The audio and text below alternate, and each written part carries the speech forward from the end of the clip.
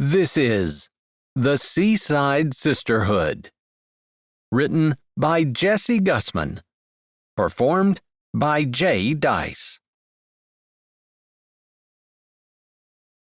Chapter 1. Did you text your mother and tell her that we were coming? Quincy shifted in the passenger seat as her husband turned into the lawyer's office, where they were going to close on the house that they had owned since they were married more than 20 years ago. "I forgot," her husband said, and didn't say anything else. Quincy waited. Derek knew that she and his mother didn't have the greatest relationship. If there needed to be communication between the two of them, he always did it. It wasn't that she hated her mother-in-law, Beulah. It was just that Beulah never seemed to like her very much, and Derek was happy to handle the few times a year they needed to discuss anything with her. After all, Beulah had retired and moved with her husband to the Outer Banks about the time Quincy and Derek got married and settled in West Virginia. When Derek didn't say anything, putting the car in park and flipping the sun visor up, Quincy couldn't help herself. She spoke again. Don't you think you should?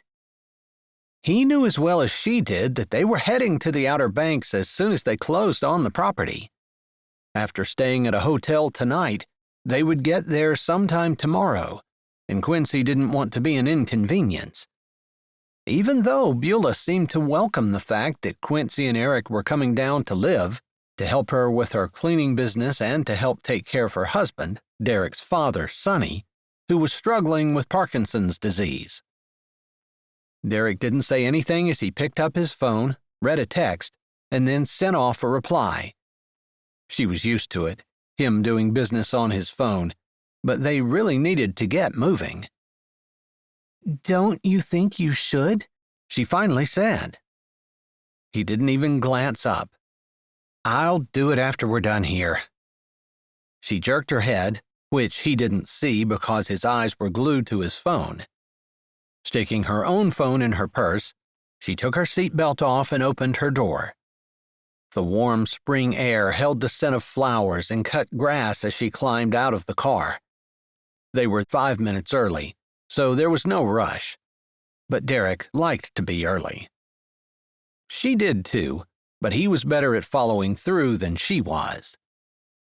She waited at the front of the car for what felt like several long moments until Derek got out and joined her there. He didn't exactly join her, since he didn't wait for her, but instead strode into the building while she trailed after.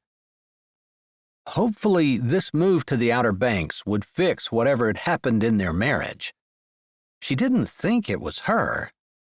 But maybe she had changed since the twins had graduated from high school and had gotten jobs and become productive members of society. In her opinion, Derek had gotten more reserved, less interested in home life, and more consumed with his work.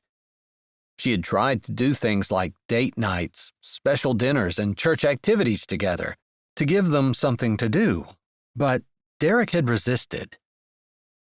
Maybe it was her. She had gained an extra 30 pounds since she'd hit menopause, and it didn't seem like any type of diet or exercise would help the pounds come off. She weighed a good 50 pounds more than she had when she got married, and she supposed Derek might resent the fact that the woman that he was currently married to didn't look the same as the girl he proposed to all those years ago. But, to be fair, he had less hair and was a lot less fun. She liked to think that they both changed and matured. Wasn't that a normal thing? Derek, still a gentleman, held the door open for her as a cold rush of air conditioning blew out when she stepped in. She should have brought her sweater, but it had been such a nice day, and they had everything all packed up. Most of their things had gone either to donations or to her friend Rose, who held a yard sale every weekend of the summer. They had a few things in storage, and the rest were packed in the back of their car. Beulah already had a furnished house, and they were moving in with her. They didn't need all of their things. It had definitely been harder for her to let go of the memories that she had accumulated after 20-plus years of marriage. Derek hadn't seemed to care. The lady sitting behind the desk stopped typing and looked up with a smile. Mr. and Mrs. Morgan? She asked with a brow raised. She was young, her skin unwrinkled, not sagging, no sunspots. Her hair full-bodied and beautiful, her eyes perfectly made up. That's correct, Derek said, taking the lead as he usually did. Quincy appreciated that about him. Some women had husbands who seemed to want to follow them rather than the other way around. She couldn't imagine being married to someone who wouldn't take charge. Excellent. Your realtor, Candy Green, is waiting for you, she said. If you can just give me your driver's licenses, I'll make copies, and then we can go join her. Quincy dug in her purse for her driver's license. She did bring it, didn't she? She hated when she did these kinds of things. Why couldn't she keep her purse organized? Why did everything seem like it got thrown in there in a big pile, and she ended up digging and panicking? Derek already had his driver's license handed over, and the receptionist had already made a copy before Quincy found hers. I thought you forgot it. That would be just like you. Quincy wanted to laugh and look into her husband's eyes and just share a quiet, private joke about her inability to stay organized, but the irritation in his voice was unmistakable. It wasn't something that he was in the mood to laugh about, obviously. Maybe moving had bothered him more than he let on. It just manifested differently in him. Instead of him being able to say, "This bothers me, I'm sad," he got grumpy and quiet and irritated. She didn't know, and she didn't know what to do to fix it either. He was the man she was married to, and when she said those vows, she meant them for life, for better or for worse, whether her husband was kind to her and shared jokes with her, or whether he was irritated and short and buried himself in business rather than face the emotions of leaving the only home they'd ever known. Thank you, the receptionist said as she handed Quincy's driver's license back. That's such a good picture, the receptionist said. Quincy's eyes widened, but she remembered to say thank you. Did the receptionist mean that the picture looked nothing like her? Or maybe the receptionist liked her longer hair, since 2 years after that photo had been taken, she had cut it all off. It had been thinning out anyway, thanks to the hormonal changes of menopause, and she was tired of it plugging up the shower drain. If you two would follow me, the receptionist said, coming around the corner of her desk and walking with brisk, businesslike strides to the large, heavy doors that led into the bowels of the building, where Candy awaited them. At least she would be a familiar face in all of this. Candy had been the real estate agent for the last year as they worked to sell their home. She'd given them helpful hints and tips, and when they had a few minor repairs to make, she'd given them the names of trusted contractors that she knew and used all the time. She gave them tips on how to stage their home to sell it quicker, and had worked with them as they dropped the price 3 separate times. It had been an emotional roller coaster, but Candy was very good at what she did, and Quincy loved her. She seemed to be one of the few people that could make Derek smile these days, and for that, Quincy was also grateful. If you two could just wait in here, the lawyer will be in shortly. The receptionist held the door open while they stepped into a large, clinical room, dominated by a table with at least 15 chairs around it, the wood heavy and dark. Expensive. Candy, looking cute and sweet and very small sitting in one of the chairs on the opposite end of the table, smiled as they walked in and stood. I'm so glad to see you, she said sweetly. Oh, to be young again, innocent and cute the way Candy was. It's good to see you too, This place seems so formidable. Quincy gave an exaggerated shudder and held her hand out. But Candy wasn't looking at her. Her eyes were on Derek. Quincy didn't blame her. Derek was the commander of the two of them, and the one that needed to be appeased in all circumstances. Quincy would go along to get along, but Derek would demand his way. It was best to keep him happy, and Candy, like a good salesperson, had figured that out. Quincy felt a little bit odd standing there with her hand out, waiting for Candy and Derek to finish shaking. It was irritating the way they seemed to hold on to each other, like they couldn't let go. Derek was saying something about the weather, their hands still joined, and Candy looked like she was hanging on to his every word. Quincy stared at their joined hands. Derek hadn't touched her, not even her hand, in Quincy couldn't remember how long. When he got in bed at night, he was very careful to stay on his own side. They never passed in the bathroom, and even at the supper table he watched the news while they ate. It was a habit he had fallen into after the twins had graduated from high school and moved out, and she had called him on it. He had said that the house seemed so quiet since the kids were gone, and she honestly couldn't fault him for that. It seemed quiet to her, too. She had had to find things to do to keep herself occupied so the quietness of the house didn't bother her. Still, when her husband came home from work and when they were eating supper together, it seemed like the time to talk, not have a screen flashing in front of their faces.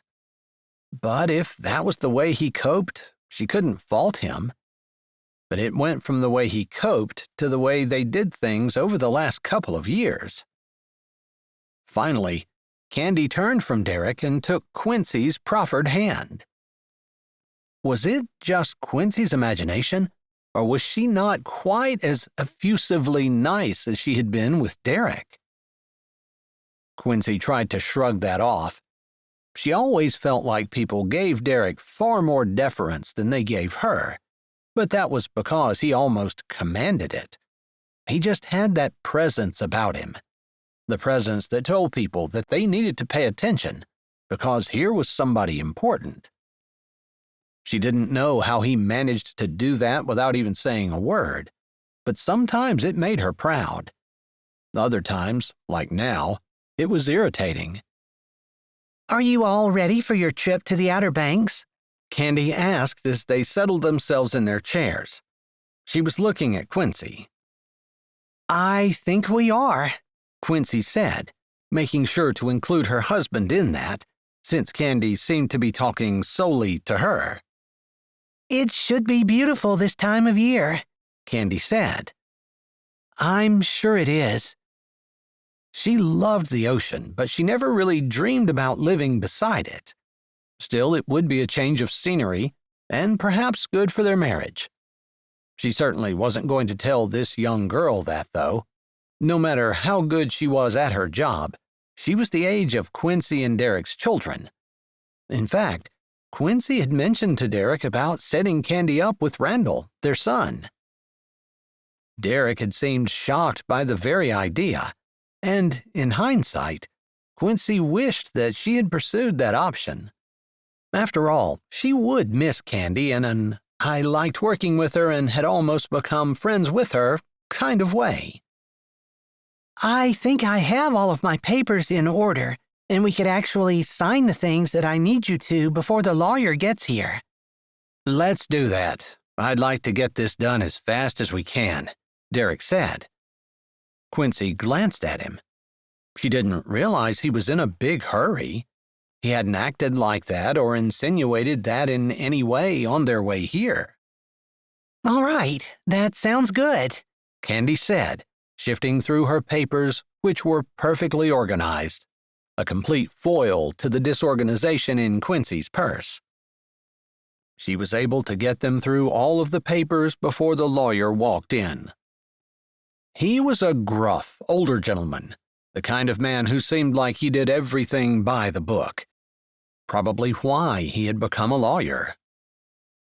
He had all the papers in order, and soon everything was signed and they were all shaking hands. "I'll have my assistant file these at the courthouse before 3 o'clock this afternoon, and then everything should be finalized." The lawyer nodded. "Nice doing business with you. Can you see yourselves out?" They nodded, shaking the lawyer's hand as he held the door open for them, and they walked toward the door through which they had entered. Somehow, Quincy ended up in front, with Candy and Derek following behind.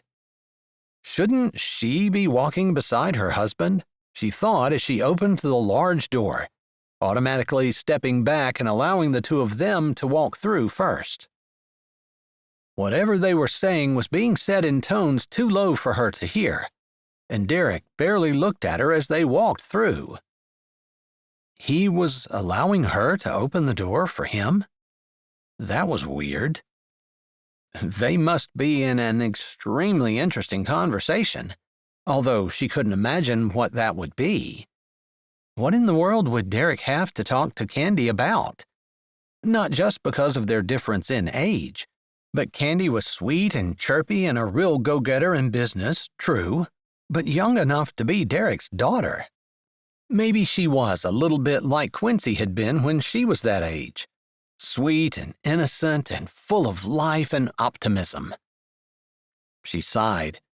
Menopause had a way of knocking a person down and making them feel old and beat up and ready to throw in the towel. The receptionist smiled and nodded as they walked through, but Candy and Derek were in such deep conversation that they didn't even seem to notice.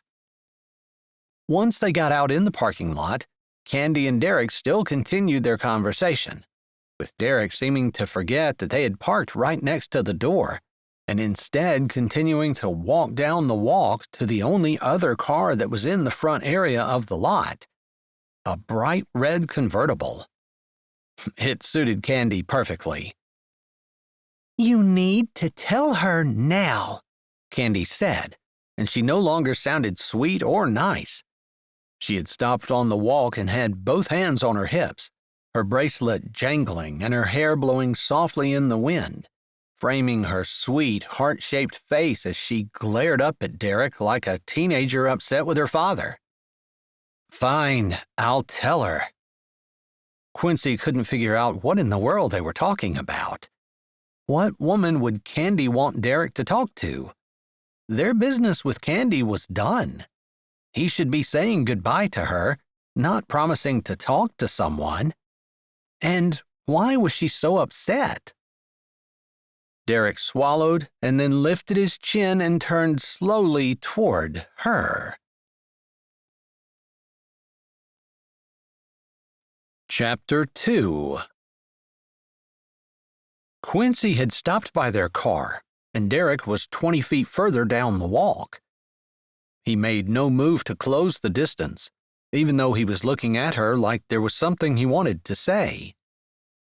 "Derek, we have a long way to go. We need to get moving if we're going to drop these last things off and get to the hotel so we can get a good start in the morning.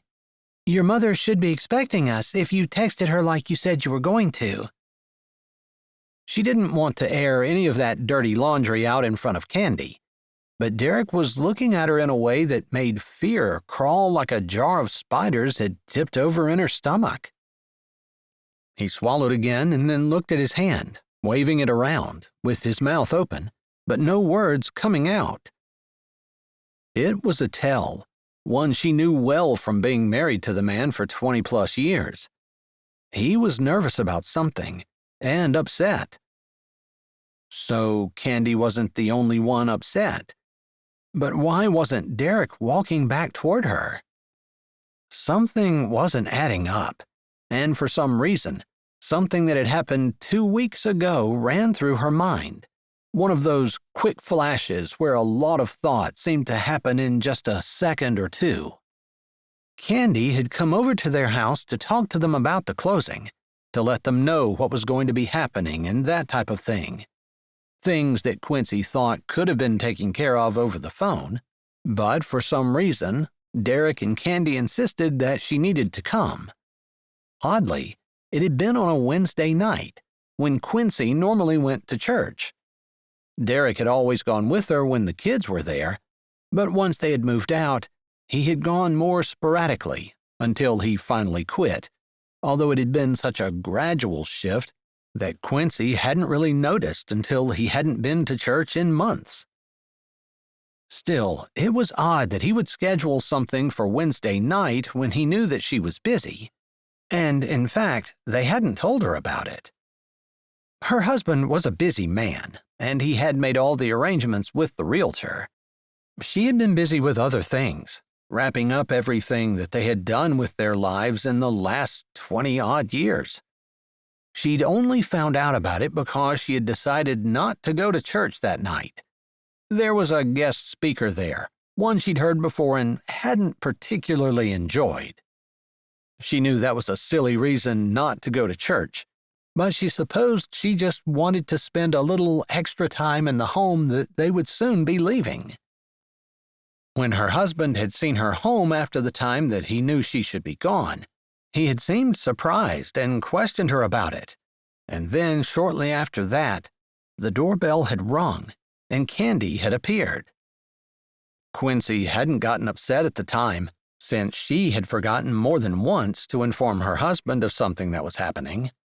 She wouldn't want him to get upset at her for an honest mistake like that. That's what she told herself, and she accepted their explanation that they had simply forgotten to tell her. She didn't know why that ran through her mind just then, standing on the sidewalk facing Candy and Derek as Derek waved his hand in the air and his mouth opened and closed with no words coming out. But it was at that moment that the thought that had been in the back of her head all along surfaced. They hadn't forgotten to tell her. They had deliberately not told her. "I'm not going to the Outer Banks with you." Derek's words hung in the air. He almost sounded angry. She hadn't done anything to upset him. She didn't know why he would be angry at her. Candy still stood with her hands on her hips, a mulish look on her face, as she raised a brow at Derek, as though wanting him to continue. Derek lifted his chin a little more, glanced at Candy, and then centered his gaze back on Quincy. "We're not going to the Outer Banks?" Quincy said, not really comprehending, although the new realization that they had deliberately not told her still echoed around in her head. There was a conclusion she needed to draw from that, but she was resisting. She couldn't quite grasp it, because her brain didn't seem to want to. "No, I'm not going to the Outer Banks. You can still go if you want to." "Where are we going to go? We just sold our house." She was confused. She felt unsteady. Her husband didn't look right, and while she stared at him, out of her peripheral vision, she could see Candy still standing there. Still waiting, only now her arms were crossed over her chest. "I don't care where you go. Candy and I are in love with each other, and I'm moving in with her." Quincy stared at her husband, the man she had spent the last 20 or so years with, the man she had dated for 2 years and who had begged her to marry him, begged when she had been less than interested.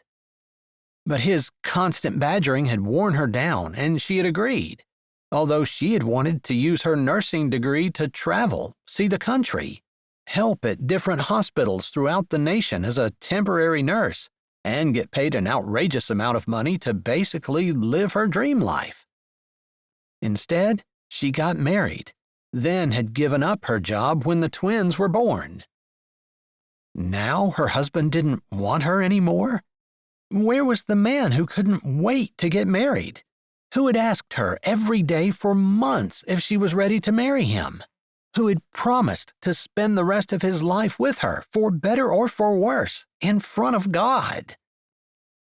Was that all his word meant to him? Was that all a vow that he stood before God and promised was worth? Just a few words, "I'm not going with you"? She wanted to laugh. She wanted to cry. She wanted to scream. She wanted to attack him and scratch his eyeballs out. Even Candy didn't escape her wrath. She'd like to smack that smart little child in the nose. Plus, even now, even with all this rolling through her, and her not being able to quite come to grips with the idea that her husband was leaving her, she didn't understand why Candy couldn't see that if Derek would do it to her, Quincy, he would do it to Candy too. If a man's word wasn't good, it wasn't good. So you don't want me anymore? She hated how that came out. Insecure, sad, wobbly. Like she needed him to want her in order for her to have confidence and walk through life with her head up. It's just like you to put it in the worst light possible, Derek said, his voice holding disgust. She blinked. What other light is there to put it in? She was not the bad guy in this situation. She was the victim, although she hated that status. She didn't want to be the victim. The victim didn't have any power. The power was with the people who weren't victims. She wanted to take a hold of her life, to steer it in the direction that she wanted it to go, but she wanted to do it with her husband. I'm not in love with you anymore, and you're not in love with me. Don't try to tell me that you are. We've been heading this direction for a while, and you're just denying reality if you don't think that's true. Her husband threw those words at her, and each sentence felt like a smack on the face. That's not true. He'd already told her that if she denied it, she was denying reality. But that didn't mean that he was right and she was wrong. Because he was wrong. It wasn't true. She didn't know, as he claimed, that the relationship was over. Far from it. She had thought this new direction would be just the thing to recharge the relationship and bring them closer together. You've been cheating on me? She finally asked, and she couldn't help it. The pain came out. What was wrong with her? Sure, she wasn't a cute 20-year-old anymore, but she was the woman he had married. And he wasn't a cute 20-year-old anymore either, to be honest. I don't have to stand here and listen to this. You'll hear from my lawyer. We can split everything equally. There's no need to get complicated about it. Now that we sold the house, all there is money. You get half and I get half. She narrowed her eyes. No. Why was that not right? It just didn't sound right. On the surface it did, half and half, but... I told you she wasn't going to take it well. You should have sat down and had an adult conversation about it, instead of confronting her as you're leaving. I don't know why you don't listen to me. Candy stamped her foot and folded her hands across her chest. She no longer looked like a cute little girl. She looked like an angry teenager. I told you to let me handle her. I can do it. I don't need you telling me what to do. He paused, and then he said, Honey. That endearment, that one word, it turned Quincy's stomach. It made her feel like she was going to throw up. To hear her husband, her man, the man who had pledged his life to her, calling someone else honey, it straightened out her feelings in a hurry. Instead of wanting to laugh, now she had the almost overwhelming urge to cry, and she knew she wasn't going to be able to stop her tears. He was in the process of throwing her away like so much trash. Just simply told her that he wasn't going to go with her, and that he was going to divorce her and that she would hear from his lawyer. She wasn't going to give him the satisfaction of breaking down in front of him, of letting him know that he had just leveled her life. You don't get half. I stayed home and raised our children, took care of our home, and invested my life in my family. expecting to share half of your pension when you retired. I have nothing from those years other than what you earned, what I enabled you to earn because I was home taking care of you. I'm not going to just walk away from that. You'll be hearing from my lawyer." She had no idea whether any of that was true or not, but she made her grand exit, turning on her toe and stomping to the car. And then she realized he had the key. "I suppose you're going to keep the car?" she said, turning a quarter of a turn so she faced the sidewalk and didn't look in his direction. "I don't want your stupid car. It's about time I spent a little of my money and lived a little. A convertible is much more my style." And that's when she realized that Candy didn't buy the convertible. Quincy's husband did. There was a sound at her feet, and she realized he'd thrown the key at her. It had dropped beside her and then skidded under the car. She gritted her teeth. There was nothing for her to do but get down on her hands and knees and reach under the car. Thankfully, Derek and Candy were obviously not watching her, because she heard the rumble of a motor catching behind her, and then the little growl as it idled, before the growl became a bit of a roar as they backed out, and then they drove by her, the tires screeching just a little, but she didn't look, because she had touched the key with the tip of her finger. If she could only get underneath the car just a little bit more, she could grab a hold of it. Her stomach felt like it was filled with sand. Her husband was leaving her. No, her husband had left. What was she going to do? Where was she going to go? She almost had the key, but as she went to grab it, she accidentally pushed it further under the car. She wanted to lay down on the concrete and cry. Already tears were seeping out from underneath her eyes. "Lord, really? You couldn't just make it easy for me to get the key after my husband did this to me?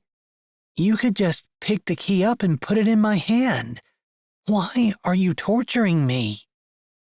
But of course, there was no answer. And then something that she'd heard not long ago came to mind. Instead of asking God why when she was in a tough situation, why didn't she ask him, "How can I use this to bring glory to you?" She knew that was the job of anyone still on earth, to have a relationship with the Lord and to bring glory to God, because that was what people were created to do. She resisted the impulse, asking instead, "God, how can you find glory in this? I'm just embarrassed. I went all in on my marriage, and my husband left me for a kid. Where's the glory in that?" There was no answer to that either. She managed to get her legs out from under her, lie down on her stomach, and push herself underneath her car far enough that she was just able to grab the key. Hefting herself up off the concrete, she was just in time to see the old lawyer stopped on the sidewalk, staring at her. "Are you okay?" he asked, and while his voice seemed impersonal and his demeanor gruff, beyond that he actually seemed rather caring at this point. "My husband just told me that he was leaving me for the realtor, and we sold our house 10 minutes ago, and I have nowhere to go." "What were you going to do? Where were you going to go?" "His mother has a place on the Outer Banks, but I can't go live with her. She doesn't even like me." He nodded slowly. Why was she even talking to him? He didn't know her, other than the impersonal relationship they had, as he did the paperwork for their house. But he seemed kind, and maybe she was just desperate to latch on to anyone who would show her the slightest bit of kindness after the agony of what her husband had just done to her. He had left her. It still didn't seem real. There was a part of her that said if she could just talk to him, reason with him, he'd see the light and realize the stupidity of what he had done. It was probably a good thing he'd thrown the key on the ground. If she hadn't been so busy trying to get it, she probably would have made a fool of herself begging him to take her back. "Why don't you go ahead and go? The ocean has a way of helping a person heal." The lawyer paused, looking down, and it seemed like he was going to start walking away. "Do you need anything?" he finally asked as he looked up at her. His gaze was direct, and he didn't seem embarrassed that the tears were now flowing freely down her face. "I think I'm okay now. Thank you." He nodded, but didn't go anywhere, as though loath to leave her standing there crying. "I just need to get in my car," she said, holding up the fob in her hand. He nodded again. "She might not want me there. She's never liked me." "She's older now. Maybe she needs help." She didn't say anything to that. That was actually the reason they were going. Because Beulah did need help. Sonny, with his Parkinson's, had been getting steadily worse, and Beulah was having a hard time balancing her cleaning business with taking care of her husband as well. Things were starting to gear up for tourist season, and she and Derek had said multiple times how nice it was that their house sold so they would be down there for the busiest season of the year. While Derek had not told Beulah that they were arriving tomorrow, she was expecting them and anticipating their arrival. "You really think I should go?" she asked, knowing that he knew nothing about her family situation and really couldn't give her good advice. "Sometimes getting out of your environment, going somewhere else, is helpful. And like I said, the ocean is healing. Something about standing there and realizing how small you are and how big God is, it puts things in perspective." She nodded, thinking that she wouldn't have pegged that man for a Christian. But he seemed to be. At least he was talking about God, not Mother Nature or some other thing that society made up to try to downplay or eliminate the role of God in anything. "Thanks," she said, and he nodded again, waiting for her to unlock the car and get in before he strolled away.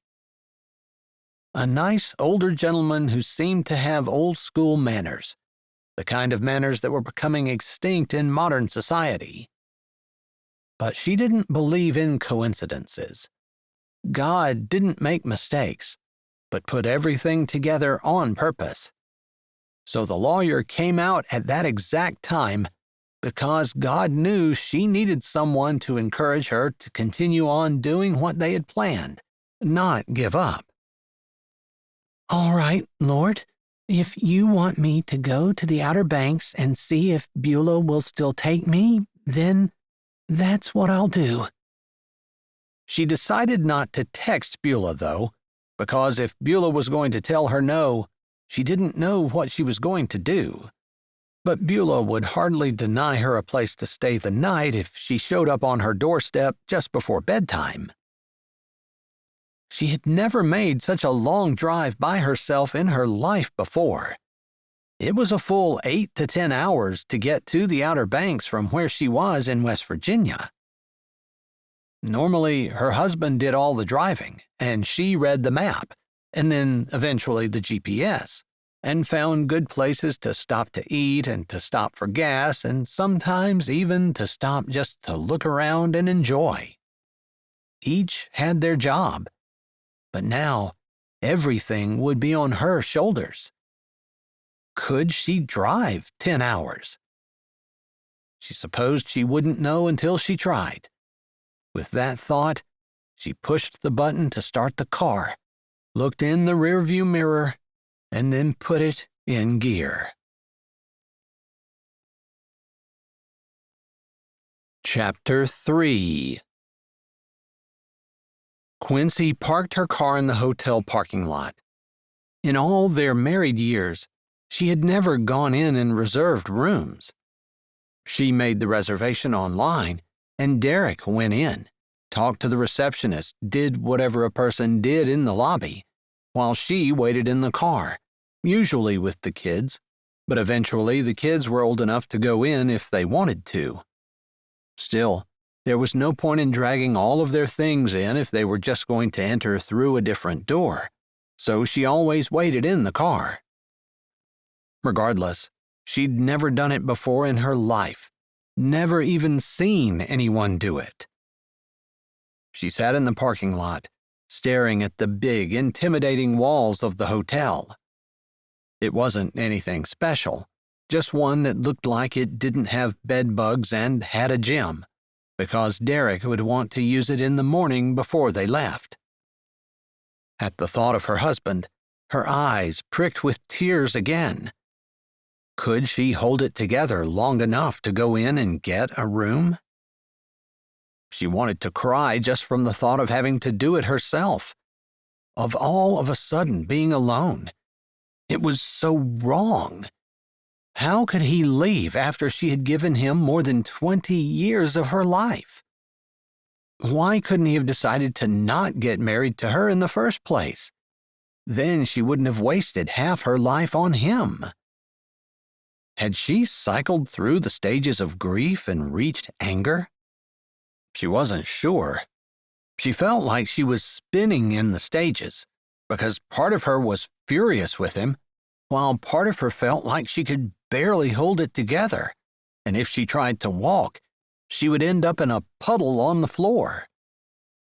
And then, impossibly, part of her felt lost. What did she do without Derek? He was her other half, the other piece of herself. He knew how she liked her toast, what temperature she preferred their bedroom at night, which Christmas decorations she loved the best, and what she was going to order when they went to their favorite restaurant. They had a favorite restaurant. He knew her almost as well as she knew herself, and she knew him the same way. Except, obviously, she didn't. Part of her wondered/hoped if he maybe would change his mind. Was he really in love with Candy? She was a child. How could she ever understand Derek? She had no idea what it was like to have a baby, raise children, struggle to make the mortgage payment when the dishwasher, hot water heater, and roof needed to be replaced all in 1 month. At the thought of that, she almost cried again. They'd been through so much together. How could he just throw her away? And that thought brought a new and even more terrifying thought. What was wrong with her? She swallowed. Was she too fat? Too ugly? He always said her feet stunk. Was that the problem? He had bad morning breath and armpit odor that even deodorant couldn't mask. But she loved him anyway.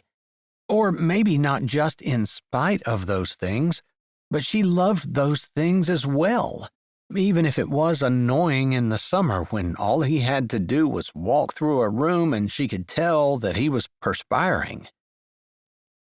She leaned her head back on the headrest, closing her eyes, trying not to cry. She had to go in. She had to get this room. She had nowhere else to go. Taking a deep breath, she yanked the door open, grabbed her purse and the key fob, and walked in. It wasn't as hard as what she thought it would be, and she finished up the transaction and waited for the receptionist to write the room number on the card holder. She hadn't known the license plate number of her car, and she'd asked that. She wondered what Derek had done. Did he really have their license plate memorized? He never texted her and asked her to get it for him. She did know the make and model and was able to give that, or at least a good guess, since the receptionist did not double-check. Your room number is 306. Take those elevators right there around the corner to the left. This is the closest door, although you can also use the side door if there's no parking out front." The receptionist handed her the key and sounded like she'd given that spiel 1,000,000 times, which she probably had. Different room numbers, different people, but the same general idea. Being a receptionist at a hotel would not be hard. It would be a job she could do. She could go back to nursing, she supposed, although she really didn't want to. It had been such a long time since she had graduated with her degree that things had probably changed so much she would have a hard time keeping up with the technology and would feel like she didn't belong, even if she could get someone to hire her. That would be hard. "Are you okay?" the receptionist asked, and Quincy realized she was still standing there, looking at the key. "Yeah, I'm fine. Thank you." Fine. She was fine. Like her world hadn't come crashing down and she didn't feel like she was going to implode. Like her chest was on fire and she couldn't put it out. How could Derek have done this to her? And yet, did she still love him? She wasn't sure whether she still loved him or not, as far as the mushy-gushy feelings went. She believed that love was actions, and she had shown him as much as she could with her actions that she loved him. Would she take him back? That was a hard question. If he came back, begging for her to take him, would she? She wanted her life back. She didn't want to have to make a new life. She didn't want to have to do it by herself. If they were going to make a new life, she wanted it to be with him. She didn't want to have to rebuild everything. She gritted her teeth together as she pulled out the overnight bag she had packed that morning, back when her life was normal and this hadn't happened. Maybe it was a bad dream. Maybe she would wake up and find out that none of it was true. Oh, wouldn't that be nice? She wouldn't have to deal with the idea of being 51 years old and on her own with no house, no job, and no idea of who she was separate from the man she'd built everything with, who now wanted nothing to do with her. She managed to get herself up to her room, although she had gotten off on the second floor when the elevator stopped there to pick up someone else, thinking it was hers. Then she had to wait for it to apparently go down and down again before it stopped to pick her up again. She felt like an idiot, but those were the kinds of things that Derek took care of, and she didn't have to think about. He knew what floor they were on. She just followed him off the elevator when he went. He knew where their room was. He handled the key. She didn't have to worry about losing it because Derek had it. If she wanted to go somewhere, she just asked him what he'd done with it, and then set it back down wherever he put it. He did all of those things, and now it was on her. The weight of responsibility, of doing all the things that she had been doing, plus all of the things that Derek had been doing, felt heavy and impossible. How was she going to live? He was the one who took care of all the things that she had no idea about. Back when they had all of those expenses in 1 month, she hadn't made a single phone call about the roof or to order a new appliance, or to even figure out that the hot water heater actually needed to be replaced and didn't just need something else, whatever hot water heaters sometimes needed. She didn't know anything. Then again, if Candy couldn't cook, Derek would starve to death, because she wasn't even sure he could boil water or knew how to turn the stove on. He was spoiled that way. She had cooked every single mouthful of food that he had ever eaten, unless he'd gotten it at a restaurant, or a few times they visited his mother. She made sure both of their children knew how to cook before they left the house. After all, She had had some very real fear that her husband would starve to death when she was in the hospital with the twins. She finally made it to her room, fumbled with the key. Again, Derek always did it. All she had to do was carry her coat and purse and follow him. Now she was carrying her coat and her purse and the luggage and the key fob to the car and the weight of all the things that she was now going to have to do by herself, plus the even heavier weight of the rejection. That probably stung the hardest. She managed to get the door unlocked, got everything in hand, made it through, throwing things down on the first shelf she came to, and then going back and flipping all the locks she possibly could on the door. With Derek in the room, she never gave a thought to her safety, but now it was all on her. Feeling more alone than she had ever felt in her life before, she wrapped her arms around herself and walked over to the window, pulling the outer curtain back and looking through the gauzy inner curtain. The sun shone on the parking lot, blurred through the filmy material as her eyes filled with tears. Was he really leaving her? She wanted to call him, to ask if he was serious, if he truly thought about this and really wanted Candy more than he wanted her, his wife, the woman that he'd spent the last 20-plus years with.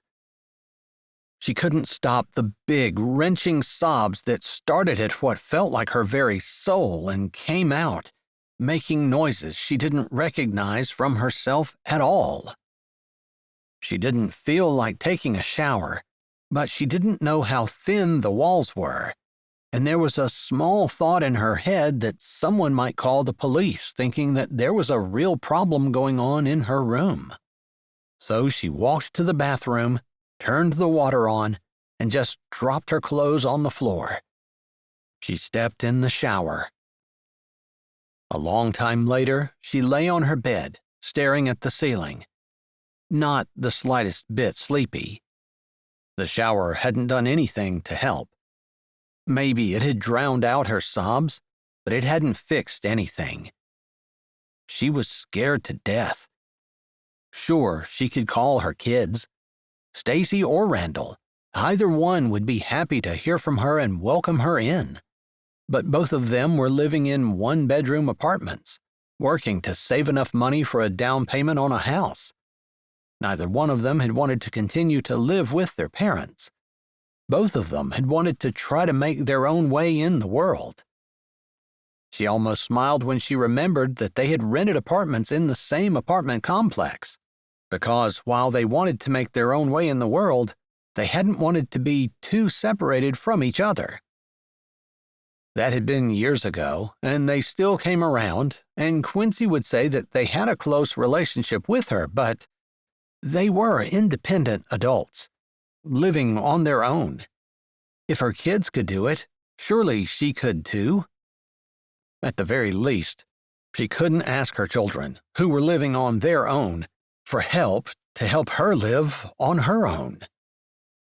Plus, she didn't want to be the one to break the news that their father had cheated on her and dumped her like yesterday's trash and was now dating some floozy that was approximately their age.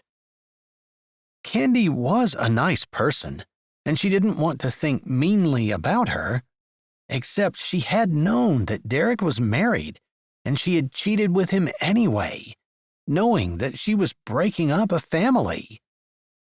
Quincy held Derek responsible completely and totally, but Candy was not exactly lily white either. She rolled over, punching her pillow, although it didn't land with a satisfying whack, but rather glanced off the edge of it, and her knuckles hit the back of the headboard, and it hurt more than helped. Just that little pain started her tears flowing again. Really, Lord? Like I'm not already hurting enough? You couldn't give me the satisfaction of landing a punch on my pillow? I had to hit the headboard? It wasn't God's fault.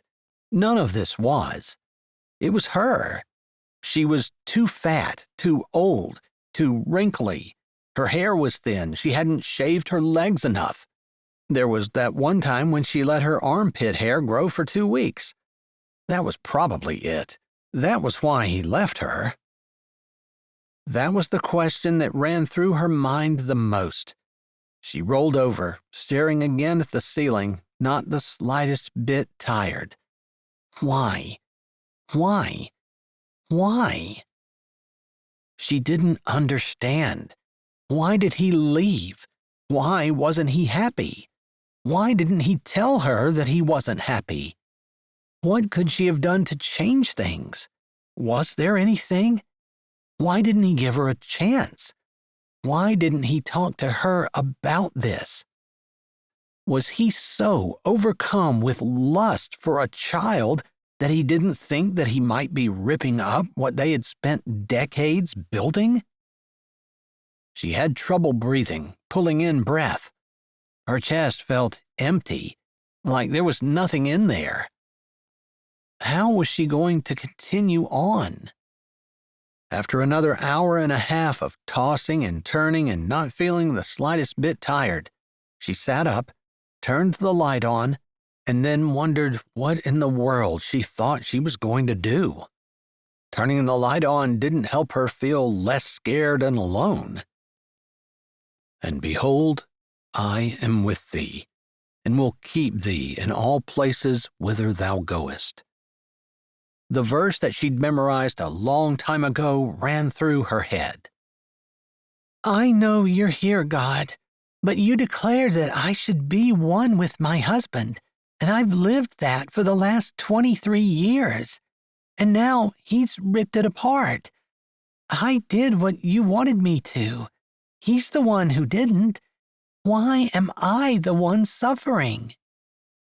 She got up, throwing the covers back and padding over to the table where she'd left her purse. Her Bible was in it, and she pulled it out, grabbing her glasses as well, and walking back over to the bed. The glasses were a new addition in the last couple of years. Up until that point, she had had perfect vision, and had just assumed that she always would. It had been a shock when she had started needing glasses to read.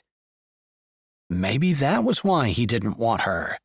She was breaking down, while Candy was in the prime of her youth. But that didn't make sense, since Derek was breaking down too. He needed glasses a year before she did. Lord, I need something from you. I don't even know what. I feel like I'm going to die. No, I just feel like there's no point in living anymore. She was not suicidal. That was not a solution to her problems. It certainly wasn't something that she would do, especially considering the pain and agony it would put her children through. But the future looked empty and very hard. She wasn't expecting to have to live out the years after menopause by herself. She thought she was going to have a partner, someone to share them with, a new life. She opened her Bible to Isaiah, one of her favorite books. Maybe subconsciously she was looking for one of the verses of comfort, or where God promised to hold her hand, to walk through waters with her. But instead, her Bible fell open to Isaiah 43:19, and she read it aloud.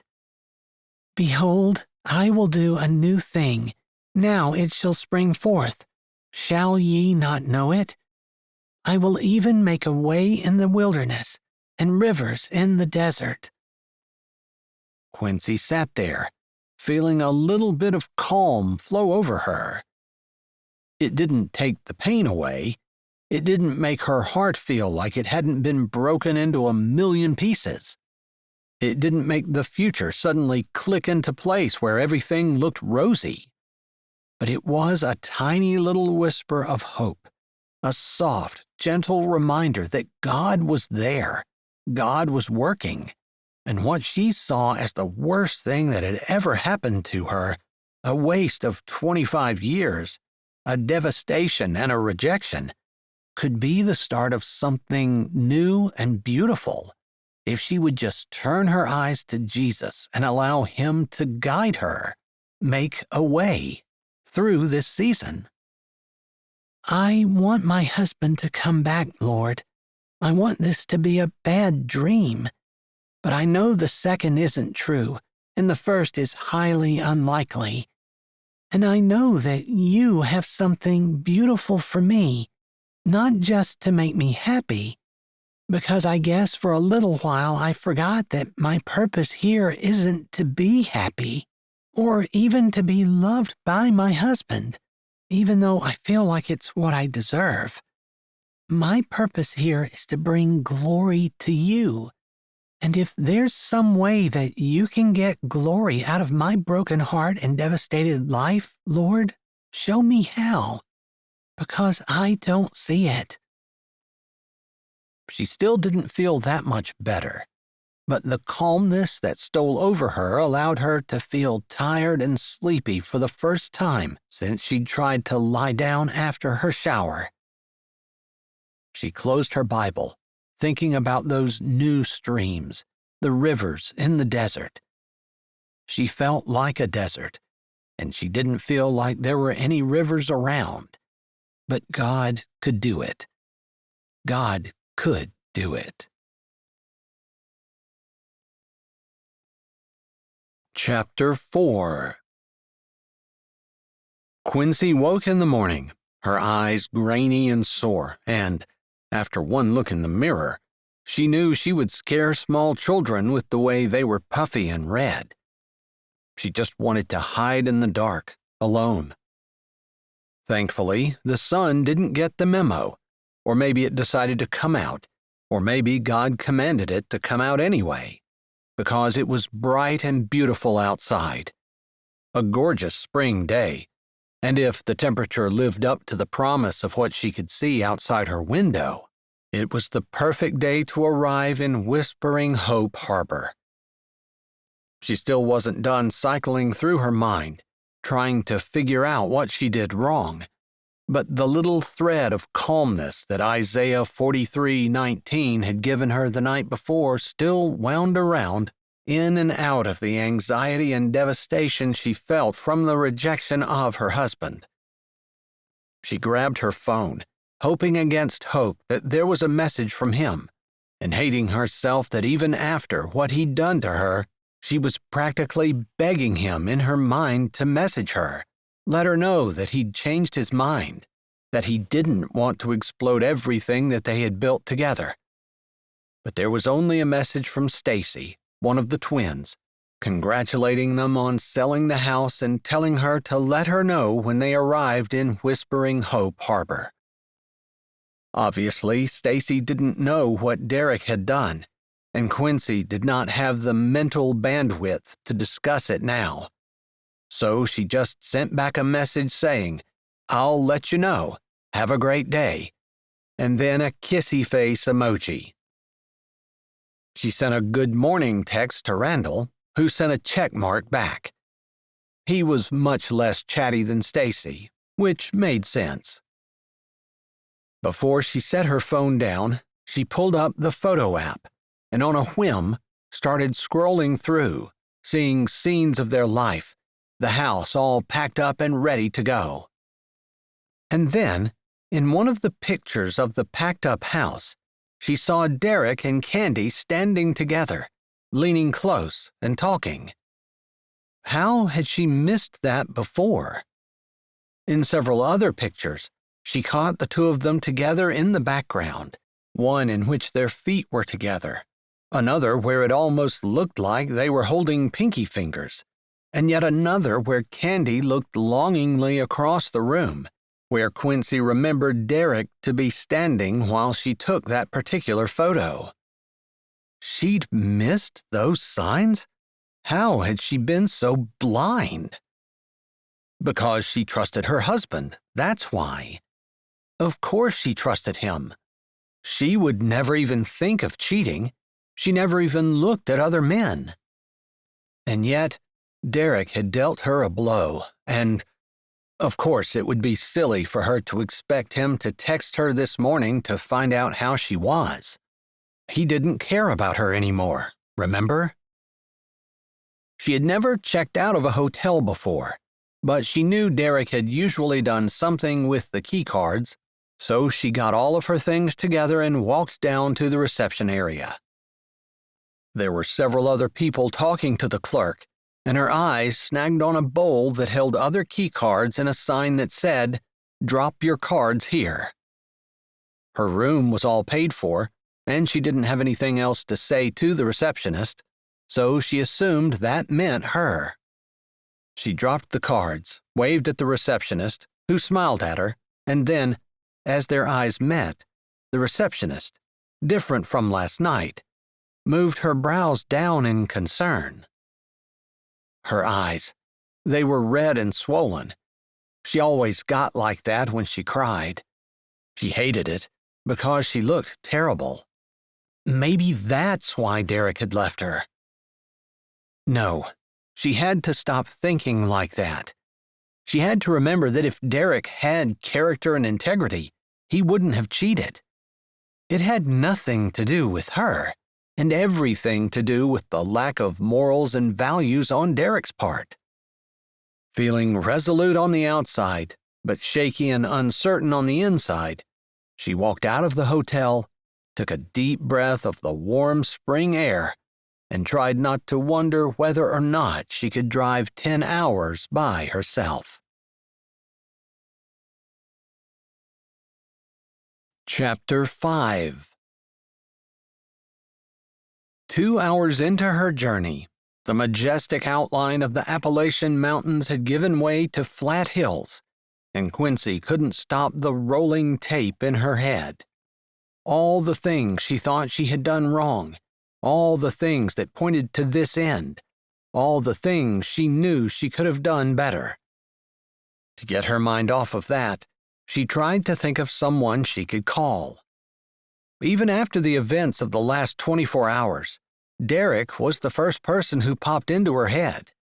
It was like she had to remind herself that he no longer wanted her.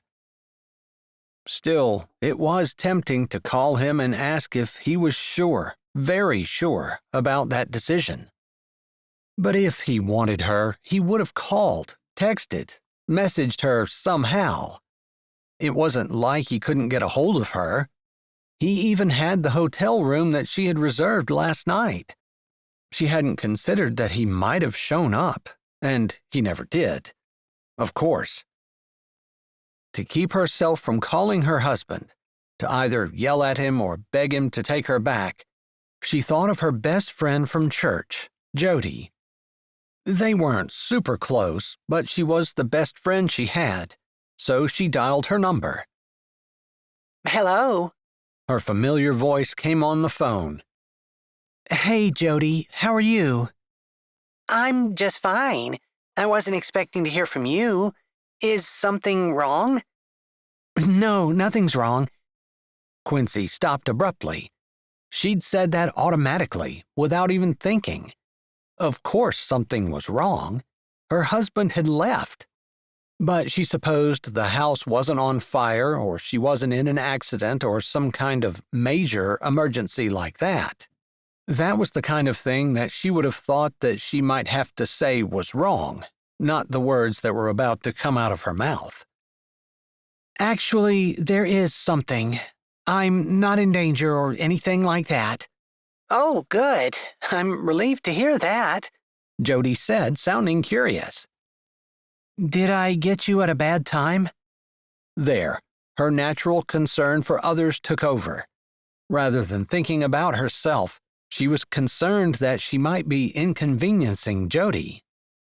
No, I just got finished with a project that I'm doing for work, and I had a few minutes to talk anyway. Oh, good. Quincy tapped the steering wheel with her finger. She wasn't sure if she could get the words out without losing her ability to function. It would be dangerous to do that while she was driving. Glancing down at her speedometer and seeing that she was going 5 miles an hour under the speed limit, she pressed a little on the accelerator as she said, and then lapsed into silence. Did you close on your house? Was that today? Yesterday, and yes, we did. Then you must be at the Outer Banks now, Jody said, sounding excited for her. And she would be excited for herself. After all, living along the beach was a dream come true, and to be able to live full-time at the Outer Banks was crazy amazing. Except, it wasn't turning out the way she thought. Well, it's not quite the way it seems, Quincy said. I'm not there yet. Oh, did Derek go before you? Are you driving there yourself? Yes, I'm driving myself, and no, Derek didn't go before me. And he's coming after you?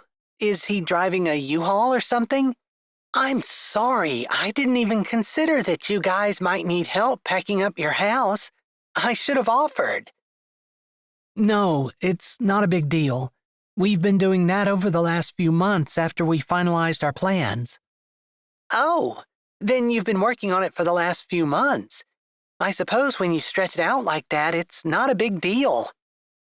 Yeah, it took our house longer to sell than what we expected, but why was she talking about all these banal things when that wasn't what she wanted to talk about at all? So, what was it that you called about? Jody didn't seem to know how to ask her question. Everything so far in their conversation sounded like it was just peachy keen. Derek left me. He left me for the realtor. Oh, my goodness, Jody said, her words coming out shocked and slow. Then the line was quiet, as though Jody didn't know what to say. I didn't know who else to call. I'm sorry. Do your kids know? I would say no, because Stacy would have texted me right away. I would think so if her father had told her, but apparently he didn't. There was a delicate pause. Weren't you going to live with your mother-in-law at the Outer Banks? Yes. Does she know? That was a great question. Yesterday, when Quincy had asked if Derek had told his mother when to expect them, he said he would text her later. Had he texted her? Had he told her? I didn't tell her. I don't know if Derek did or not. I hope the coward didn't, Jody said, and Quincy loved her for it. Sure, it wasn't very nice to call someone else a coward, but Quincy needed that right now. Needed someone else to confirm what she was feeling, that her husband was a total, complete jerk, that he was a coward, and worse than a coward, he was a snake and a cheater and a liar and a destroyer of people's lives, someone with no character and no integrity. Yeah, coward didn't even begin to scratch the surface of what Derek was. Still, it made her feel better. Thank you, she whispered. Thank me? For what? Jody asked. For calling him a coward. I've spent the last 24 hours wondering what was wrong with me, why he left me. I'm not perfect, and all of my faults seem to be magnified right now, but there's nothing wrong with you. Of course, you're a sinner just like I am. But there's nothing wrong with you, nothing that should make your husband cheat and leave. I assume he's cheating? Yeah, with our realtor. Oh, that's so gross. She's Stacy's age. Jody knew her daughter, who had gone to church and still did. Oh, that's so icky. Why do men do those kinds of things? She didn't want to bash on all of the male gender, although, right now, she hated every man she'd ever met, and millions she hadn't. Okay, maybe she did want to bash the entire male gender, but it wasn't right. Yeah, I'm not sure why I called you. I'm driving by myself and I'm not even sure my mother-in-law's going to let me stay. She's not been the most warm and welcoming person in my life." "Yeah, I only remember seeing them in church maybe once. They didn't seem to visit that often, and I remember you guys taking a trip to the Outer Banks last summer. Maybe it was when you were deciding whether or not you were going to move there?" "Yeah, Derek wanted to make sure that the accommodations were up to his standards." At the time, Quincy thought it was sweet that he was concerned about her, because that was the way he phrased it, but in hindsight, she was the one who really didn't care. He was the one who had major concerns about his level of comfort. "It's normal you needed somebody to talk to. That's what happens whenever you get slapped in the face by life." "Yeah, I guess I wanted you to let me know that I wasn't crazy for thinking that there was something wrong with my husband, not me. Although, you're right. I'm a sinner, and it's so easy to look back and think of things that I could have done better.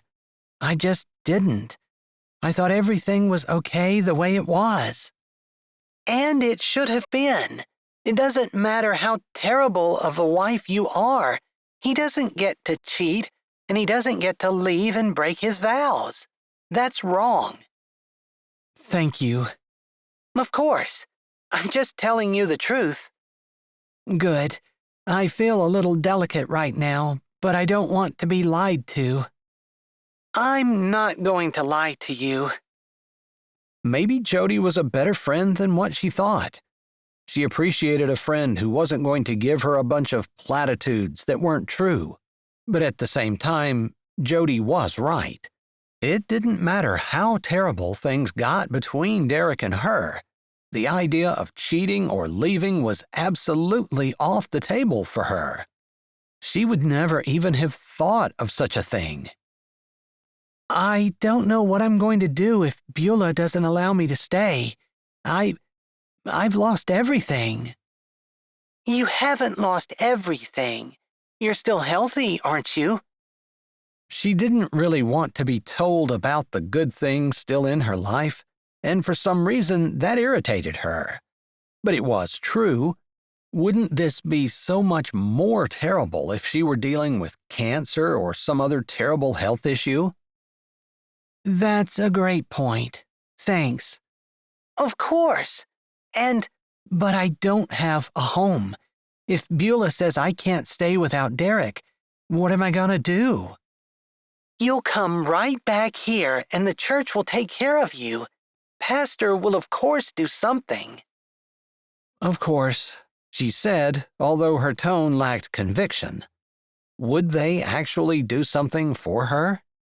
She couldn't think of anyone else who had gone through something like this where the church had come in and given them a place to stay. They certainly prayed for them. I can add you to the prayer list, Jody offered, as though reading her mind. No, please don't. I don't want Stacy or Randall to find out that way. All right. You can call me when you're sure that they know and that everyone else that you need to know knows. But I'll definitely be praying for you. I can't imagine what I would do if Bernard left me. Was there a little bit of condescending superiority in her tone? Like she was better because she still had a husband? No, it was just Quincy's imagination.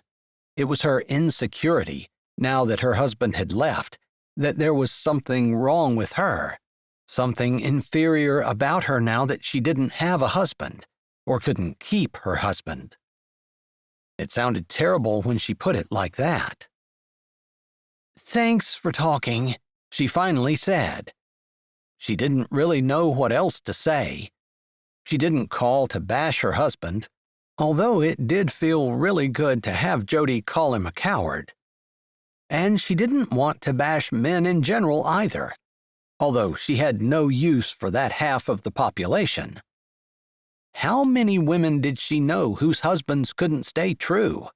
They just cheated like they didn't mean anything and destroyed their marriages like they weren't worth a hill of beans, as her mother would have said. The scenery had gotten flat, and while she knew she still had several hours until she arrived at her destination, it was heartening to see things change and know that she was on her way. I wasn't sure whether I could drive an entire 10 hours myself, but I'm more than halfway there, and I think I'm gonna make it. Of course you're gonna make it. You're one of the most put-together people I know. When you put your mind to something, you get it done. Whether it's a project at church, serving your husband with love, or driving for 10 hours. Jody's confidence gave her confidence, and they chatted a bit more before they said goodbye and hung up. She hadn't figured anything out about her future, although it was nice to think that there would be a safety net in her church if Beulah rejected her. What was she going to say to Beulah? "Hello, did your son tell you that he cheated on me and left?" That hardly seemed like a neutral way to begin a conversation. And whose side would she be on? After all, Derek was her son. She should be on his side, except his side was dead wrong. Would Beulah even take her anyway? Would she reject Quincy the same way Derek had? How could she start the conversation to make it seem like she didn't hate her husband? Whoa, wait a minute. She had to make it seem that way? Did she have hate in her heart toward him? Lord, I know it's a sin to hate people. You said it was the same as murder, but does it count when your husband cheats on you and leaves you and blows your life up in your face? Are you allowed to hate then? She knew the answer to that. It was always no. But God didn't expect her not to have emotions and feelings. He created her, and He gave those things to her, and He knew how she would react to the events of the past day or so. After all, Jesus showed human emotion when Lazarus died. He also showed human emotion before He was crucified, fear so great that He sweat great drops of blood. She'd never been that afraid. She looked down at her arm just to check to make sure that she wasn't that scared now. The pit of her stomach kind of felt that way. No blood, so she wasn't as afraid as Jesus was. That was strangely comforting. Maybe she was just grasping at anything to comfort her now. She thought back to her wedding day. She had been so young and stupid. No, that was very negative. She was young and naive and hopeful. Would she still have married Derek if she had known what was coming down the road? What decisions would she do differently if she could do it again? Would she do anything differently? Choosing not to marry Derek would mean that she wouldn't have Stacy and Randall. But if she hadn't married him, she wouldn't know what she was missing. The idea of life without her children was almost unthinkable. But maybe she would have married someone else. Maybe they would have had more children rather than just the twins, since Derek had wanted to quit at that. She had to admit he was right about it being overwhelming at first. But they'd gotten the hang of it. By the time the kids went to kindergarten, she felt like she had everything under control and could have had more children. But Derek said absolutely not and told her to get a dog instead. She'd never gotten the dog, although now she kind of wished she would have. But then the dog might be homeless now, too. Definitely after the twins had left home, she and Derek had drifted apart. Or maybe it had started before that.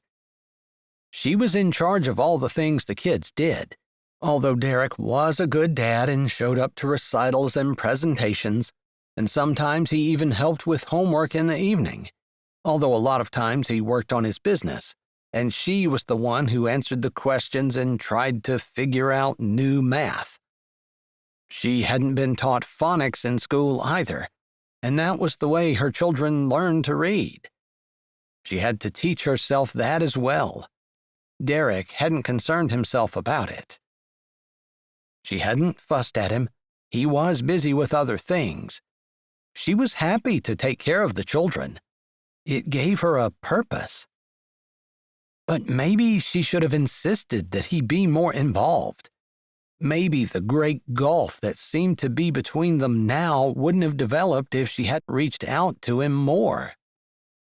But she thought she was doing him a favor by covering for him and giving him the freedom to grow his business. Chapter 6. She stopped twice more for gas, more to stretch her legs than because she needed it. And by the time she finally saw the ocean, big and bold and blue on the horizon, with the coal tipples and the huge docking areas for ships, her legs were sore and her back hurt, but she was confident she could make it. It was just the bay, but the water still had a calming, soothing effect on her, and she soaked it in. Then she got to the bridge that disappeared under the water, and her hands started to shake while her heart pounded. She'd never driven through this part of the road before, and the idea of all that water surrounding her made her claustrophobic. She couldn't get out if she wanted to. She was stuck down here, and if anything happened, she was as good as dead. By the time the road returned to sunlight, her hands were slick with sweat, and she could barely breathe. It felt like a panic attack. Probably was. Why was she even thinking about those kinds of things? When Derek drove, it wasn't something she even worried about. She actually liked the bridges and the tunnels and enjoyed them. But they would be just as stuck if anything happened, whether he was driving or whether she was. Why had she allowed it to affect her like that? Maybe it was the idea that now she was on her own. It was all up to her. No, God was still with her, even though it truly felt like she couldn't feel him at all. Lord, where are you? Help me to put my hand in yours, because just taking one more step feels impossible. Then she looked out over the flat expanse of land as she came over the bridge and onto the Outer Banks. She would go down through Kill Devil Hills and Nag's Head, and eventually come out on the windswept beaches of the southern Outer Banks. Pea Island, she thought the one island was called. She couldn't remember the rest of their names, but she did remember that there weren't a whole lot of houses between there and Ocracoke. Whispering Hope Harbor was a good 30 miles down, but not quite to Ocracoke, and she didn't need a ferry to get there. It was one of the only small towns between Kill Devil Hills and the ferry to Ocracoke. There was a church, a grocery store, a diner, and several dozen houses, most of them with permanent residents. One thing there wasn't was any real estate for sale, and the stuff that was for rent was way too expensive for her. If Beulah would not allow her to stay, Quincy would have no choice but to turn around and come back. The idea was disheartening, but she couldn't allow herself to dwell on the negative. She had to think positively. God was going to work this out. She just had to follow him. There would be a place for her, whether it was on the Outer Banks or somewhere else. And this was going to work out for God's glory and her good. He promised. She just couldn't see how. Chapter 7. As the sun set, Quincy crossed the bridge into Whispering Hope Harbor. The sky looked like cotton candy, as delicate pink clouds floated gently in a powder blue sky. It was a glorious sunset, with the entire sky showing off the colors of God's creation. Used to living in the mountains as she was, she didn't always get to see a huge sky and the sunset, since the trees and houses blocked it. How different this was going to be. She had a window cracked, and the fresh sea air seeped in, filling her lungs and maybe giving her a little extra courage as Beulah's weathered cottage came into view. Her mother-in-law sat on the porch, slowly rocking in one of the white rocking chairs, freshly planted flowers in the planters on the banisters. She did not look happy, but then again, Quincy couldn't remember too many times when Beulah did look happy. She was a bit of an austere woman. Her silver hair worn in a practical bob, her face weathered but still handsome, and those sharp blue eyes that missed nothing. She was a sturdy woman, built that way from years of work. And that was one thing that Quincy could definitely give her. She was a hard worker.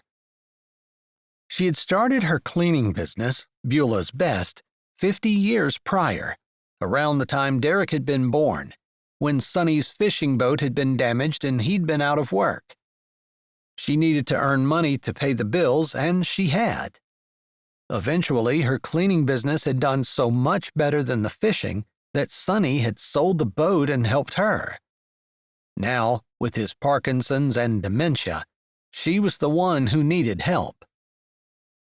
The town of Whispering Hope Harbor sat on a wider part of the island, off the main road, just out of sight of the main road.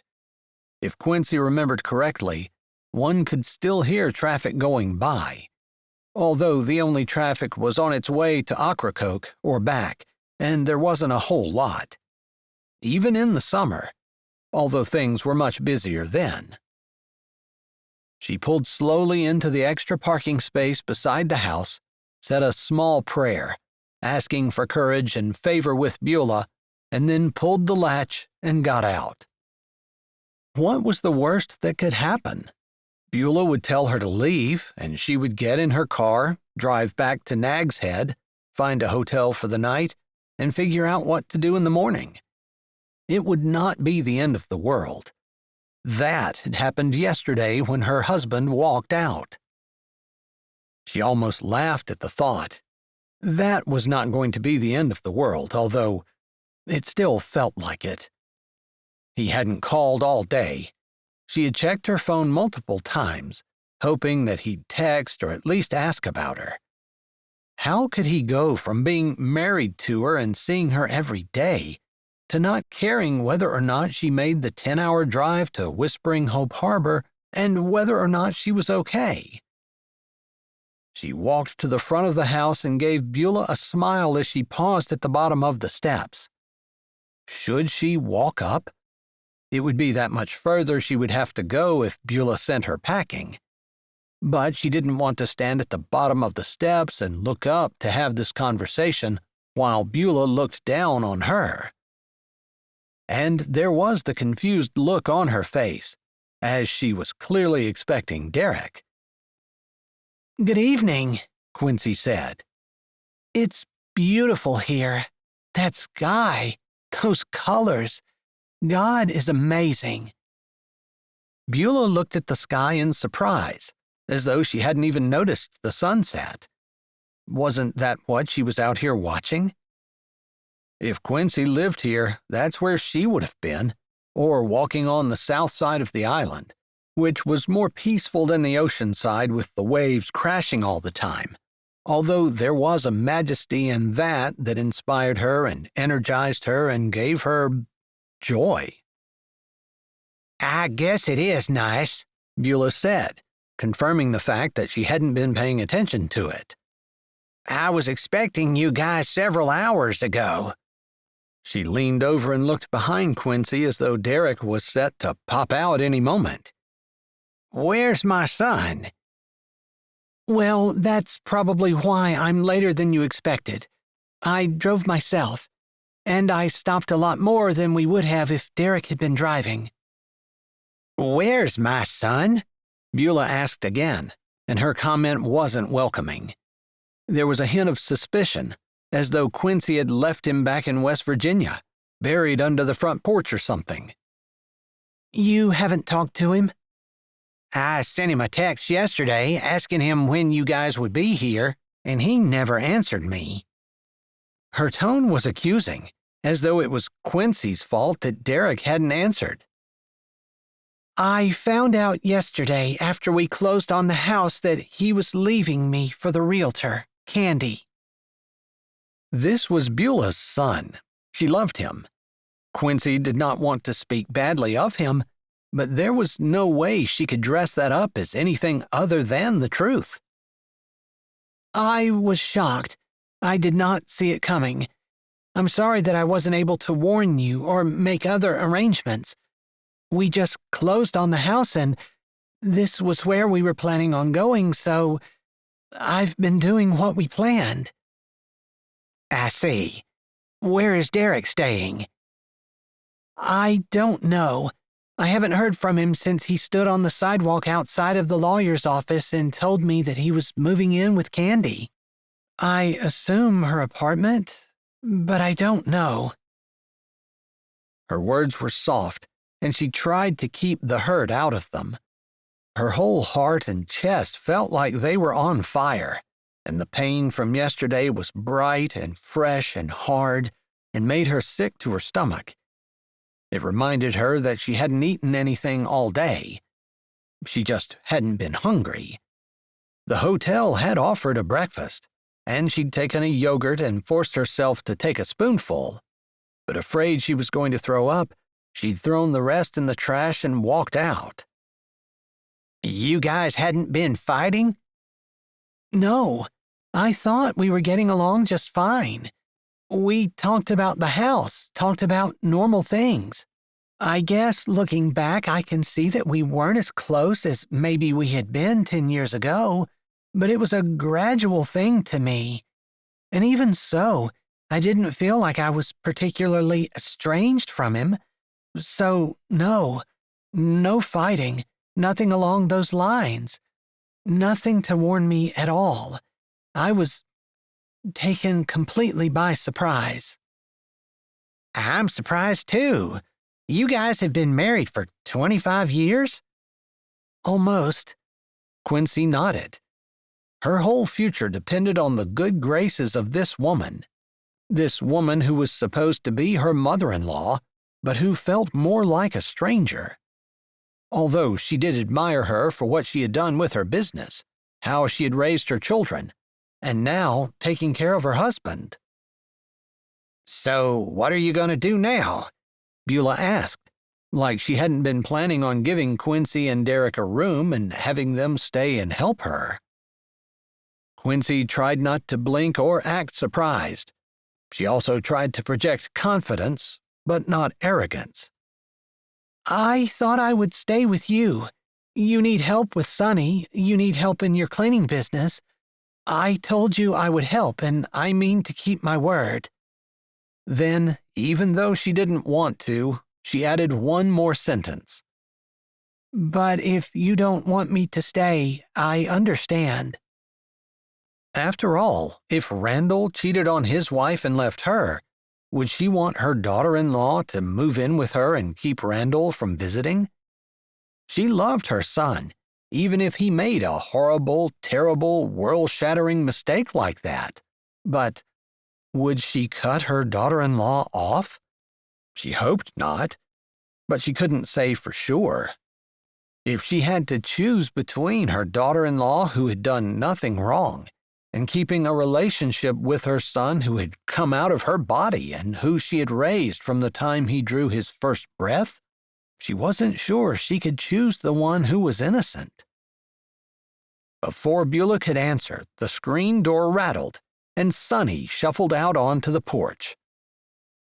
He had aged greatly in the year since Quincy had seen him, walking with a cane, his gray hair wispy in the wind, his eyes slightly dim, and his face with several days of stubble on it. He looked old and frail, and nothing like the vibrant and funny man she remembered from earlier in her marriage. This was something she wanted to talk to Derek about immediately. If he were here, they would retire to their room and discuss how his father had changed and gotten older. And she would have felt bad for Derek, and he would have said that he was so glad that they had decided to come and help, and that he got to spend time with him before he passed. Don't worry about it if he doesn't recognize you. He's less and less in reality these days. Beulah spoke out of the side of her mouth as Sonny stepped out, allowing the door to close behind him, and used his cane to take several more steps onto the porch until he stood beside the chair Beulah had been sitting in.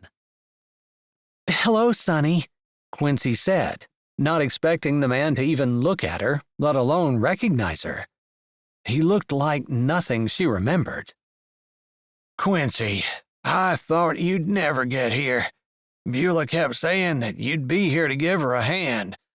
She needs it now that I can't help as much as I used to." His voice was just an echo of its former self, but he recognized her. She had seen Beulah's eyes open wide with surprise, and then a little bit of hope, like maybe he would get better instead of worse. But everyone knew that dementia didn't get better. "Yes, I'm here to help your wife if she needs me, with whatever she needs." She smiled and nodded at Sonny, who put a hand out and grabbed a hold of her forearm. It wasn't a handshake, it wasn't a hug, but it was a touch of another human, a connection, and it made her want to cry. Someone cared. "Well, go get your things. You know where the spare room is, and we were just going to have sandwiches for supper, so nothing fancy." "Are you sure?" She forced herself to ask, although she wanted to turn around and run to the car. There was a part of her that wanted to get in it and leave. But where was she going to go? What was she going to do? She wanted to curl in a ball and dissolve in a puddle of pain. But she couldn't. She had to keep living somehow. She glanced at Beulah, lifting her brows in question. Beulah nodded a shallow, almost imperceptible nod. It was enough. She was allowed to stay. The relief was instant. "Thank you. You're right. We stayed in the spare room when we came last year.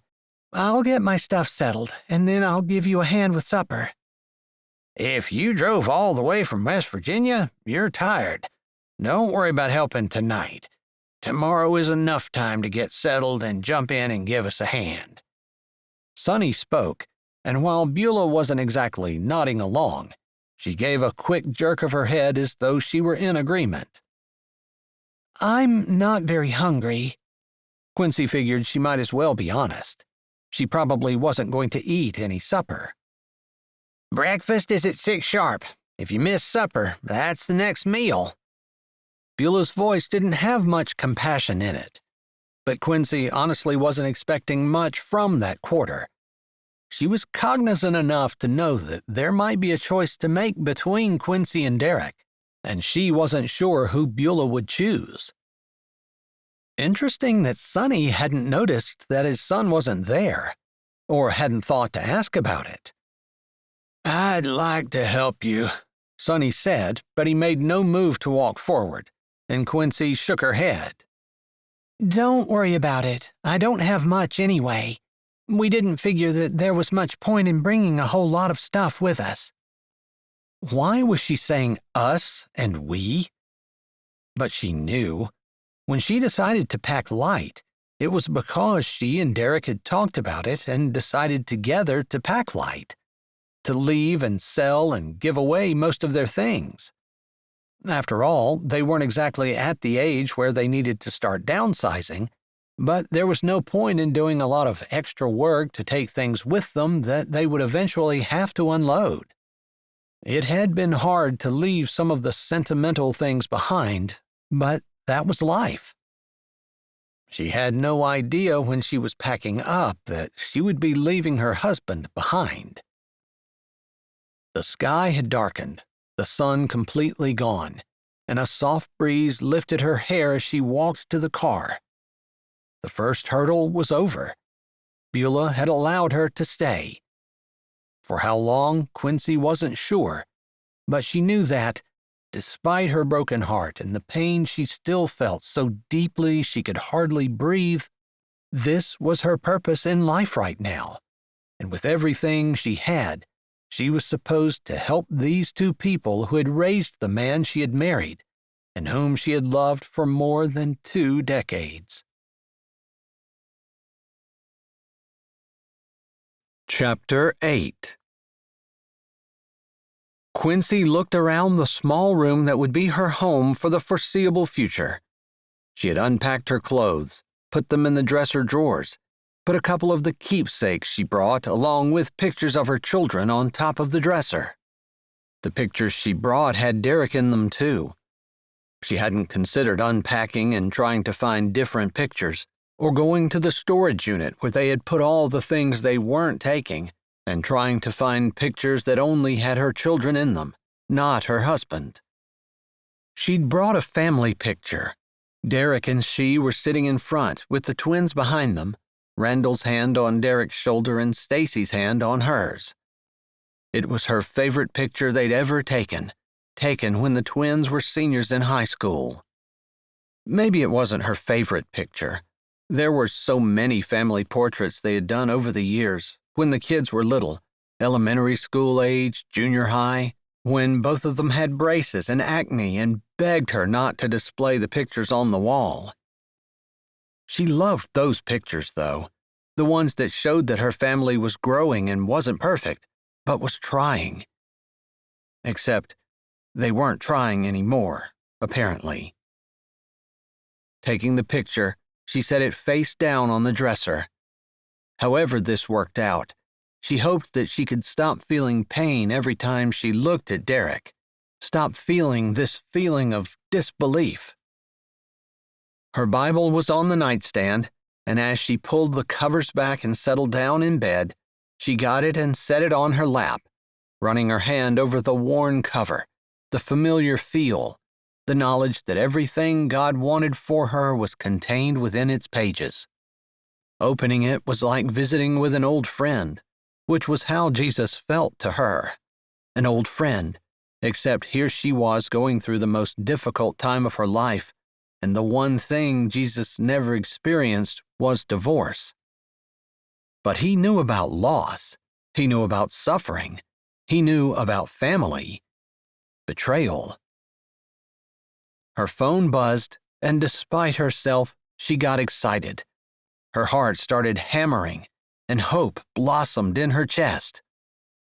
Maybe this was Derek texting her to let her know that he'd changed his mind, that he wasn't leaving their family, that he wanted to try to patch things up and put things back together. She wasn't so naive as to believe that it was all going to be peaches and cream once that happened, but she would take him back. She wanted her family, her dreams, her hopes, the plans they had for their life. She wanted her best friend back. Derek wasn't perfect, far from it, but he was her best friend. With trembling fingers, she picked up her phone and turned it over. It was from Derek.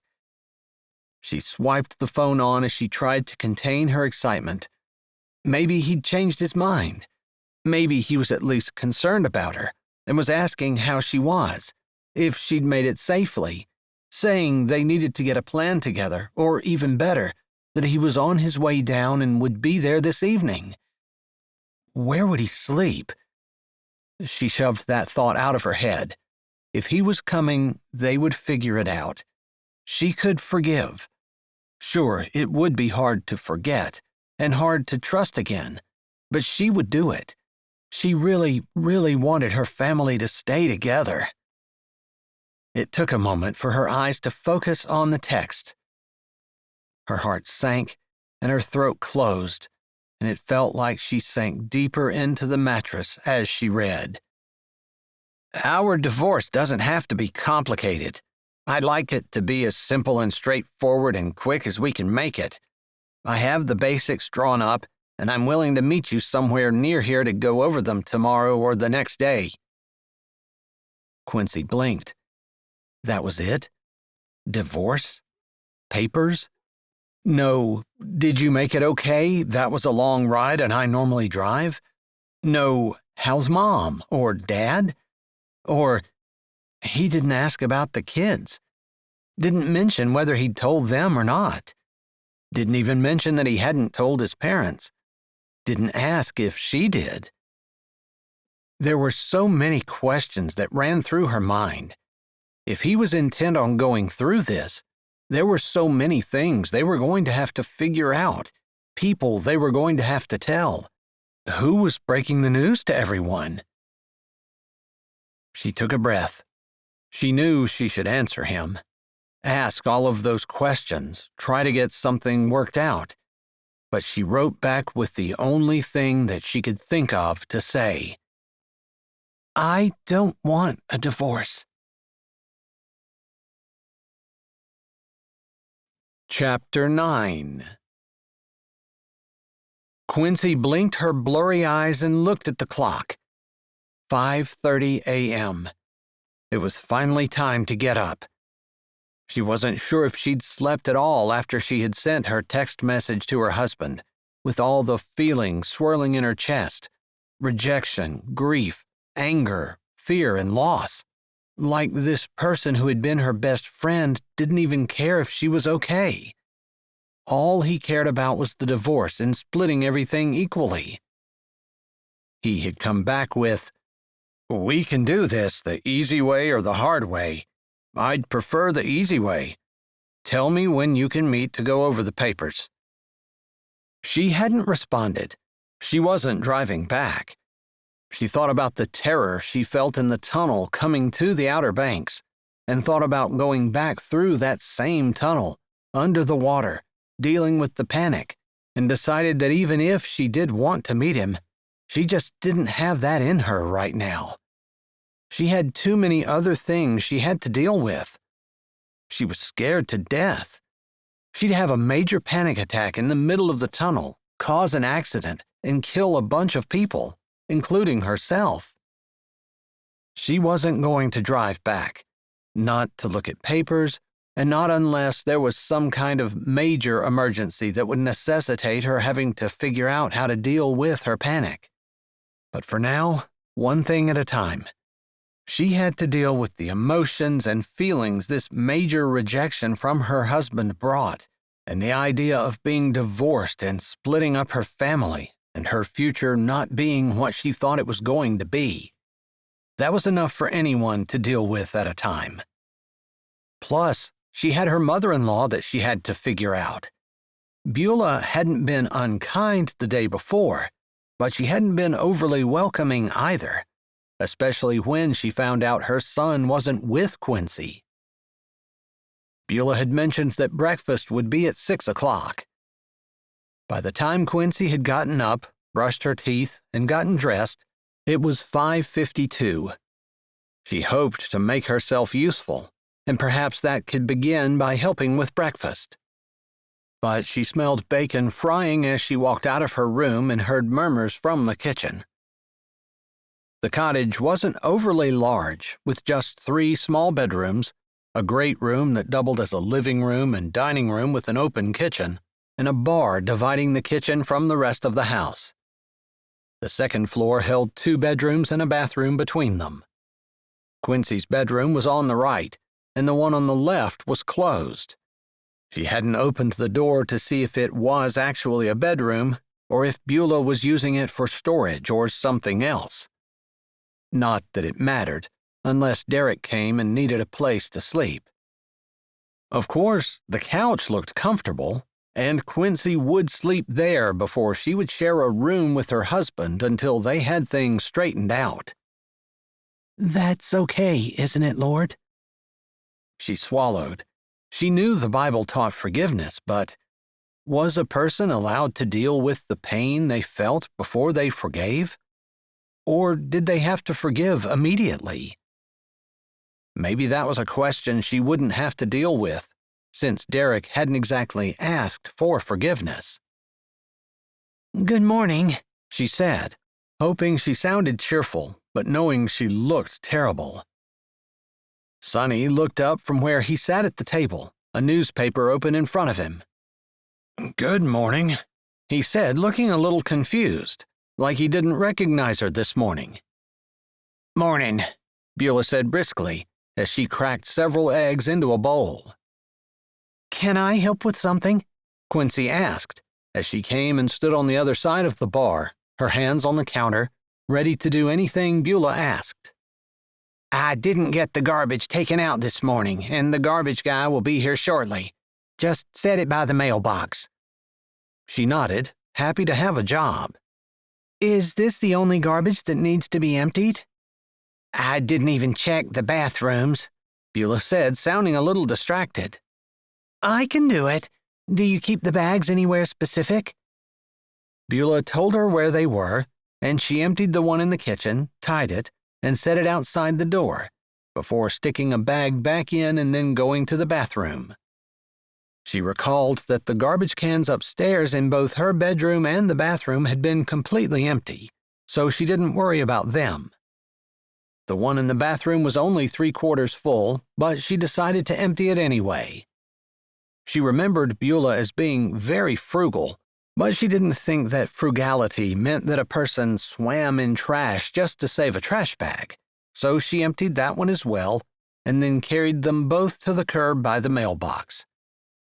Just in time, too, as the truck pulled up before she was able to turn around and start walking back. She picked the bags back up and walked to the back where a tough-looking guy hung on, dropping down as the truck slowed. Morning, she said cheerfully. "Good morning. It's beautiful today."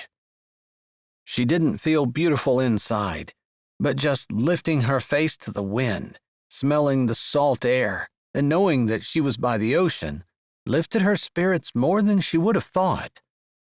Had Beulah known that she needed to step outside and let the fresh air and sunshine do their work? She hardly thought Beulah was that perceptive, but maybe she wasn't giving the woman enough credit. "It sure is. I can't think of anything else I'd rather do than live here by the ocean and get to ride down the road with the wind in my face. I'll be surfing later today." The guy grinned and winked as he took the garbage from her, thanking her. She nodded and smiled. There was someone who loved their job, loved their life, and seemed happy. She didn't even look to see if he had a ring. He seemed older than she was anyway, although he'd mentioned surfing, and she thought that sport belonged to the young. Not that she thought of herself as old, just too old to surf. She waved a hand before she turned and started walking back to the house. The walk in the air had done her good, and she felt a little better as she stepped inside. She walked to the sink and squirted some soap on her hands, rubbing them together as she asked, Thank you for giving me that job. A little walk outside was the perfect way to start the day. Is there anything else I can do? Beulah had been walking to the refrigerator, but she stopped with her hand on the handle. That's true. Going outside really does help. Makes me feel better when I'm a little down. Quincy paused, her thoughts jerking to a stop. Beulah got down? She just seemed like the kind of person who put her head down and worked and did whatever was in front of her. She didn't remember Derek ever saying that his mom got depressed at all. But she supposed that maybe life did seem a little hard, especially with Sonny not being well, and dementia wasn't something that a person got over. The future looked bleak.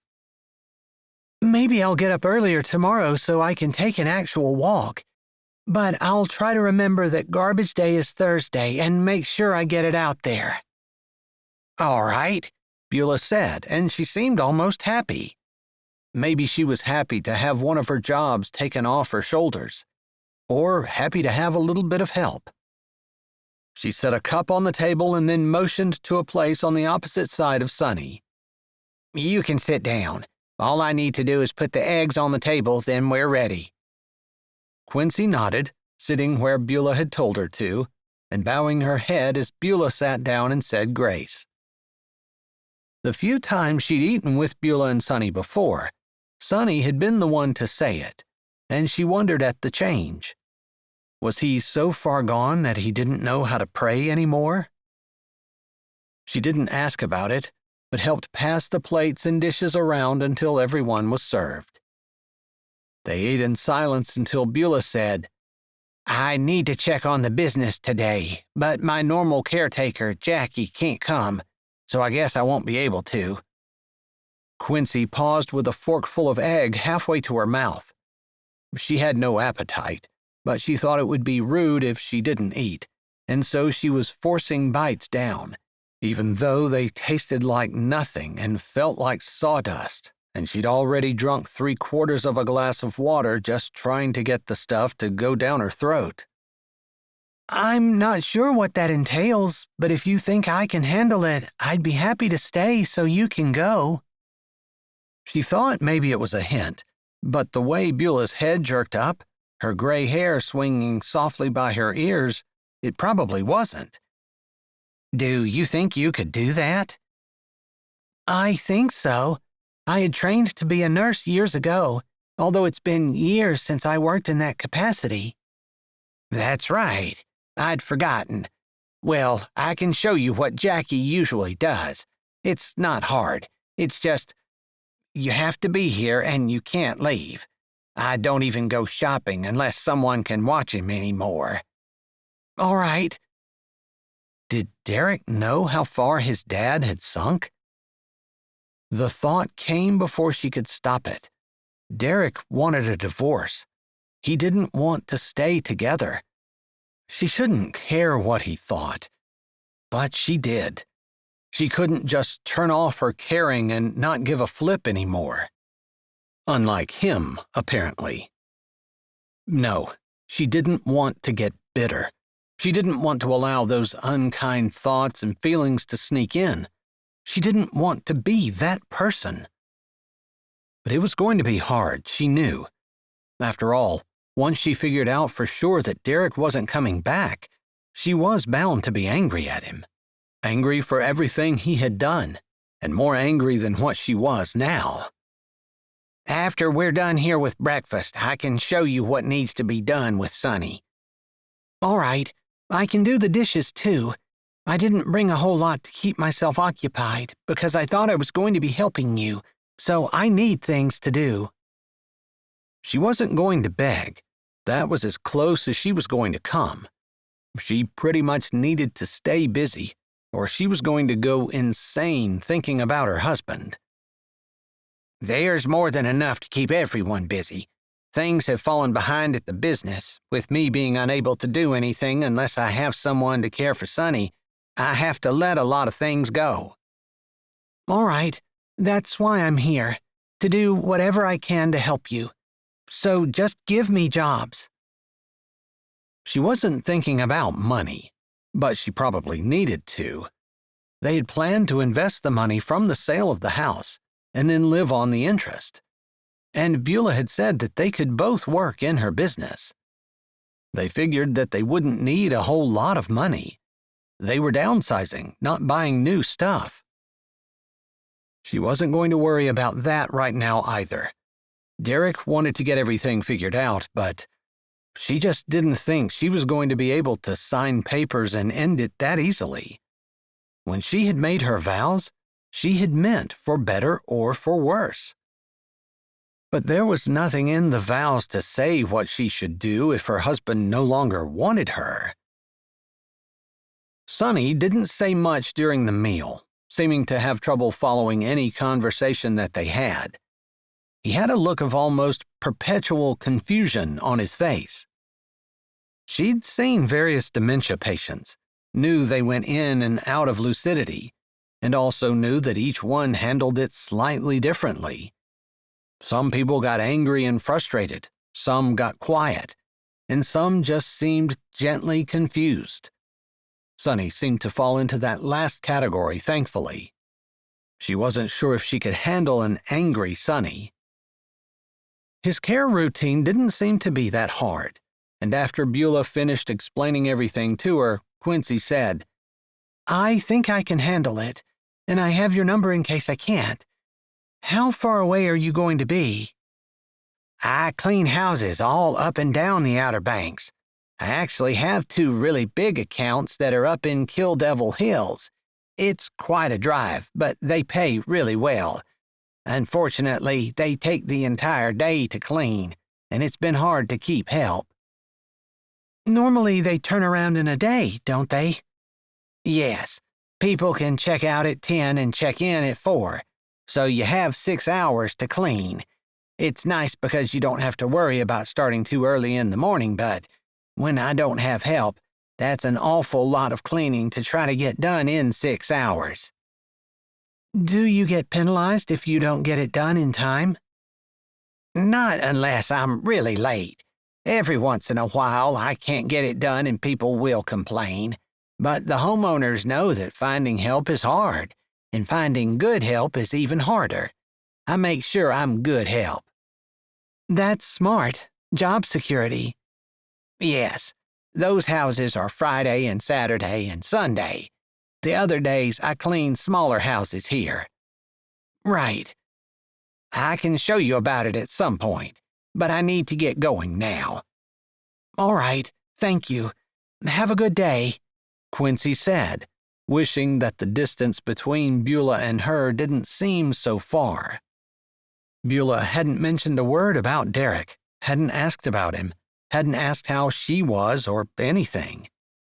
She supposed maybe she was scared or respectful and didn't want to broach a subject she knew would be painful. Maybe she felt like she had too much stuff on her plate, with Sonny and the business that seemed to be overwhelming her, the way Quincy felt like she had too much on her plate dealing with the emotional fallout from her husband rejecting her and leaving her and cheating on her, to the point where she didn't think that she could drive back through the tunnel to look at his papers. Maybe they all needed grace. She needed to give grace to Beulah, who was doing the best she could, just as she needed Derek to give grace to her and not push her to look at the papers when she didn't even know if she could make the drive back.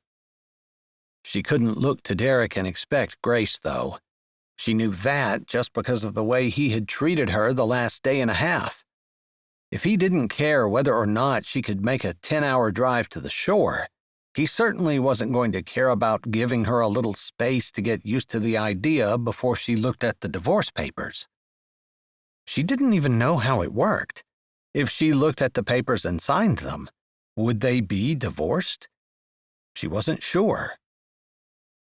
"Who are you again?" Sonny said, as she went back to the table and finished clearing off the rest of the dishes. I'm your daughter-in-law, Derek's wife, Quincy. "Quincy, have I seen you before?" Sonny asked, squinting at her like he couldn't see her very well. We've met a few times, yes, but it's okay. You don't have to remember me. Good, because I don't. I think I'd remember a cute little thing like you. She wasn't cute or little, but she smiled anyway. You probably would have, she said. A lot of times she felt like it was just best to agree with a dementia patient if they weren't doing anything that was going to harm them. If he decided that he was going to be walking out of his house and heading off down the road somewhere, she was probably going to have to put up a fight, but correcting him about minor details seemed silly. Sonny nodded his head and then tilted it to the side, his bushy eyebrows swaying gently as his head moved. You have kind eyes, just like my mom's. Quincy blinked. When was the last time someone had given her a compliment? She felt like she was surrounded by cold, impartial people who didn't really care about her, and she wanted to put her arms around the old gentleman and kiss his cheek. But her hands were full of dirty dishes as she straightened from the table, ready to carry them to the sink. Thank you. That was very kind of you. I'm sure your mom was a very nice lady. She was. She kept us in line, that's for sure. But she was a good woman. A moral woman. Hard to find those kind nowadays. It sure is, Quincy thought.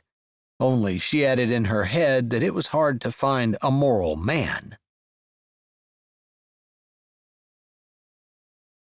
Chapter 10. Taking care of Sonny was not that hard, and she had too much time to think. So that evening, when Beulah came home, she offered to go grocery shopping. She didn't have a ton of money in her account, but she did have some. The money for the house had been going into their account that was linked to their investments, while the checking account that they had used for household expenses was at a different bank. She wasn't quite sure how they had ended up with accounts like that, but regardless, she wasn't worried about spending the money they had planned to invest. She didn't even know where they were going with that. Although she had been overcome with some really dark thoughts in the late afternoon and had checked all the accounts to make sure that Derek hadn't drained them all. He hadn't touched anything other than gas and several restaurant bills. Apparently, Candy wasn't much of a cook. No, she wasn't going to think little catty thoughts like that. She pushed back on the idea and was able to pull herself out of the funk before she spiraled down into man-bashing depression. Still, she was grateful that Beulah had made her a quick list of groceries and told her to take her time, that they wouldn't start making supper for another hour at least because Beulah wanted to lie down for a bit. Sonny snored in a chair, and Quincy figured that it would be fine for her to take her time. Maybe walk around the town a bit and meet some people. She tucked the grocery list in her pocket and walked out the front door, the air feeling rejuvenating, just as it had before. The Whispering Hope Diner was just a block and a half down the street, and a half a block before she got to the grocery store. The smell of coffee and the sight of a waitress smiling and laughing drew her inside. She had an hour, and grabbing the groceries wouldn't take that long. She could sit here for 30 minutes, drink a coffee, and maybe make a friend. A cheerful bell jingled over her head as she opened the door and stepped inside. "Howdy, sweet lady." The waitress, a cheerful-looking woman with well-defined laugh lines, who looked to be in her mid-50s, greeted Quincy as she walked in. "You can sit anywhere you want, and I'll be with you in a minute." She grinned, exposing dimples, as she nodded and then bustled off to take the order of a couple sitting in a booth by the window. Her gray hair was pulled back, probably to keep it out of folks' food, but the ponytail swished, and it looked like her hair might fall to her waist if it were down. It was streaked with gray, but looked thick and full and pretty. She was slender, but not teenage thin, and had a stride that ate up the ground. There was an energy around her, an aura that spoke of friendliness and kindness, and Quincy felt like she was the kind of person that she could tell her whole life story to, and who would actually care. There was just a warmth and caring about her that a person felt as they stepped into her presence. Quincy shook her head. Maybe she was just so desperate for someone to be kind to her that she was projecting things on people that weren't there. It was quite possible, although she hoped her first impression was true, and the woman would turn out to be a friend. She settled herself at the bar and pulled her phone out. No new messages. At least Derek wasn't harassing her to go sign the papers. But he wasn't sending any messages showing that he cared about her either. Did she need to get over him? Did she need to let him go? Part of her wanted to just drop him, move on with her life, and forget there was such a thing as Derek, getting everything she could out of her marriage, every single penny she was owed. Another part of her wanted to hold on, hope that he came to his senses, hope that what they had together, and the wife that she had been to him, would somehow come to the surface and jerk him out of this haze that he must be in when he saw Candy. "Hey there, I'm Shiloh, and I'll be your waitress. Can I get you something?" "It's nice to meet you, Shiloh. I'd like a coffee, black, please." "Coming right up. You new in town or just passing through? She asked as she turned and grabbed the coffee pot and then a cup from under the counter, flipping it over and setting it down right side up before she carefully poured the hot, steaming coffee into it. It smelled like heaven. Beulah hadn't made coffee that morning, and she'd had a low-grade headache all day because she hadn't gotten her caffeine fix. I'm new in town. I moved in with Sonny and Beulah. I watched Sonny today, but I think I'm going to be helping Beulah with her business. She paused for a moment, but she knew, this being a small town, anyone who knew anyone would eventually find out this next part, although she really didn't want to say it. I'm her daughter-in-law. Oh, her daughter-in-law. She's mentioned you a few times when they've been in. You're married to her son, Derek, right? That's right. He left me. Somehow it hadn't gotten easier to say those words. But she also thought it was okay to tell Shiloh, even though she hadn't told her children yet. She needed to figure that out. Someone was going to need to tell them before they found out from someone else. Oh, I'm so sorry. Shiloh shook her head. But you're living with his parents now? Her voice held a little bit of uncertainty and a bit of disbelief. Yeah, we had been in the process of selling our house, and we had planned to come help his mother, who's taking care of Sonny, who has dementia. Yeah, that's too bad. He was such a sweet old man, always a gentleman, always willing to help with anything. A handyman, and he told great stories too. Still does, but he doesn't always know who he's talking to. Yeah, that's exactly how I knew him too. It was funny.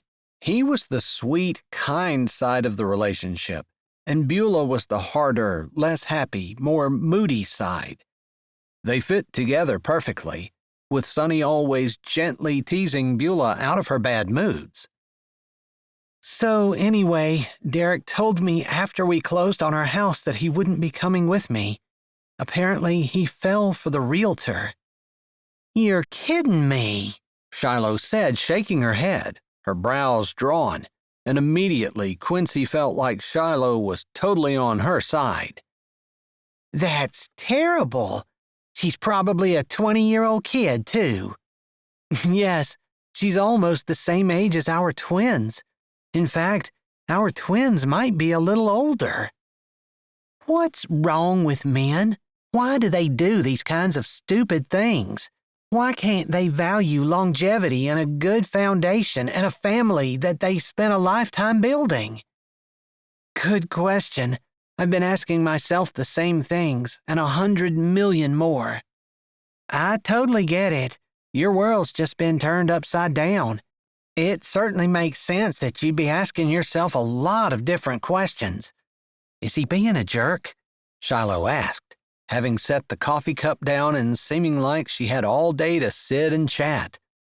It was funny, because Quincy wouldn't have said that she needed a good talk, but maybe it was just that Shiloh was so easy to talk to.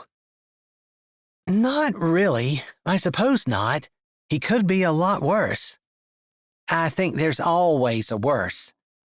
Yeah, but he hasn't been awful, except he already has papers drawn up on how we can split our assets, and he wanted me to drive back and look at them and let him know when I could meet him back where we lived, which was 10 hours away. I just got here.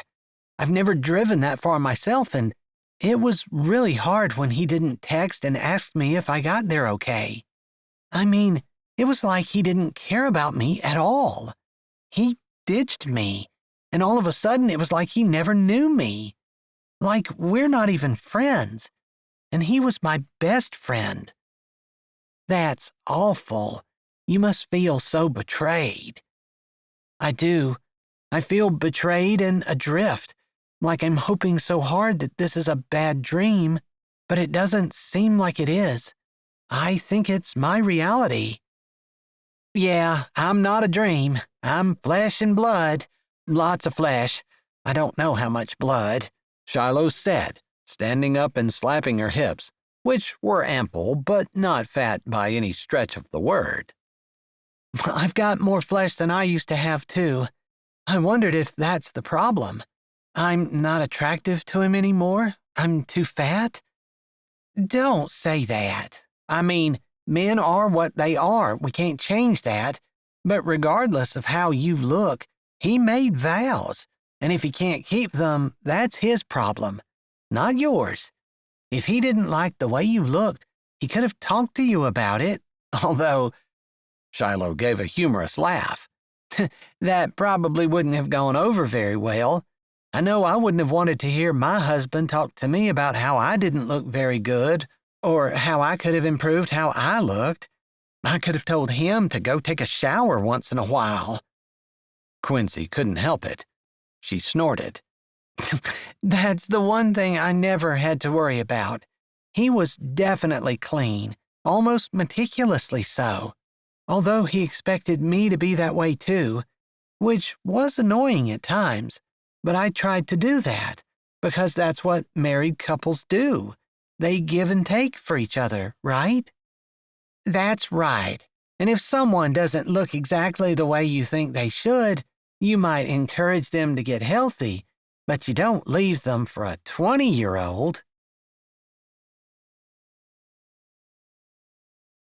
Chapter 11. Beulah picked the bowl of boiled potatoes up off the table. This was not what she had planned when her son and daughter-in-law said that they were going to come live with her. I can get that. You worked all day and I don't mind, Quincy said. She seemed so eager to help. It was hard for Beulah to deny her, and often she didn't. But she didn't want her to get too comfortable. After all, if Derek was going to divorce her, it would be awkward to have Quincy living here when Derek visited. Thank you, she said. It was the third day that Jackie hadn't been able to make it. I'll be sitting out on the porch. She paused and then glanced at Sonny. He had given her a hard time the night before because she hadn't been kind to Quincy. Not that she hadn't been kind. She hadn't been welcoming, hospitable. He had mentioned the verse in the Bible about entertaining angels unaware. Figures he'd be lucid when she didn't really want him to be. Beulah was very aware of what the Bible said, but her loyalty had to lie with her son. Didn't it? As a mother, she absolutely believed that. But as a Christian, Quincy was the one who had been wronged, and Derek was the one in the wrong. All right, maybe once I have the dishes done, I'll come out and sit down for a little bit, if that's okay. She nodded. It would be nice. There's ice cream in the freezer if you'd like some. I saw that in there, but I hated to ask. Anything that's here is yours. Help yourself. She couldn't begrudge Quincy anything. She'd done everything she could to try to help around the house. She'd mentioned getting started helping with the cleaning business, but Beulah was reluctant. "You're gonna sit with me for a little bit, sweetie?" Sonny asked as they walked to the front door together. Isn't that what we usually do in the evening? She asked, trying to sound young and sweet again. They had always enjoyed their evenings, holding hands on the porch and watching the world wind down into nightfall. On warm summer nights, they could often hear the waves crashing on the ocean side of the island. And if they were feeling really energetic, they might walk hand in hand on the beach, although walking on the sound side of the island was her favorite. The sunsets were gorgeous, and the water calm and almost glass-like in the evenings when the wind died down. Sonny was having a good evening and had been lucid throughout supper. Now he held the door open for her with a gallant half-bow as she walked through. She tapped his arm with her fingers and laughed. "You're such a flirt," she said. He grinned at her, and she had a little glimpse of the love and laughter they used to share together. It had been a hard life, and they'd never been rich, but they'd made enough to get by on and raise their son. Plus, they got to live by the ocean, and who wouldn't love that? "You were nicer to her tonight," Sonny said, as though he had been lucid all day. But this morning, he hadn't known who she was, and had seemed confused about who he was, too. She knew, and had seen, that his times of dementia were growing longer and more frequent, while his times of knowing where he was were shorter and happened less often. I took what you said to heart. He sat down on the swing, and she sat down beside him. He put his arm around her, and she shifted so that their legs touched and she was cradled under his arm. It was a familiar position, one they'd shared often over the decades they'd been married. I always listen to you. He snorted. "Except when you don't want to." She thought she'd been a good, submissive wife. She tried hard to do what the Bible said and ignore what society told her to do. It was always anti-Bible, as though society had somehow figured out a better way. She'd subscribed to that notion for a while, but she had finally figured out that if she wanted to go to God when things got hard, she shouldn't ignore what he had told her to do. And since the last time she had spoken a world into existence was never, she figured that she probably ought to try to live her life God's way. That's when she'd gotten serious about obeying and submitting to her husband, even though it grated. You laugh, but you know I tried. It's not easy. His hand came down on her arm and he pulled her close, giving her a side hug and touching her temple with his lips. "You've been a good wife." Their marriage time was drawing to an end. The doctor had said that Sonny could live for quite a few years after the dementia completely took over his mind. So maybe she'd be married, but in name only. He would either need to be cared for full-time at a facility, or they would have to hire someone. She didn't have the money to hire anyone, and she didn't want to send him away where she would only be able to visit him when she could get away from the island. In the summer, that would be almost never.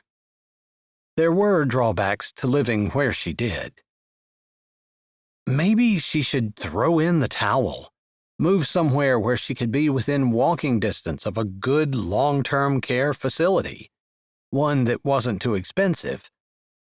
The one in Nag's Head was more than she could afford, and she definitely couldn't afford to live right beside it. Prices up there were outrageous. Prices down here weren't much better. "You have, and you did try to be nice to her today." Our loyalty has to be with Derek. He's our son. "If Derek cheated on her and then decided to leave her for another woman, he's in the wrong, all day long. And Quincy's been with Derek almost as long as Derek was with us." But Quincy didn't come out of her body the way Derek did. She hadn't raised Quincy from a baby, nursed Quincy from the time she drew her first breath, sent her off to kindergarten, helped her with her homework, stayed up and listened to her cough at night, wondering whether she should be taken to an emergency facility or not. But Sonny was right. Quincy had been in the family longer than she hadn't been. "Why don't you get her started in the cleaning business? You know you can use the help, especially since I haven't been going lately." Sonny paused. "Why haven't I been helping you?" He tilted his head to the side and turned those beautiful baby blues on her. She'd been unable to resist them when they were young and carefree, and even now, looking into them, she felt a stirring of that old, familiar, "I'd do anything for you" feeling. Because you need care here at home. It was hard to deal with his shifts in and out of reality. He didn't remember anything of not knowing things when he was lucid, and when he wasn't lucid, he didn't remember anything of reality. And when he was slipping in and out, those times were really confusing. I want to help. You know I do. Ever since I sold my fishing boat, I've been your right-hand man. It's more like I've been your right-hand woman. We worked well together over the years. That was true.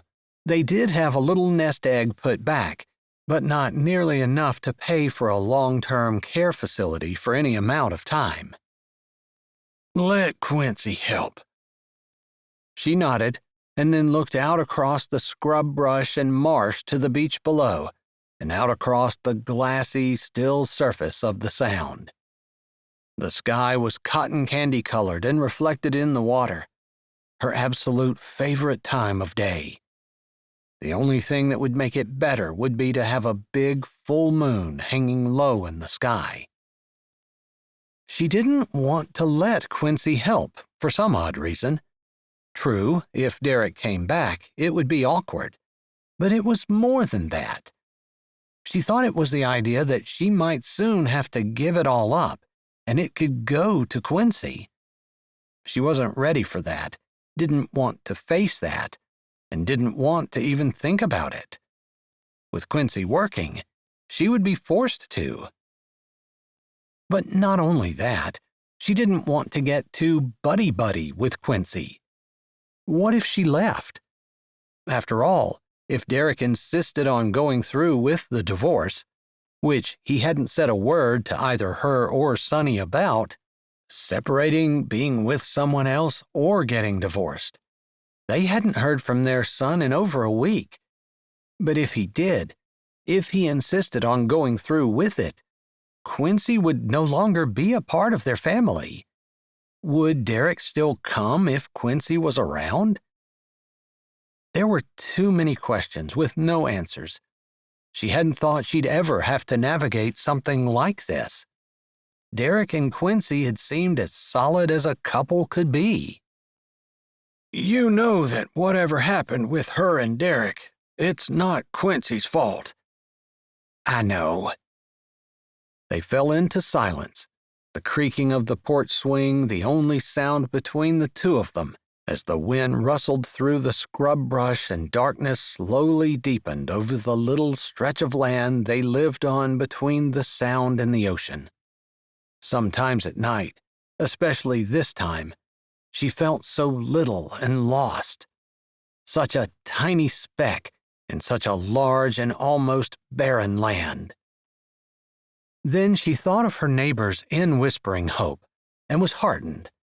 There wasn't a whole lot that all of them could do together to stem any major problems, but it was the idea of not being alone. Maybe that's what Quincy needs right now. She wasn't sure where the thought came from, but it struck her. Quincy probably felt really alone. She'd lost her husband of more than 20 years, and she had moved away from any friends or church family that she had, and was staying with the only family she really knew. And yet, Beulah had been less than welcoming. I think everything's done inside, Quincy said as the door opened and she stepped out on the porch. Beulah tried not to show how startled she was. Who are you and what are you doing in our house? Sonny asked, his voice gruff, offended. That was how fast it switched from one side to the other. One moment he was a loving husband who was giving her gentle, godly advice the way he'd done throughout their whole marriage, and the next second he was a stranger, angry and belligerent and not recognizing anyone. And who are you? He asked, looking at Beulah like he'd never seen her before in his life. We must know each other since you're all snuggled up to me, unless you're a loose woman. No, you might not remember right now, but we're married, and have been for quite some time. She saw the pity cross Quincy's face, and it bothered her. She didn't want people to pity her, but if their situation were reversed, she would pity Quincy. She supposed if Quincy talked about having her husband leave, she would pity her then too. At least Sonny had never left her. At least, not physically. Mentally, he was slowly putting more distance between them every day. It wasn't the same, though, and she knew it. Except, she was closer to the end of her life than Quincy, and this was the beginning of the end for her. Quincy, on the other hand, could find love again. "Since you're here, you might as well sit down," Sonny said after Quincy had frozen at his question. She gave a little smile and then glanced at Beulah as though for confirmation that it would be okay to do so. Beulah nodded. Usually Sonny wasn't angry or mean, just confused. "It's so pretty out here," Quincy said as she sat in the rocking chair on the other side of the porch. "It's a great place to think, to relax after working hard all day. I don't think I would enjoy it nearly as much if I weren't so tired and busy. There's just something about resting after hard work that makes a person feel good." "I agree. A little relief from the burdens of the day before you go in and try to sleep." She took a trembling breath. She was going to try to reach out to her daughter-in-law, even though they had never had a great relationship, and she wasn't sure where they stood now. "Are you sleeping okay?" Chapter 12. Quincy tried not to blink in shock. Her mother-in-law was asking about her? She'd been here for 3 days, and her mother-in-law had not broached the subject at all. "I guess. Better than I was, anyway. I'm not crying all night, which is an improvement over the first night anyway." She tried to make her voice light, like she was joking, but she wasn't, not even a little bit. It was true that she wasn't crying, but she definitely wasn't back to normal, not even close. "Have you heard from him?" "No. Not since the first day I was here when he told me that he wanted me to come back to look at the papers that he had drawn up and sign them. I didn't tell him I would because I have no intention of driving back." "He wanted you to drive back?"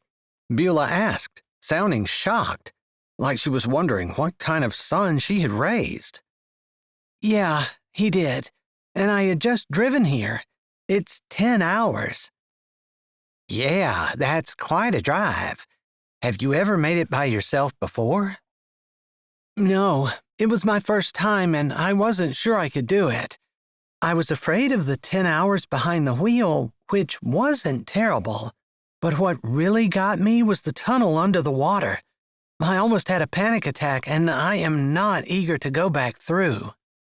She paused for a moment, wondering whether she should share with her mother-in-law, and then figuring that her mother-in-law had started the conversation and seemed to be reaching out, she could respond in kind. "I'm scared that I'm going to have a panic attack in the middle of it and cause a big accident. I think I need to stop talking about it and stop thinking about that, because I'm pretty sure that I'm not going to be able to do it if I keep focusing on all the bad things that could happen." "I've always heard that that's a bad idea. We're supposed to imagine positive outcomes."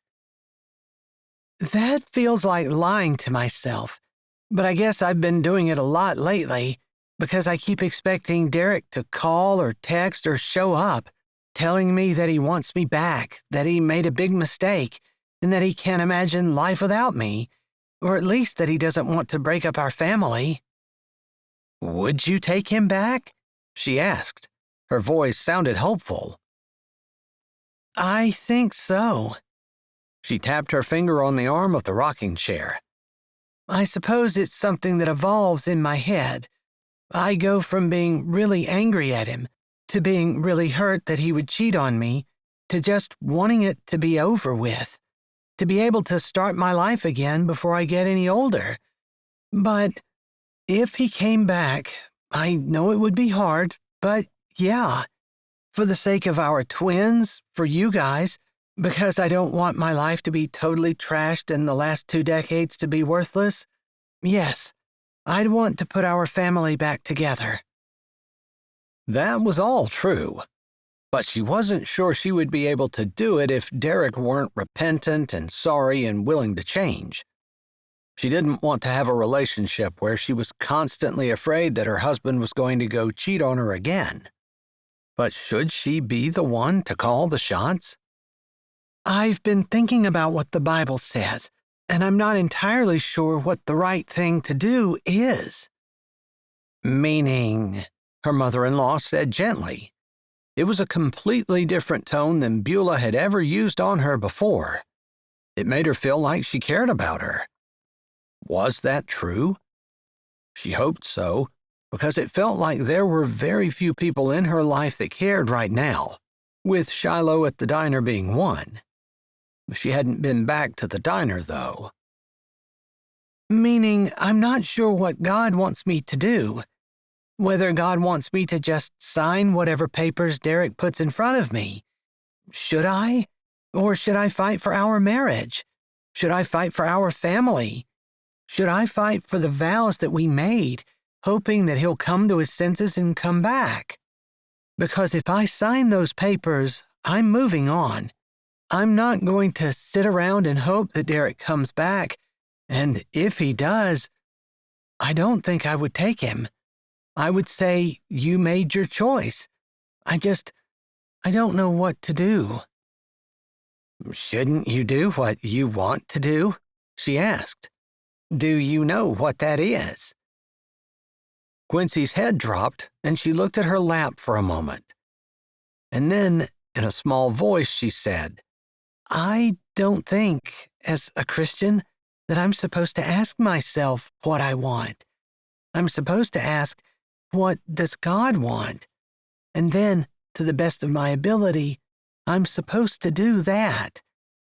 I figured that much out over the last 3 days anyway. But my problem is, God seems to be silent. He doesn't seem to be telling me what to do. I've been begging him to show me, to let me know, but I don't know. That's the other part of the reason why I haven't agreed to Derek's suggestion that I go sign papers. And then a question occurred to her. Has he been in contact with you? No, he hasn't said anything to either one of us, and I didn't message him. I guess he probably knows that we know, if he knows that you're here. He never asked if I got here safely, never asked if I was still coming.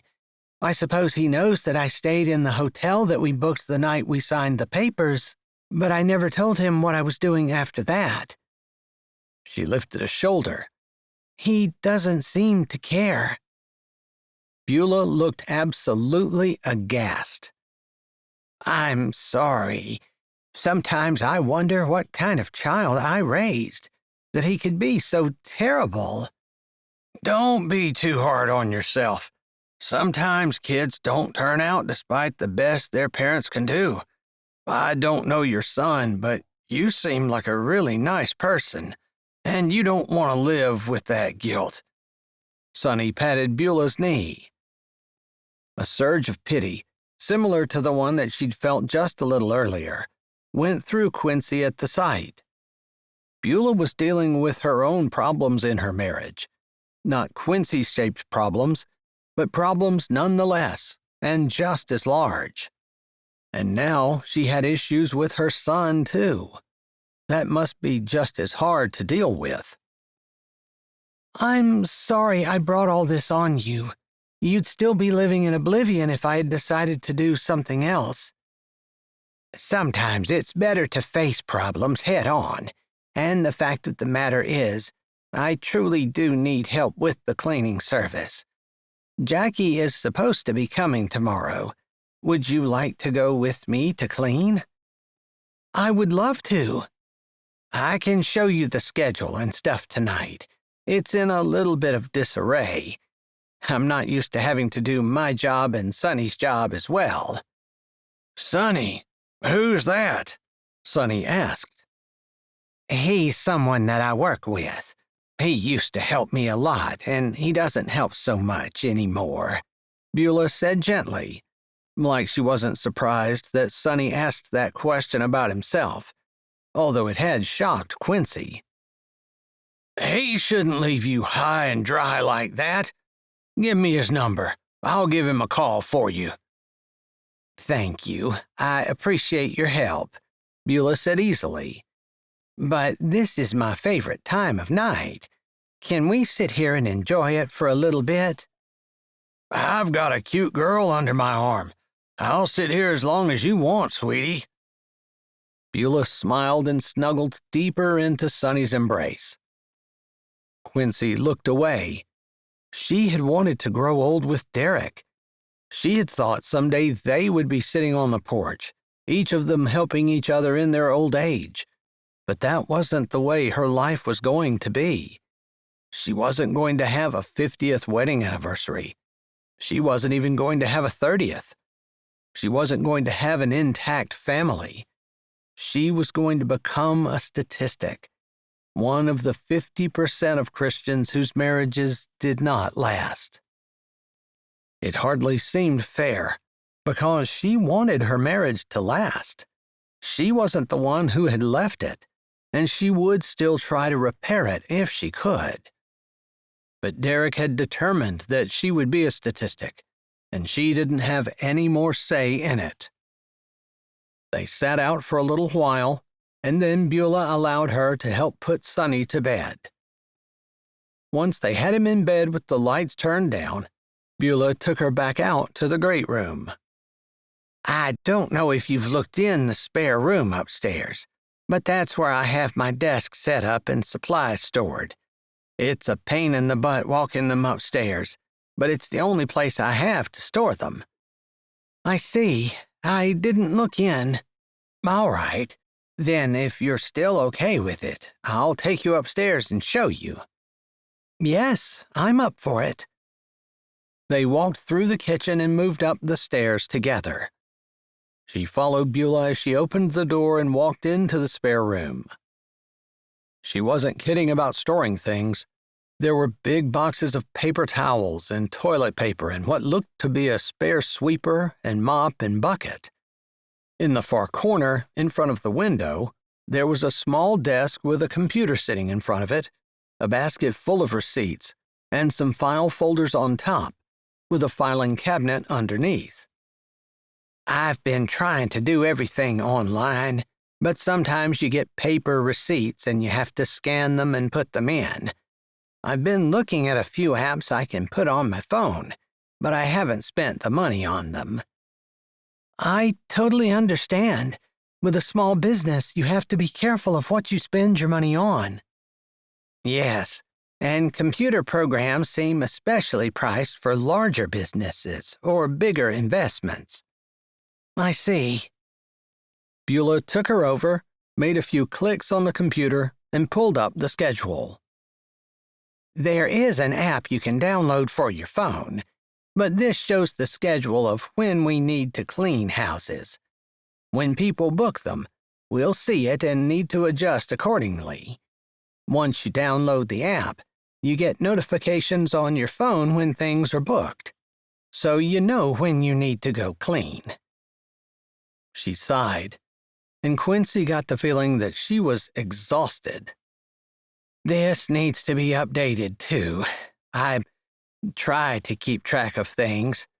Once we know that a house needs to be cleaned, I scheduled the 2 girls that help me part-time and the one that helps me full-time. 2 of them live up in Nag's Head, and 1 lives down in Ocracoke. Now there's me. Although I'll definitely need you to train me on what exactly I need to look for. I have a list.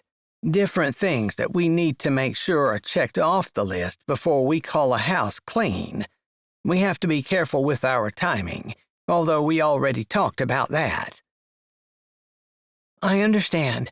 The house is open at a certain time. People expect to get in. Yes. So there are times when you really need to move it in order to get done within the allotted amount of time. All right. She ran a hand through her hair and straightened from the desk.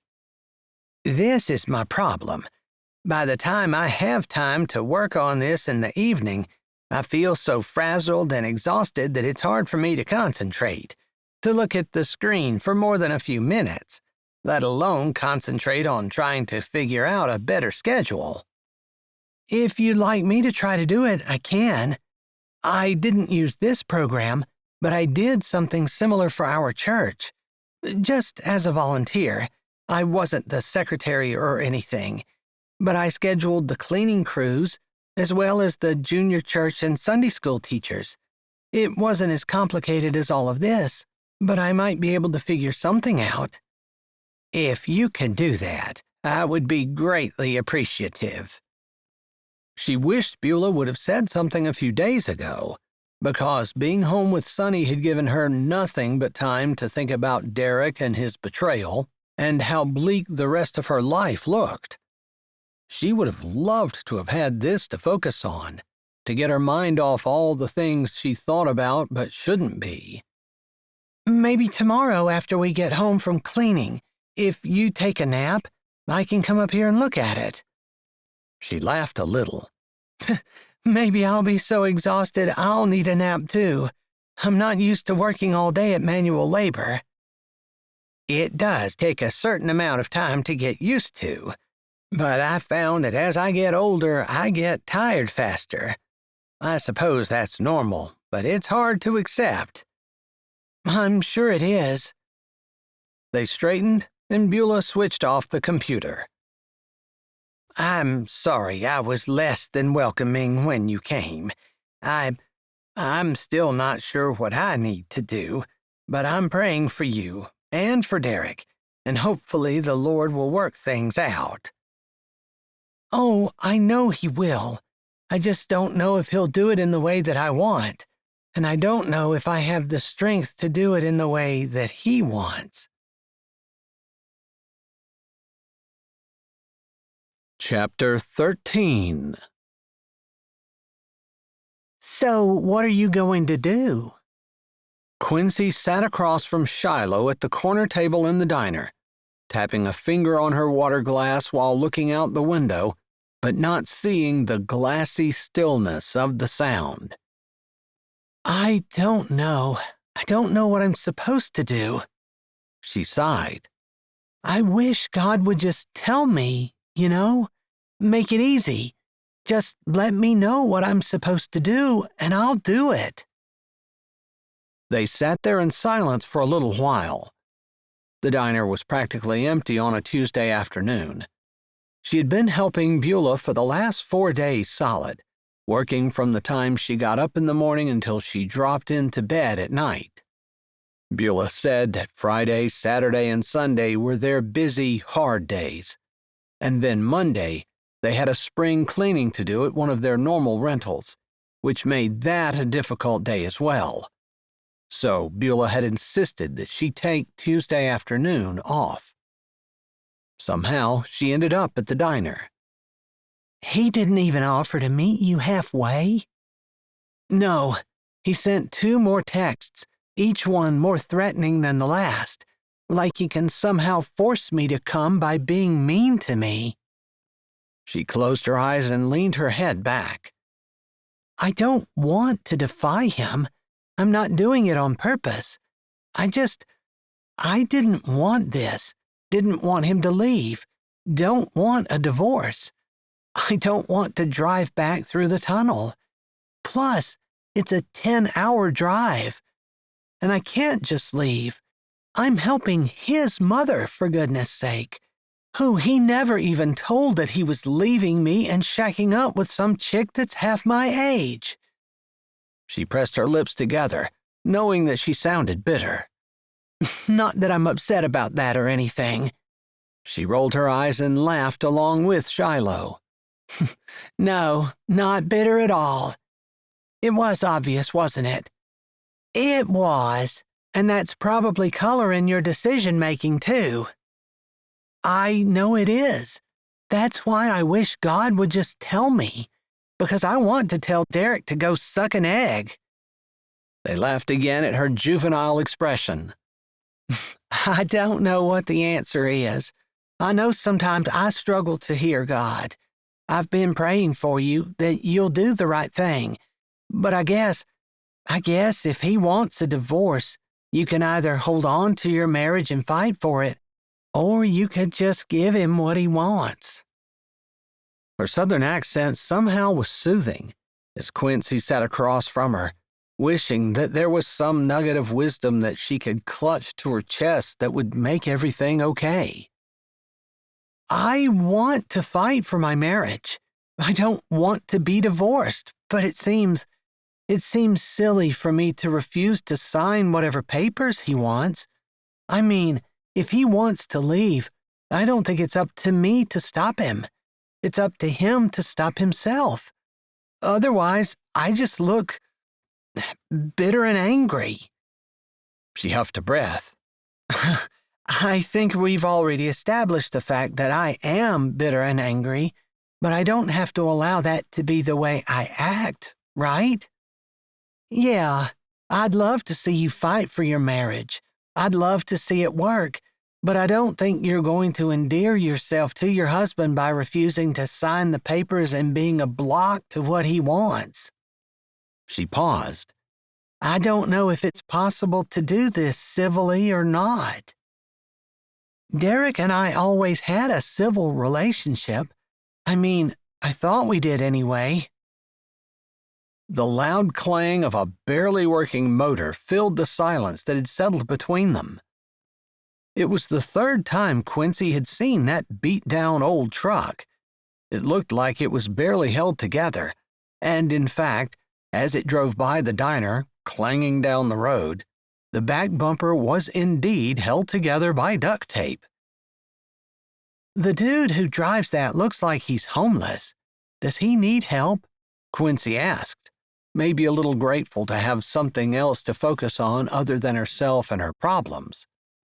Shiloh was only too happy to sit and listen, and she gave biblical advice, which Quincy appreciated, although she seemed just as stumped as Quincy did about what she should do.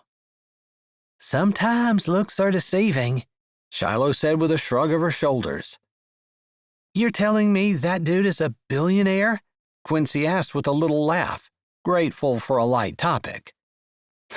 "No, I'm not saying that at all." Shiloh sat with a little smile on her face.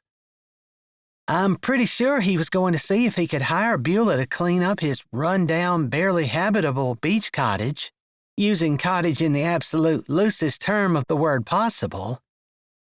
"You've got to be kidding me," Quincy said, throwing her head back and putting both sides on either side of her forehead. "Because you know who she's going to send to do it. That's what you wanted when you came here, wasn't it? To help?" The truck had disappeared out of sight as Quincy's phone buzzed. "I bet you that's either Beulah telling me I have a job tomorrow, or my husband telling me he hired a hitman to come take me out so that he can have his divorce. Wow, doomsday all around. Maybe it's a notice from someone saying they're going to give you $1 million. Then there'll be 2 millionaires in Whispering Hope Harbor," Quincy said, grinning at her friend as she picked up her phone. It was Beulah. "I just booked a job a few minutes ago. Remind me to tell you about it when you get home." "Well, I don't know if it's the seaside ramshackle cottage of the closet millionaire resident of Whispering Hope Harbor, or if it's something else, but she does have a job for me. That's better than having your husband hire a hitman. I'm just not sure I even care. Come take me out. Go ahead." Honestly, she really didn't care. It wasn't that she wanted to die. She definitely wasn't suicidal. She just didn't care. What was the point in the struggle? What was the point in fighting? She didn't want to fight anymore. She didn't care what happened. "That's not necessarily a good place to be," Shiloh said gently. "I know, but it's a better place to be than crying into my pillow at night, begging God to have my husband come back, realize the error of his ways, that he's madly in love with me, and that the other woman doesn't hold a candle to what he had with me. That hasn't happened, and I'm sick of wishing for it.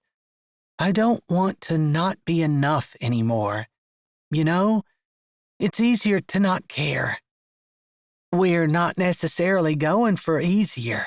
That's not what life is about. I know.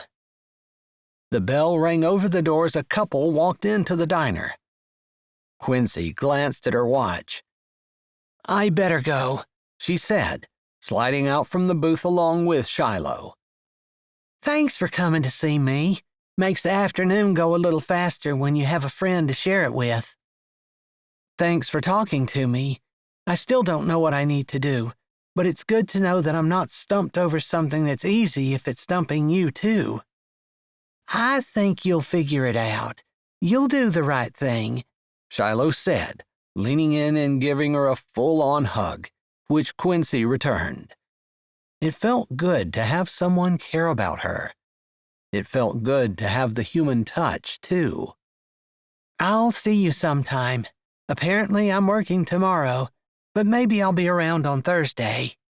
Stop in any time. We're open early so you can stop in and get a coffee before work. All right, I'll keep it in mind. They waved as Quincy nodded at the couple who had settled at the table by the door and then made her way out. As she walked down the sidewalk towards Sonny and Beulah's house, her phone dinged again. Maybe it was another job, or maybe it was her husband and his hitman. She chuckled a little as she pulled her phone out. Derek wasn't that bad. She probably couldn't joke about it if she was truly afraid that he might do that. Although he was used to getting his way, maybe she should just go ahead and give it to him. It wasn't that she didn't want him anymore. She did. She wanted to be married. She wanted her family. But she didn't want to fight with him. And while she would stand for her marriage, she kind of felt like standing for her marriage against the wishes of her husband wasn't quite what being a submissive wife was all about. But was she supposed to be submissive, or was she supposed to stay married? She couldn't really get either one to sit right. She pulled the text up. It was from her husband. I'm sick of playing games. We need to get these papers signed. Stop being so petty and bitter and give me a time when you can make it to sign them. Sometime in the next week. It was not a nice text, not even close. It raised the hackles on the back of Quincy's neck. She wanted to tell him he could shove the papers where the sun didn't shine, but it was kind of like telling him to go suck an egg. Juvenile, and not her best moment as a Christian. Lord, I want to hate this man. I want to hate him for what he's done to me, for the pain he's caused me, and the rejection that he has put me through, after promising to love me until death do us part. Okay, I could go on and on about that, but I'll try not to. She could just picture God rolling his eyes at her. Lord, help me to be kind, help me to show love, and help me to reflect Jesus in everything I say and do. Give me the words to know how to answer him. She had barely quit praying when her phone started to ring. It didn't take a rocket scientist to figure out who it was. Sure enough, Derek was calling. She had reached Beulah's house, and her feet slowed as she walked around to the back porch and sat down on one of the empty rocking chairs. Hello, she said, wondering why she was so nervous, out of breath with her heart thundering. It was just her husband, the same man she'd been married to for the last 23 years. Quincy, why are you ignoring me? You're being such a child, a petulant child. I'm surprised you even answered the phone. Ask her about the papers. Don't get off track. There was a muffled, unrecognizable voice in the background, which Quincy assumed was Candy. I need these papers signed. The sooner the better. When can you come back? How do you know I left? She didn't mean to be difficult, but he kept assuming that she was somewhere when he really had no idea. You're not at our house, so you're either with one of the kids or you rented a place somewhere. It's not that hard to figure out, Quincy. It's not like you're a complicated person. So he really didn't know where she was? She could hardly believe that. Maybe she didn't want to tell him. Maybe she didn't want him to know where she was. Maybe he didn't realize he was asking her to drive 10 hours. She tried to take a deep breath on that thought and have it soothe her anger and irritation at how her husband had been treating her. I'm not unwilling to sign the papers. I just don't necessarily want to drive the whole way to you. Could we meet somewhere? Seriously? You're gonna quibble over a few miles? She chewed on the inside of her lip. She would give him what he wanted. She wasn't going to fight. Sure, she would like to keep her marriage together, but it was obvious that he was determined to end it. Her only question now was how much was she going to fight for? What was hers? What do the papers say? She asked, stalling for time. There was some murmuring in the background, like Candy was telling him what to say, and then he might have said a few words in argument to her, but Quincy couldn't make any of it out. Like maybe Derek had put his hand over the phone. We need a separation agreement in place so that we can be divorced in 6 months. Without a separation agreement, we have to wait a year. She had a year. Would her husband come to his senses in that amount of time? She tried to think if it was worth it to try to fight him to wait, and finally decided again that she wasn't going to fight. All right. So you want me to sign the papers so that we have a separation agreement in place so that we can be divorced in 6 months? She stumbled over the word divorce. It wasn't something she ever wanted to be, not a word she ever wanted to say. That's right. So what is the agreement? I made it as fair as I could. I was the one who worked throughout our entire marriage, so I'm the one who should get the most, but you're taken care of as well. Whoa, wait. I worked at home, and yeah, I didn't bring in money, but you had meals, you had childcare, you had a house cleaner, you had someone to go to every single school function that your children had so you didn't have to. Someone to wash your clothes and iron your shirts, and I've heard enough. I came up with a deal that I think is fair. If you don't like it, come up with your own deal. Right, I will. And then I'll let you know when I'm ready to meet. She took a breath. Is that all you wanted? You can't let her go. She needs to come sign these papers. The baby is going to be born before we can even get married. Quincy coughed.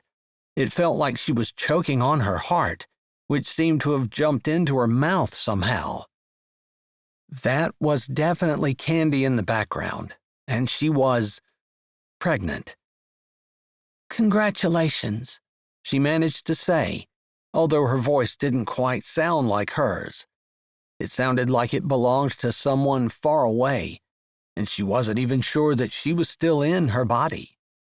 She felt like she was hovering somewhere above it. The whole "I don't care anymore" thing seemed to have evaporated, since she really did care. And it hurt. A lot. She had wanted to have more children, but Derek hadn't. So they didn't even try. And that was all there was to it. Are you sure this is what you want? Are you truly sure that you don't want me anymore and you want to be with her? She shouldn't have said anything. She felt pathetic, like she was begging him to come back to her. But God didn't condone pride. and she could hardly save her marriage if she wasn't telling him what she wanted. She's so pathetic. She heard that clearly, and it just added to her embarrassment. I wouldn't have done this if I wasn't sure. You don't know what being married to you was like. It was hell, and I'm finally out of it. Hell? I don't understand.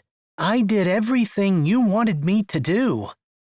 I'm not going to talk about this. There's nothing more to say.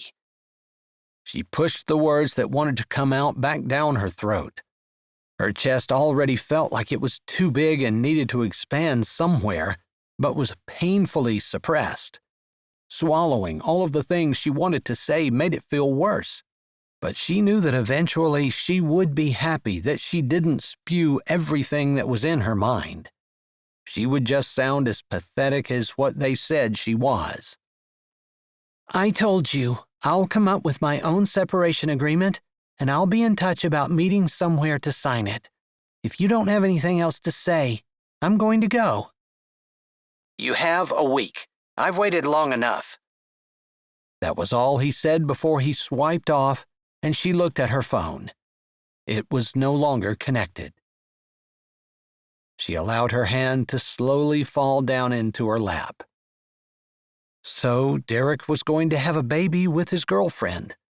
His girlfriend was eager to get married, apparently. She couldn't see them getting back together after this. He'd made his choice. Good evening. Did you have a nice, relaxing afternoon? Beulah said as she came out onto the porch, the smell of something savory and delicious following her out. I guess. She could hardly confide in Beulah. It was her son that they were talking about, and she didn't want Beulah to hate her son. She didn't necessarily even want Beulah to know what her son was doing, because she would surely not approve, although maybe it would just remind her that there were sides, and she needed to take one, and she should be on the side of her biological child. You don't sound very happy, Beulah said as she sat down on the swing with a visible sigh of relief. I thought you weren't working today, Quincy said, seeing that Beulah looked like she was exhausted. I wasn't going to, but then when the call came in for a job tomorrow, I figured you could do it and I could take off tomorrow and give Jackie the day off, spend a little time with Sonny. Oh, I'm sorry. You could have said something to me and I would have helped you, or at least come home and made supper. Don't worry about it. You've worked hard. I know it's a little bit harder to get into the swing of things. Once you've gotten yourself toughened up a little, it'll be easier for you to work a little more. I'm sure you're probably right. That was very considerate of you. Thank you. Nothing that she could have done would have erased the call that she'd had with her husband, and she supposed eventually she needed to have that call to find out that Candy was pregnant and that Derek had zero desire to be married to her, that apparently she was a terrible wife. A terrible wife, and she'd worked so hard to be a good one. Could she talk to Beulah about it? She wanted to ask if Beulah thought she was a good wife, but the question was pointless. Beulah didn't spend enough time with them for her to be able to say whether or not Quincy could have done anything better. All right, I just came out to take a load off for a couple of minutes, and because I saw you walking around the side of the house, it looked like you were on the phone. That seemed to be an open-ended statement, like Beulah was giving Quincy time to confide in her if she wanted to. Quincy looked at the older woman, thinking about how they didn't really seem to understand each other all of those years that she had been married to Derek. But Beulah seemed like a really nice lady, a hard worker for sure. And she'd taken Quincy in, even though she knew that it could cause problems with her relationship with her son. I was on the phone. I was talking to Derek. I wasn't trying to keep anything from you, but I know that you're in a delicate position because he's your son. I guess I feel what he's doing is wrong because I would like to stay married and he doesn't want that." She looked down, the words coming out a little slowly. She ran her finger along the edge of the rocking chair.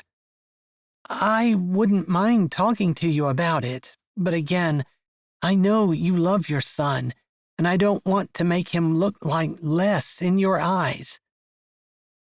Beulah was quiet for a few beats as she swung gently on the porch swing. She sighed. "That's very considerate of you, and you're right. I haven't been very happy with my son, not only because of what he's done, but he hasn't told me yet. I don't know what I'm going to say to him when I finally do talk to him. After all, does he think he can just leave his wife and pick up a new one and I'm not gonna notice? And then there is the fact that you're here. What am I going to do? But if you need someone to talk to, I'm here." "Thank you. I do appreciate that, but I don't want to drag you into it. You need to love him no matter what, and I don't want to be the reason that there's anything between the two of you." "I can respect that," Beulah said, standing up from the swing and coming over and putting her hand on Quincy's shoulder. "Supper is ready, whenever you are." "Thanks. I'll be in," she said. She wasn't the slightest bit hungry and didn't know if she could eat anything, but she hated to not sit down at the table and try because Beulah had made the effort to make something, and it seemed rude to not appreciate that. After all, she knew how that felt, since she'd cooked for a family for years, and more than once had had one of them complain that they didn't like what she made. She never took it personally, but it was a little disheartening to go through all the work of cooking for people only to have them say that they didn't want any. When had she been a bad wife? When had she done whatever it was that she'd done that was so terrible that Derek didn't want her anymore? She had been telling herself that it wasn't her, that it was his lack of character, but he had said on the phone tonight that there was something she didn't know. She didn't know what it was like to live with her. That implied that there was something wrong with her. So maybe it was her fault after all? That question didn't sit very well with her, but she needed to go inside, and she had to stop thinking about it. She couldn't solve any of those problems now, and she couldn't fix anything either, so she might as well try to point her face to the wind and follow God wherever he led her. Currently, it was as a cleaning lady working for her mother-in-law in Whispering Hope Harbor. Chapter 14. The next day dawned warm and clear. Quincy had been getting up early, but it was so nice out that she decided to take a quick walk along the beach. She left a note on the table, just in case Beulah got up and wondered where she went, and then after glancing at her watch and figuring out exactly how much time she had, she stepped off the porch and followed the path down to the sound side of the island. She'd never realized that the sunrise spread all over the sky. She typically thought the sun rose in the east and set in the west, and that's where the sky changed colors. But the whole area over the sound turned delicate shades of pink, and then blue, and then orange, and then deepened and darkened and danced across the still, glassy water, reflecting back and magnifying the beauty. She was so busy watching the sunrise that it shocked her to realize that a house had come into view on her right. It was a cute cottage, well cared for, with tulips blooming in planter boxes on the porch railing. A slender woman, beautiful and classy even from that distance, stood holding a steaming mug, staring at the ever-changing sky. She didn't think the woman had noticed her, because she had taken only a few more steps before the woman glanced her way, seemed surprised, and abruptly turned and walked into the house. That was odd. Most people in Whispering Hope Harbor were friendly and went out of their way to greet a person. She made a mental note to ask Shiloh about her. If there was news in the community, Shiloh typically knew it. She had to admit, she was curious about the woman. Who was she? Why was she living in such a private, sheltered place? Was she married? She just seemed intriguing, and her bearing and posture seemed to scream wealth and money, or class or something. By the time she got back, she had put the woman out of her mind, and she felt renewed down to her soul. Sonny was confused and didn't know either her or Beulah at breakfast. Beulah seemed stressed and worried. I can come help you with the project today, Beulah said as they cleared off the table. No, you said yesterday that you were going to take today off, and I think you need it. That walk on the beach did you good, Beulah said, holding the scrambled eggs that Sonny had barely touched, as she looked at her daughter-in-law. Quincy knew it did. She hadn't figured anything out, hadn't even tried, but somehow just enjoying the beauty that God had put on display, and it seemed like just for her, had given her a calm peace that she hadn't felt in a long time. She felt ready to tackle the world, or a terrible, difficult cleaning project. You call me if you need me. I've got a feeling this project might be more than we bargained for. And remember, you have all the authority you need to negotiate terms. Thank you. I looked at some of the pricing that you had done yesterday on the computer, and I think I have a pretty good idea of what we offer and what I should say. All right, I trust you. This is going to be your project, and I'll stay out of it unless you need me. Thank you. I appreciate your trust. I'll take care of these things. You go on. Quincy nodded, smiling at Sonny, who scowled at her as she walked by, running up the stairs to put her cleaning smock on and grab some equipment to throw into her car. It wasn't that far, but it was too much to carry in one trip, so she needed to drive. Too bad, because it would have been a nice walk. She followed the GPS, and it took her outside of town, not very far, and turned toward the ocean side of the island.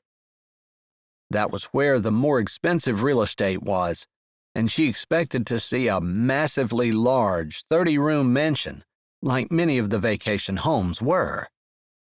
So when she topped the rise and the house came into view, she did a double check on the address. It was definitely where she was supposed to be, but it wasn't a multi-million-dollar mansion. It was a rundown, what looked like very barely habitable, shack. Once 30 years ago, it might have been a handsome cottage, although it was never a mansion. Still, it had amazing ocean views, and it was the only house within sight on the beach, so it had fantastic privacy as well. Despite all that, she wasn't sure if she'd seen a more run-down house in the entire time she'd been at the Outer Banks. Several of the wooden shingles were blown off of the roof, the shutters hung haphazardly, the wood was weather-beaten, and several boards were missing. The porch hung at an odd angle, and Quincy wasn't sure what door to use, since she wasn't completely sure the porch would hold her weight.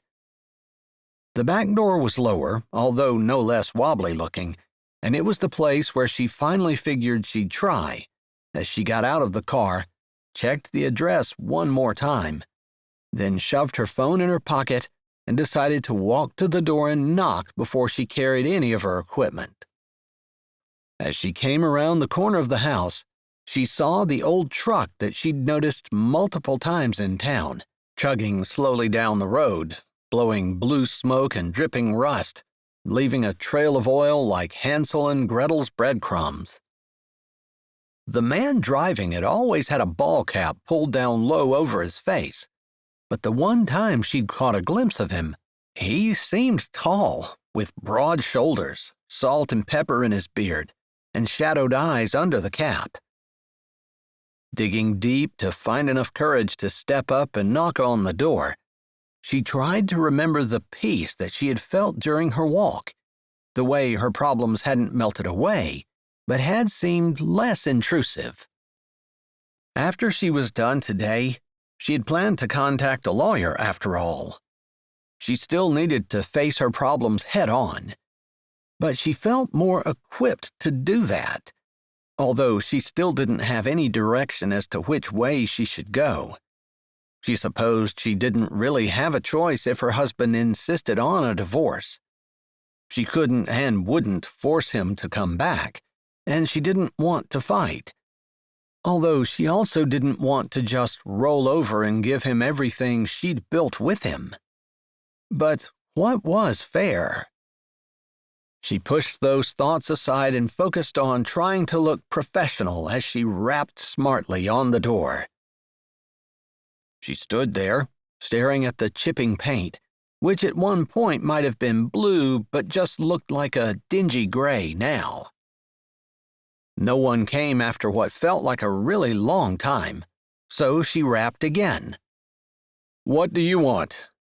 She spun to her right, seeing a man coming around from the front of the house, the side that faced the ocean.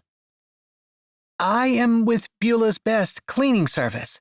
We scheduled a consultation and cleaning for today. Beulah had told her that she had told the man she spoke with on the phone that they would have to examine the house and give a quote before they could clean. He had insisted that he wanted it cleaned immediately, so Quincy had been instructed to walk through the house, give a quote for cleaning, and then, if the man was satisfied with her quote, he was going to hire them on a weekly basis. Perhaps bi-weekly. Comprehension dawned on the man's face, which had dust from perhaps sanding drywall on it. There was also white dust in hair that normally would be dark, she thought. But his eyes were blue, deep and bright and bold. The hints of intelligence in those eyes, and perhaps even a sense of humor, contrasted with the run-down look of the place, and the man's dust-covered overalls, with a hole in one knee, and the threadbare T-shirt he wore that stretched over broad shoulders. The man looked like he worked for a living. "I'm sorry. I'd forgotten that you were coming." If the homeowner doesn't want me, I don't have to stay. "No, you're scheduled to come. I just got involved in the work that I was doing and forgot that I was supposed to meet you and show you what needs to be done." It wasn't clear to her whether he was the homeowner or not. She guessed maybe he was a contractor, as she was, but perhaps someone who knew the homeowner well. It didn't matter to her. She had a job to do, and as long as they paid her for it, she could deal with anyone. "There's going to be a lot of renovating going on here over the summer, and we're looking for someone to clean up on a regular basis, so we don't get drowned in our own mess and trash." I guess you've called the right company then, she said, stepping over what looked like broken blinds on her way to the back door.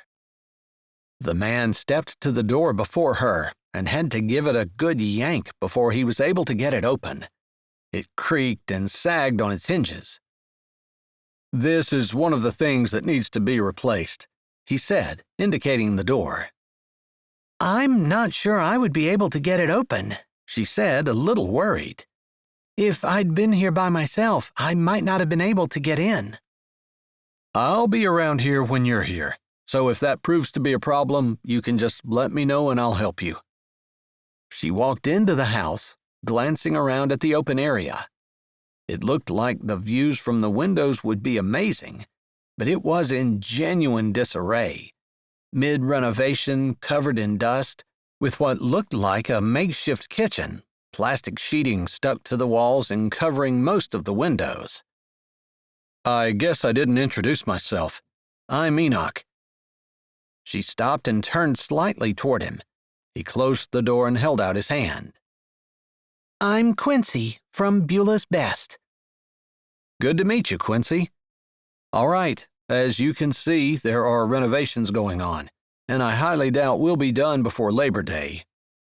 He took a deep breath and looked around the room as though he were lost in all of the clutter. We'd like to have someone here 2 days a week to tidy up the kitchen, do any dishes, sweep, and if possible, you can scrub the floor as well. There's also a laundry room back here. You do not have to carry laundry through the house. It's like an obstacle course, but all the dirty laundry will be here in baskets, and I'd like to have it washed, dried, and folded before you go. She nodded, having taken her phone out, taken a few pictures, and made notes. She continued to follow him as he showed her the plants he wanted watered and explained what he'd want done on a weekly basis. And then, as the house became more finished, he would add to that. It sounded good to her, and she told him so as they met back at the front door after a quick 10-minute tour. This sounds very doable.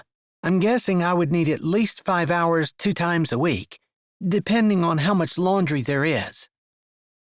I don't think there would be more than 2 loads a week, possibly 3.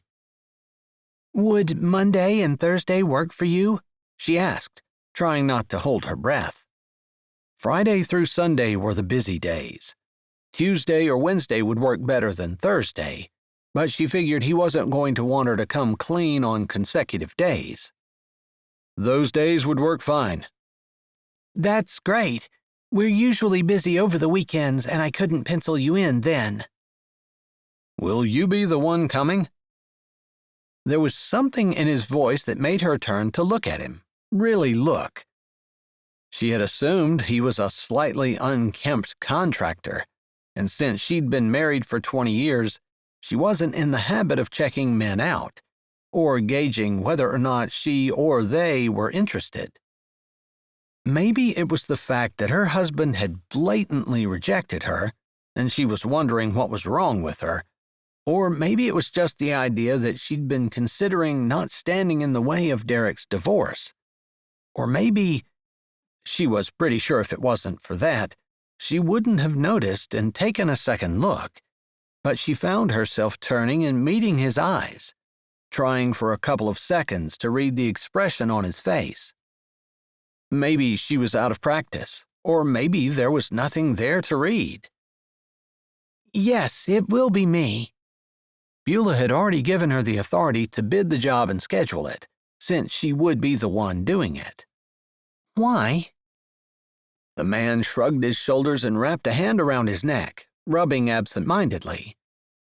I want someone trustworthy. I may have expensive equipment lying around and that type of thing. I don't want to constantly be wondering whether or not someone's going to walk off with stuff. Not to mention, they could see it all lying here and come back and take it later. No, that will not happen. It will just be me, and I've managed to make it this far in life without ever stealing anything. I have zero plans on beginning a life of crime at my age. I think it's rather late for do-overs. Boy, was it ever. But there were some things she just didn't have a choice about, like getting divorced. Starting a life of crime would be more change than she could handle. I don't know about that. He looked around the house. This house is probably older than you are, and it's getting a do-over. Houses and people are like apples and oranges. She paused for a moment, and then she said, No, it's like apples and monkeys. His eyes crinkled, and one side of his mouth quirked up. You know what I'm saying. It's never too late. I'm starting a new career. She blinked. You're getting out of the construction business? His eyes held her steadily for a moment.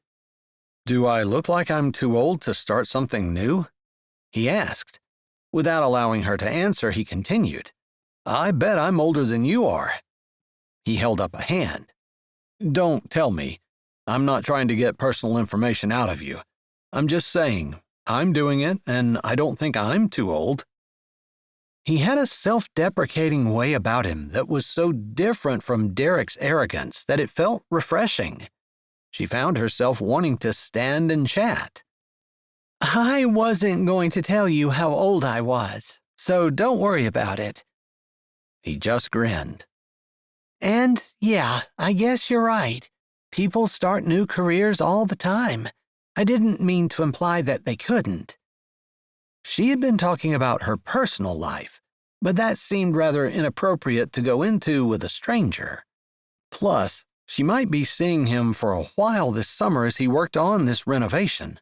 But he would be done, and then he would be moving on and leaving her here with Beulah and the cleaning business and the shambles that her life was in. It felt like this house. Trashed. "Are you a local?" he asked, and by that question, he gave away the information that he was not. My husband's parents live here. He grew up here, and I'm living with them, helping in Beulah's cleaning business. She didn't mean to give away all that information. She should have just said no.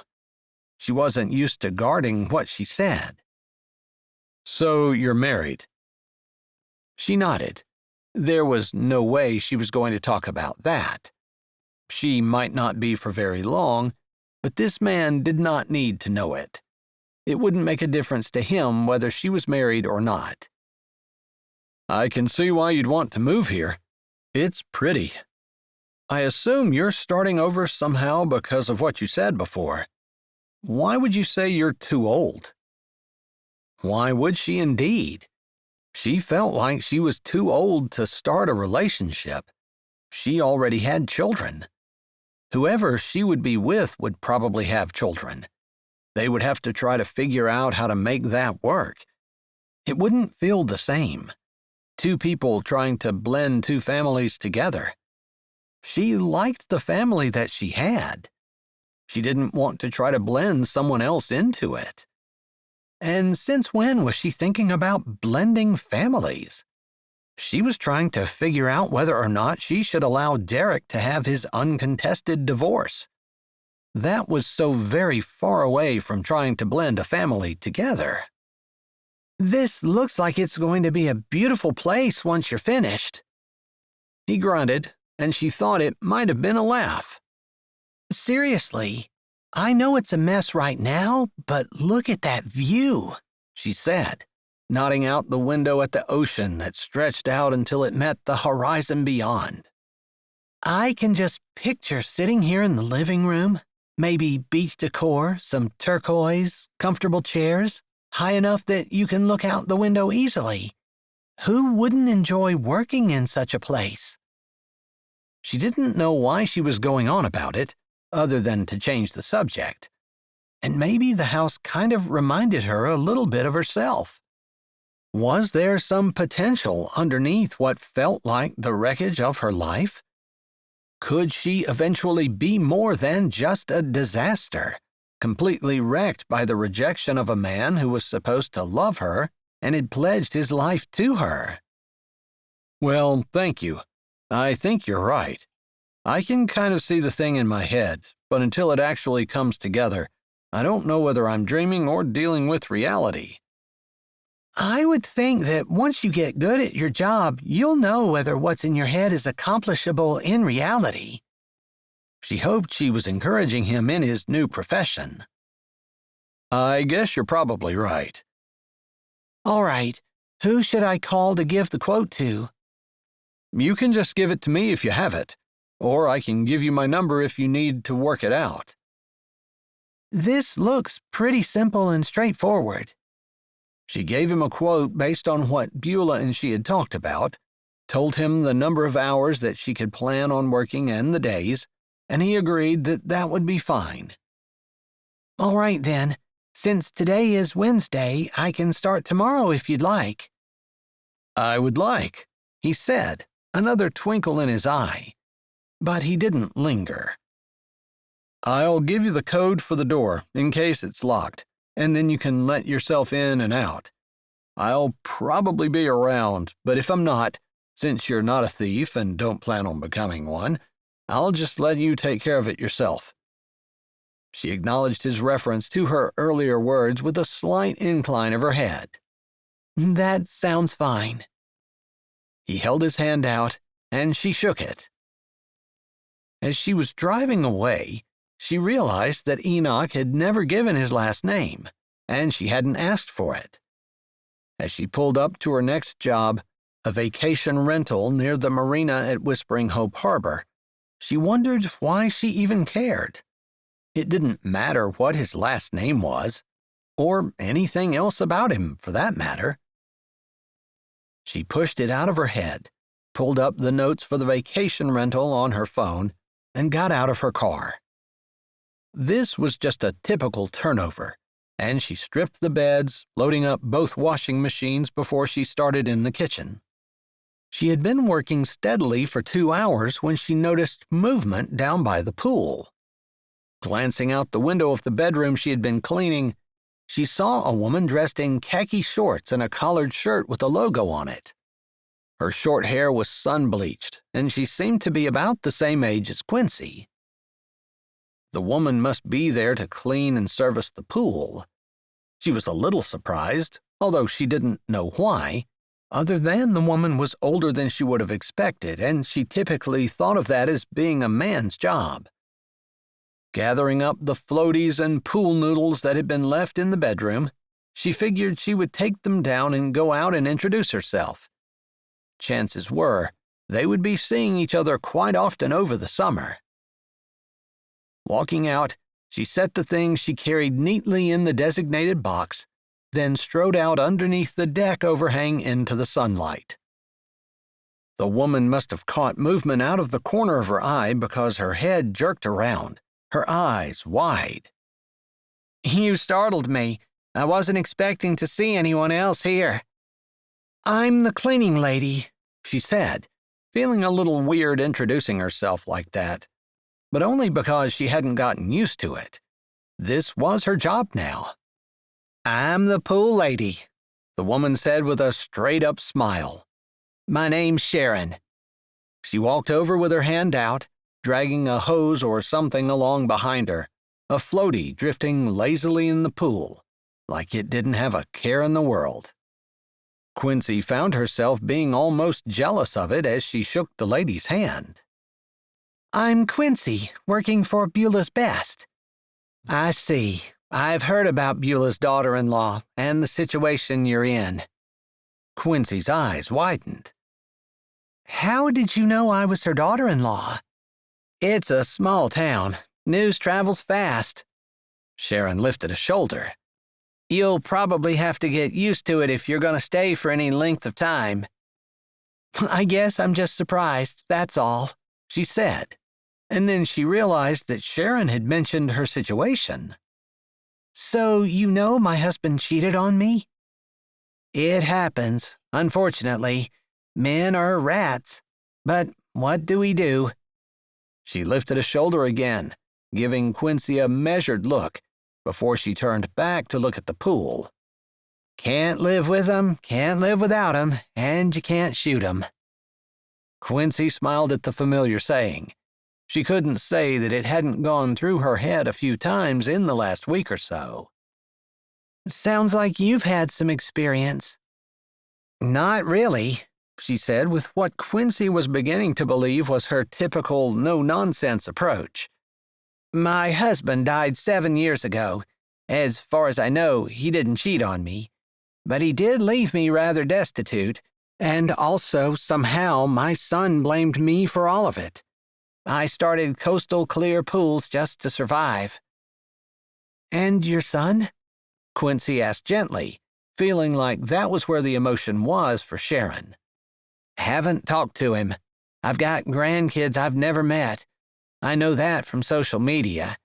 I guess he blocked me, but I have friends, she said, with a smile that didn't really contain any humor. That's sad, Quincy said, thinking about it, and she couldn't help but wonder if she would be more upset if one of her children wasn't talking to her than she was in having her husband leave her. She honestly thought she probably would be. Although it wasn't the fact that Derek wasn't talking to her, or didn't want her anymore, necessarily. It was just the idea that she was so blindsided by it all. She'd trusted him, and all the other things. Have you tried to reconcile? Quincy asked, and then held a hand out. I'm not pushing, just asking. That sounds terrible. I can't imagine what I would do if one of my children decided that they were mad at me for some weird thing and stopped talking to me. Yeah, it's exceptionally painful. And yes, I've tried reaching out, but he told me he didn't want to have anything to do with me. I honestly think it's less what I did, because I didn't do anything, and more that seeing me reminds him that he doesn't have a dad anymore, and it hurts. So it's just easier to block me out. Sharon lifted a shoulder and twisted the hose in her hand. That's awful. You'd think that a death would make people closer and bring them together. I think it can do either, depending on how we look at it and how we handle it. She raised her brows and sighed. I just know I've done everything I can, and the ball is in his court. I periodically reach out and have been rebuffed every time. It's hard, but life goes on. It does. For me and you, Sharon said, a nod to Quincy's hurt and pain. Although it was nice to find someone who treated her normally when she felt like she was a walking tragedy. Thanks. It's nice to have solidarity and sisterhood. Us working women need to stick together. This town is full of people who will tell you how to live. You might as well have a few people in your court who won't. I don't mind advice. I don't always take it. Sometimes it just doesn't make sense for my situation. But I don't mind people trying to show me what worked for them and let me borrow a little of their wisdom, since sometimes it seems like I have precious little of my own. I hear you. Me too, Sharon said with a short laugh. Her khaki shorts and navy blue polo with the Coastal Clear Pools logo on the pocket suited her no-nonsense personality. Her gray streaked hair, cut short in a practical cut, framed her face and perhaps made her seem younger than what she was. I don't have any grandchildren yet. Quincy hadn't even thought about grandchildren. Neither one of my children are married. My son got married before my husband died, and those are the pictures that are on my mantel and bedstand. That's how I remember my family. I'm so sorry about the loss of your husband. Yeah, you have a big change like that and it shifts everything. I know he didn't mean to die, but it inspired my men are rats comment.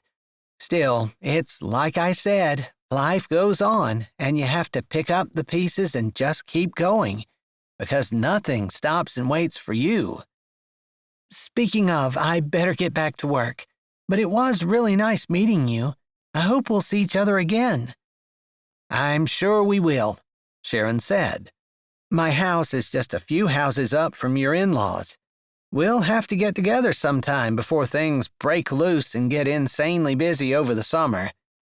Yeah, and then plan on taking some time this fall to enjoy the slower pace as well.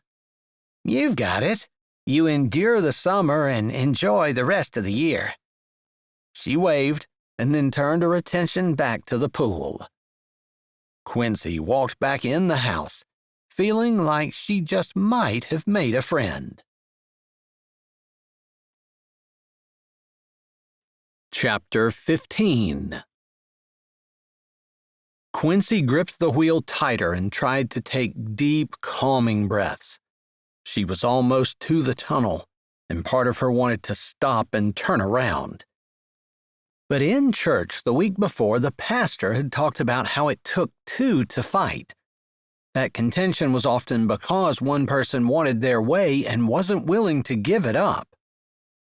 Even though Quincy felt like she had the high road, she wanted to stay married, she wanted to work things out, it was still her causing the contention. Sure, her husband had left, and that was wrong. But if he wasn't willing to change, It had to be her. She knew that a lot of people would disagree with her, would say that he was just as wrong as she was, but she couldn't control him. She couldn't change what he was deciding to do. The only thing she could do was to change herself, and she was not going to be prideful and demand her own way. As much as she would love to have a reconciliation, to put their family back together, to be parents to their children, she just wasn't going to stand in his way if he wanted to leave. She wasn't going to fight about it. Maybe she was making the wrong decision, but it had felt suddenly clear and calm last week in church, and plain as day that she needed to do what her husband asked of her. Until they were divorced, technically, he was still her husband, and she was commanded in the Bible to obey. That wasn't a popular thing either, but she wasn't interested in what was popular. She was interested in what was right. She was interested in what God wanted, not what the world told her to do. The road shifted and turned, and she said a silent prayer as her car followed the road down into the tunnel. She was going to be fine. Everything was going to be fine. Lifting her sunglasses up so she could see better, she tried to focus on holding her hands steady and keeping her car between the lines. This tunnel didn't last forever. In fact, it wasn't that long at all, and she was going to be just fine. Her heart pounded and her lungs wanted to pant, but she wouldn't allow them to. She focused on keeping her breath even and steady, slow and deep. After what felt like forever, the road shifted again, and she gradually rose up into the sunlight. The hardest part of the trip was behind her, other than signing the papers. She hated asking off after she'd just started, but she felt like she needed to get this done before the busy season started, and it would be a true inconvenience for her to take off. Derek had insisted that she come the entire way, and while she didn't feel like he deserved to have her comply, that was pride on her part. Thankfully, Pastor Biddle had talked about pride a good bit, enough to convince her that not only was she being prideful and contentious by refusing to capitulate to what her husband wanted, but she was also being prideful and stubborn by not agreeing to drive the whole way there. Of course, it made more sense for them to compromise and meet in the middle, and of course it seemed like that was just common sense. But for her to stand and insist that her way was right was still prideful, no matter how right it actually was. It wasn't a biblical point. On those, Pastor Biddle said, a Christian was to be uncompromising. The problem was, Christians often refused to compromise on things that might be right, but not necessarily biblical.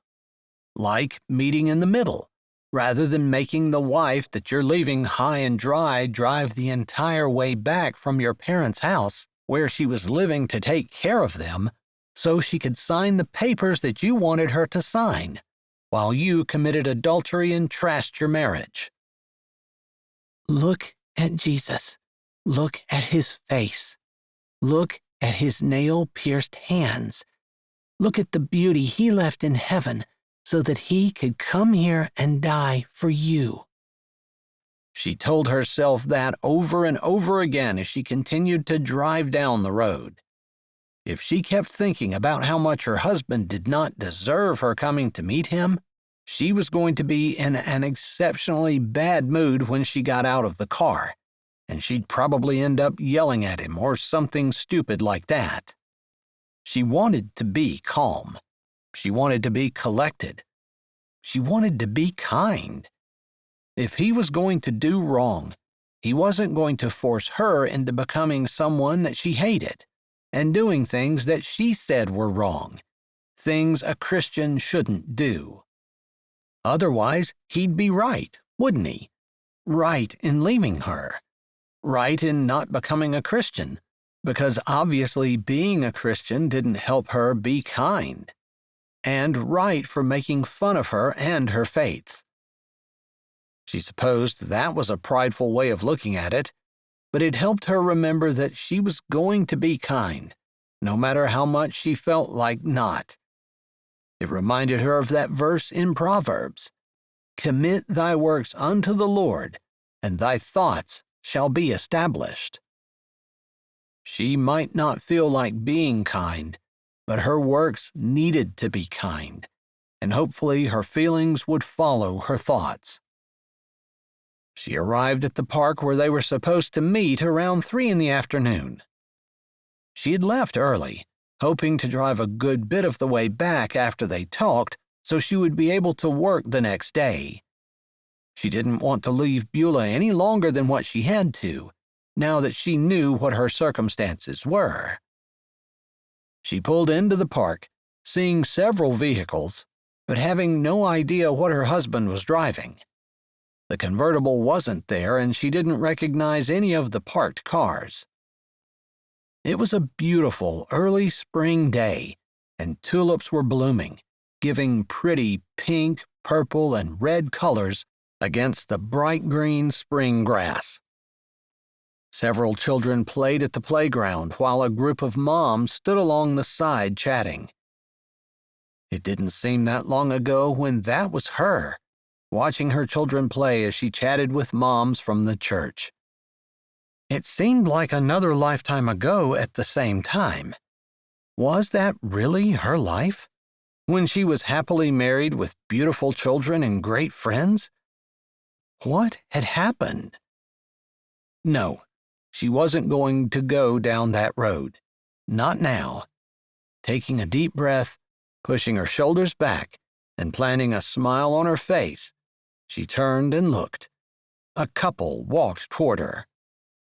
The man carried a folder, and they held hands. Really? He seriously was bringing his girlfriend to sign the papers when they weren't even divorced yet? She wanted to turn around and get in her car, slamming the door as hard as she could, and drive as fast as she could away from here. That man did not deserve to have her capitulate so easily.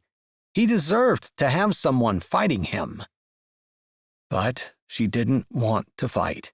She didn't want to be contentious. If this was what he wanted, she would give him this, even though it was wrong, and she felt like he was making a major mistake. Maybe not by ditching her, although she couldn't see how Candy would be a better wife to him than she had been, but by ditching his marriage. God was the ultimate judge, and he abhorred divorce. Derek would have to explain himself to God, and she could just stand back and allow him to do that. To let God take over, take control, and deal with the situation. God could do it if he wanted to. She just had to let him.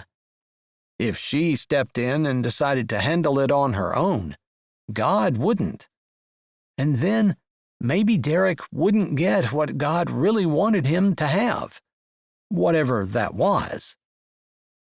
She tried not to hope that it was something really terrible, but she wasn't entirely successful. "Quincy, it took you long enough. I thought I was going to have the sheriff serve you." Quincy didn't even know if that was a thing. "Hello, Derek." Her eyes went to Candy, and she tried hard to keep a pleasant expression on her face. "Candy?" "Quincy, it's so nice to see you again. Derek was telling me that he thought you might be at his parents' house. That's along the beach, isn't it? I hope we get to visit soon. We're definitely coming to visit sometime this summer. I need a beach vacation. The real estate market is just booming." She rolled her eyes and talked like Quincy was a confidant and friend, rather than the wife of the man she was holding hands with. "Here, I just need your signature in a couple of places. This is a separation agreement, and then in 6 months our divorce can be final, and it'll be as easy as that." easy. He thought divorce was easy? She wanted to lecture him, tell him that it was not easy to separate two people who were supposed to be one, to pull apart a family that was supposed to be together. Did you tell the children? She asked, looking up into the eyes of the man that she had lived with for the last 20 years. I figured you could do that. You're really good at breaking things like this to them. You know, saying it gently, explaining how we've grown apart and making it sound all very nice and sweet and wonderful. Her brows had gone up until she felt like they were probably popping off the top of her head. You want me to tell them? She asked, barely able to get the words out. It seemed so insane. Yeah, make it sound good. He waved his hand in the air. Could you hurry up, please? We have reservations. Reservations? She couldn't help but ask. She couldn't think of a time when she and her husband had ever eaten at a place that took reservations. I just completed a big sale and we're celebrating, Candy interjected. Quincy looked down at the papers. Should she just sign without reading them? No, she definitely needed to read them. She wanted to get along, but she didn't want to be stupid either. After about 3 sentences, she was glad that she hadn't signed without reading. He wanted everything. He wanted her to just sign it all away.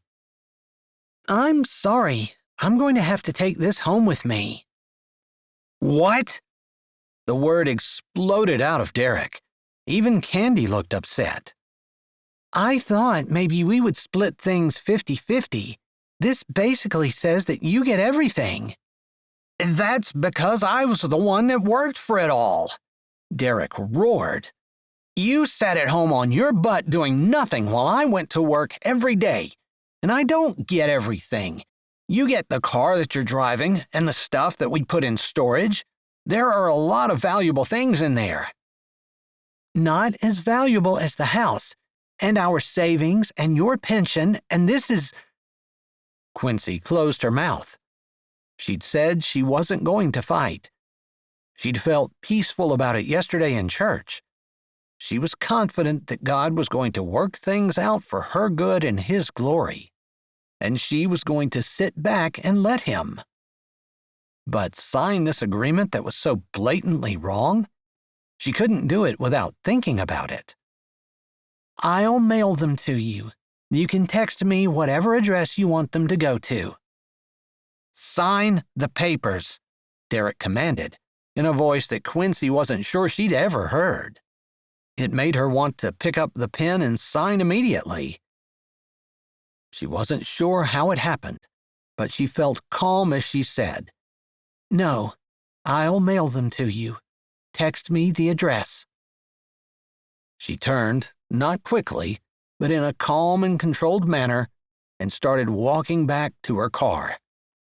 If you don't sign them, I'm going to sue you for everything you've got.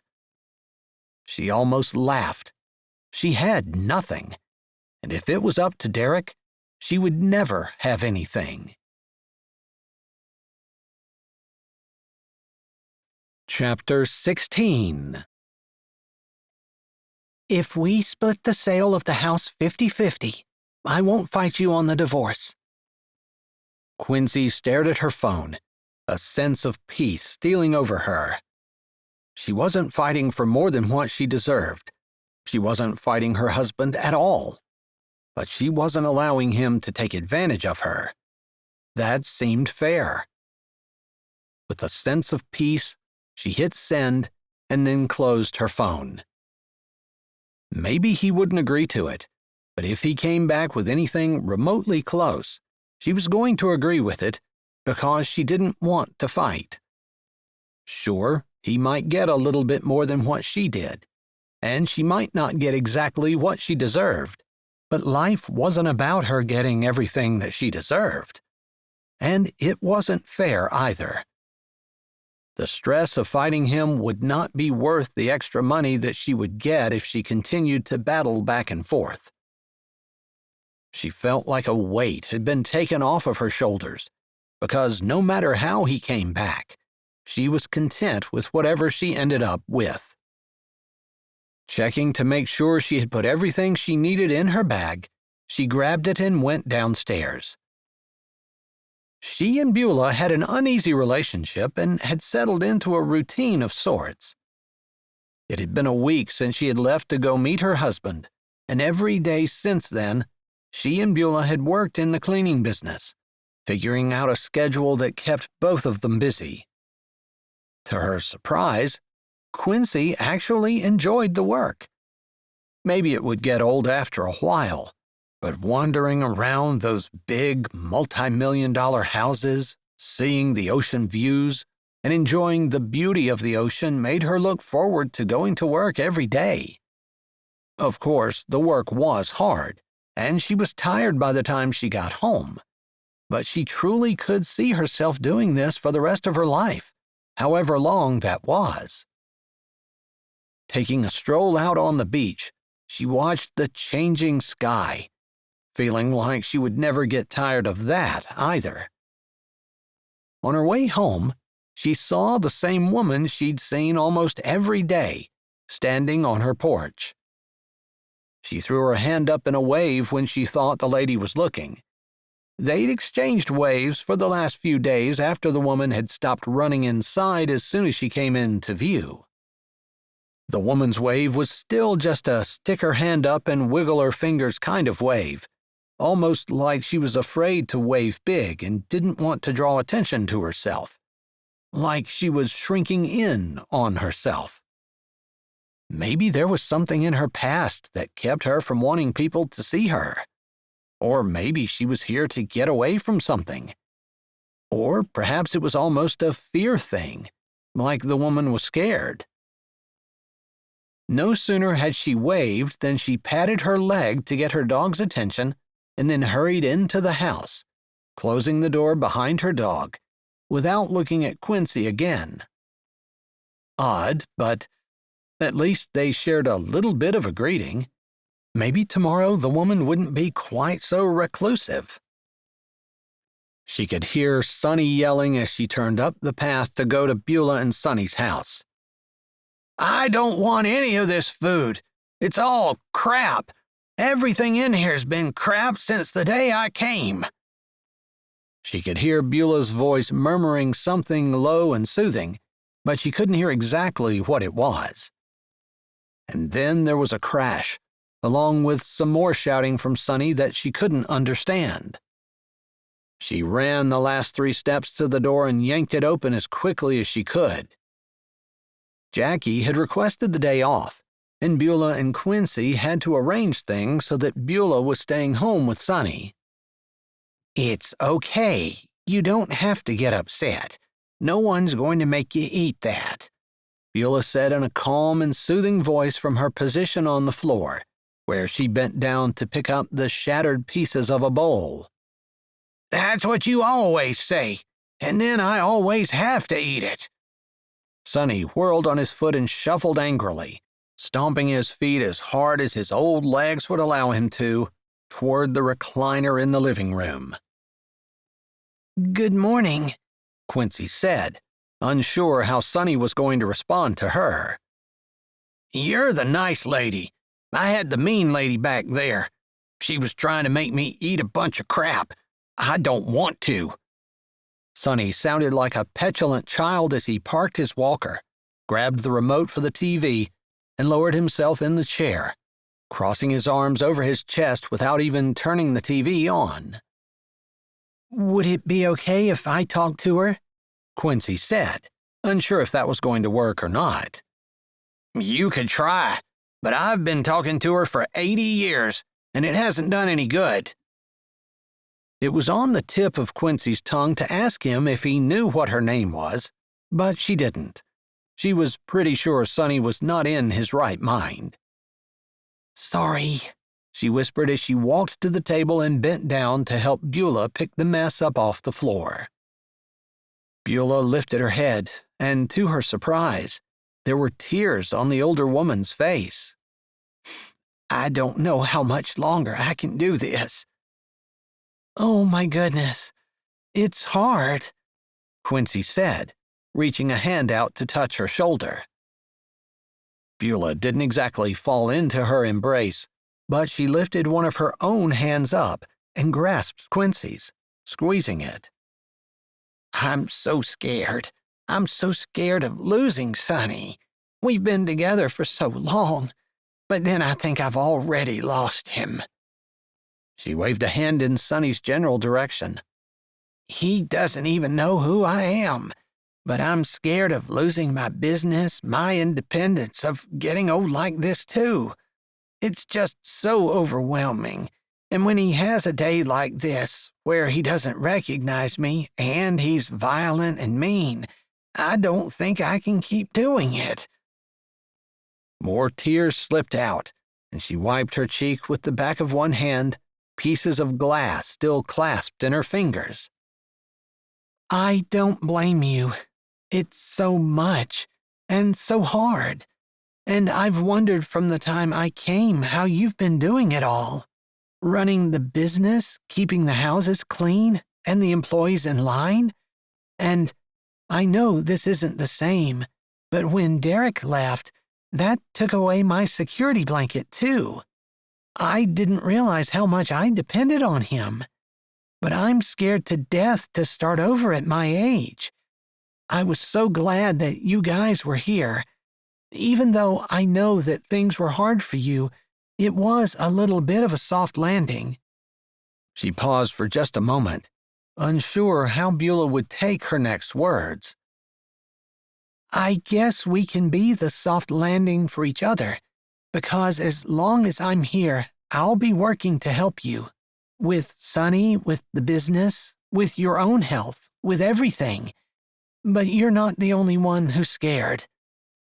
Beulah stared at her, and their eyes met across the mess on the floor between them, across the glass and the wisp of hostility that still floated there too, as Beulah's eyes softened.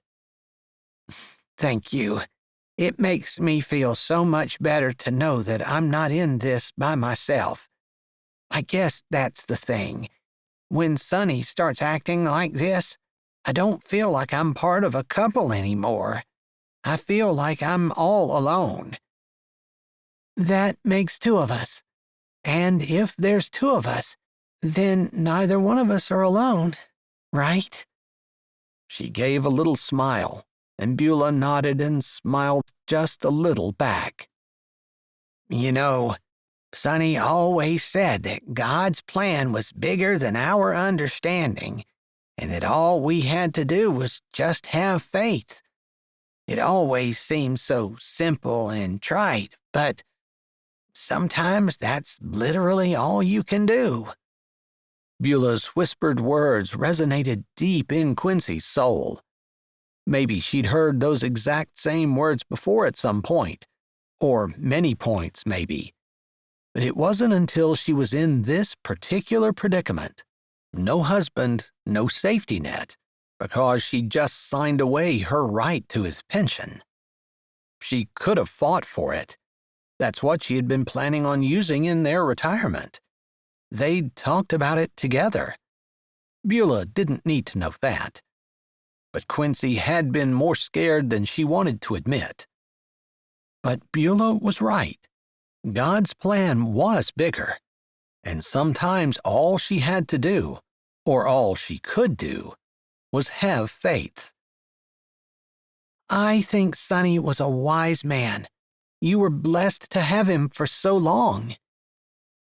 Those were the exact right words to say, it seemed like, since Beulah smiled, almost in a dreamy way, and it seemed like all the tension had drained out of her.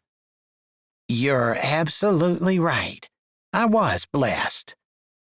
Then her brows drew down a little, and she nodded her head. I still am. I have you. She felt like there was a tenuous bond between them. Not that they were fast friends, not that they were all of a sudden best buds, but something shifted, and Quincy felt like Beulah might eventually be a friend. Before either one of them could say anything else, Beulah's phone rang. She let go of where she was still holding on to Quincy's hand and pulled her phone out of her pocket. Her brows drew down as she looked at the number, but she didn't say anything as she slid the button open with her thumb, still holding glass in her other hand, and put the phone to her ear. "Hello?" She was close enough that Quincy could hear, and Quincy didn't know whether to stand up and move away or stay where she was. Beulah didn't indicate what she should do, and she didn't want to do anything to destroy the tremulous band of trust that seemed to have developed between them. "Mary, it's so good to hear from you." Mary. That was Beulah and Sonny's daughter, Derek's sister. She had never liked Quincy. "Mom, I'm coming to visit. I'll be there in an hour." Beulah's face said this was not good news. Chapter 17. Beulah slid the phone off and allowed her hand to drop slowly to her side. Mary was coming. Her relationship with Mary was fraught with tension and arguments. Nothing Beulah ever did was good enough. She criticized everything and normally left in a huff. This was not a good time. "Mary is coming," she said, looking at Quincy. Quincy had surprised her. She'd always kind of liked her, although she'd felt a little unsettled when Derek and Quincy first started dating, like her place in Derek's life was being usurped by this new interloper. And that seemed to set the tone for their relationship, unfortunately. They'd never been close, and Beulah admitted that it was as much her fault as anyone's, since she had been consumed with her business. But that was because she had been scared to death that if it wasn't a success, she wouldn't have anything to fall back on. Once Sonny sold his boat and went all in with her business, the pressure was on. She wished she could go back and do things over, because she could see, definitely and for sure, things that she could have done better. Still, she couldn't spend time thinking about that now. She needed to get things ready for Mary, and the first thing she needed to do was to clean up this mess. "I can take care of this if you have things that you need to do to prepare for her coming." Quincy indicated the mess on the floor and the broken dishes. At some point, Sonny had turned the TV on, and who knew what kind of shape his brain was in, whether he'd recognize them now or not. "Would you mind?" she asked, feeling relief like a weight off of her chest. "I need to get the room I'm keeping all of the spare things in ready, and Mary is rather exacting." "Does she usually stay in the room I'm in?" Quincy asked with perception. Beulah nodded. "But don't worry about it. I'm not going to kick you out." She could hardly do that. She felt like she and Quincy might finally be starting to see things eye to eye, and she didn't want to do anything to jeopardize their relationship, even if it would make things easier when Mary came. "It's fine. I can move out. I can grab my things and it would take me less than 10 minutes. I need to get my clothes out of the drawer and take them over to the other room." "I couldn't ask you to do that." "You didn't ask me. I offered. And I don't want Mary and me to just start off on the wrong foot because of me being in the room that she's usually staying in. I think it would be better all around." "You're a real blessing. You know that," Beulah said with sincerity. "I guess I've done some growing up in the last month." "Hardships have a way of doing that to you, don't they?" "Growing us or breaking us," Quincy said with a shoulder shrug. Then she turned to start cleaning things up. They didn't have a whole lot of time. "I'll grab some extra things. I have an air mattress that will fit in that room." "That's perfect. I don't need anything fancy." "If Mary is going to stay for any length of time, We'll get a bed put in there and figure things out. I've put off renting a storage container because it's so handy to have everything in the house, but maybe it's about time we do that. There's probably room to put a shed on the property too, Quincy said with a raised brow and questions in her eyes. Actually, we could do that. Maybe I'll look into that. I guess I've been overwhelmed lately. Quincy's hand came out and rested on her arm in a comforting way. For the second time that day, Beulah was tempted to throw her arms around her daughter-in-law and pull her close. But they'd never really had that kind of relationship, and she wasn't sure how that would be received, so she resisted the urge. You've been dealing with a lot, and you've done really, really well. Don't beat yourself up about it. Once upon a time, that's the kind of thing that Sonny would have done. Looked up sheds, figured out what the best one to get would be, and then figured out the best price for it. That's the kind of thing Derek would do too, but Derek's not here and Sonny probably can't, and you and I can. We just never have before, so we'll do it now and maybe make mistakes and get better at these kind of things. Quincy nodded with a deliberate nod, and Beulah imitated the gesture. You're right. We're catching on, and we're gonna get good. They grinned at each other, and then Beulah hurried upstairs. While she was still in the spare room, she heard Quincy quickly gathering her things in the other room. Before Beulah had gotten finished, Quincy was already over with the few things that she had. One more load will do it. There's not much. I really appreciate you doing this. It's going to avoid a confrontation and hopefully get us started out on the right foot. Absolutely. I'm not here to cause trouble. I appreciate the place to land, like we were saying earlier, and I don't want to be someone who causes problems rather than helps. You've definitely been helping, Beulah said. She had clean sheets to put on the bed Quincy had been using, and she almost had it made when she heard a car outside. A glance out the window showed a car she was unfamiliar with stopping next to the house.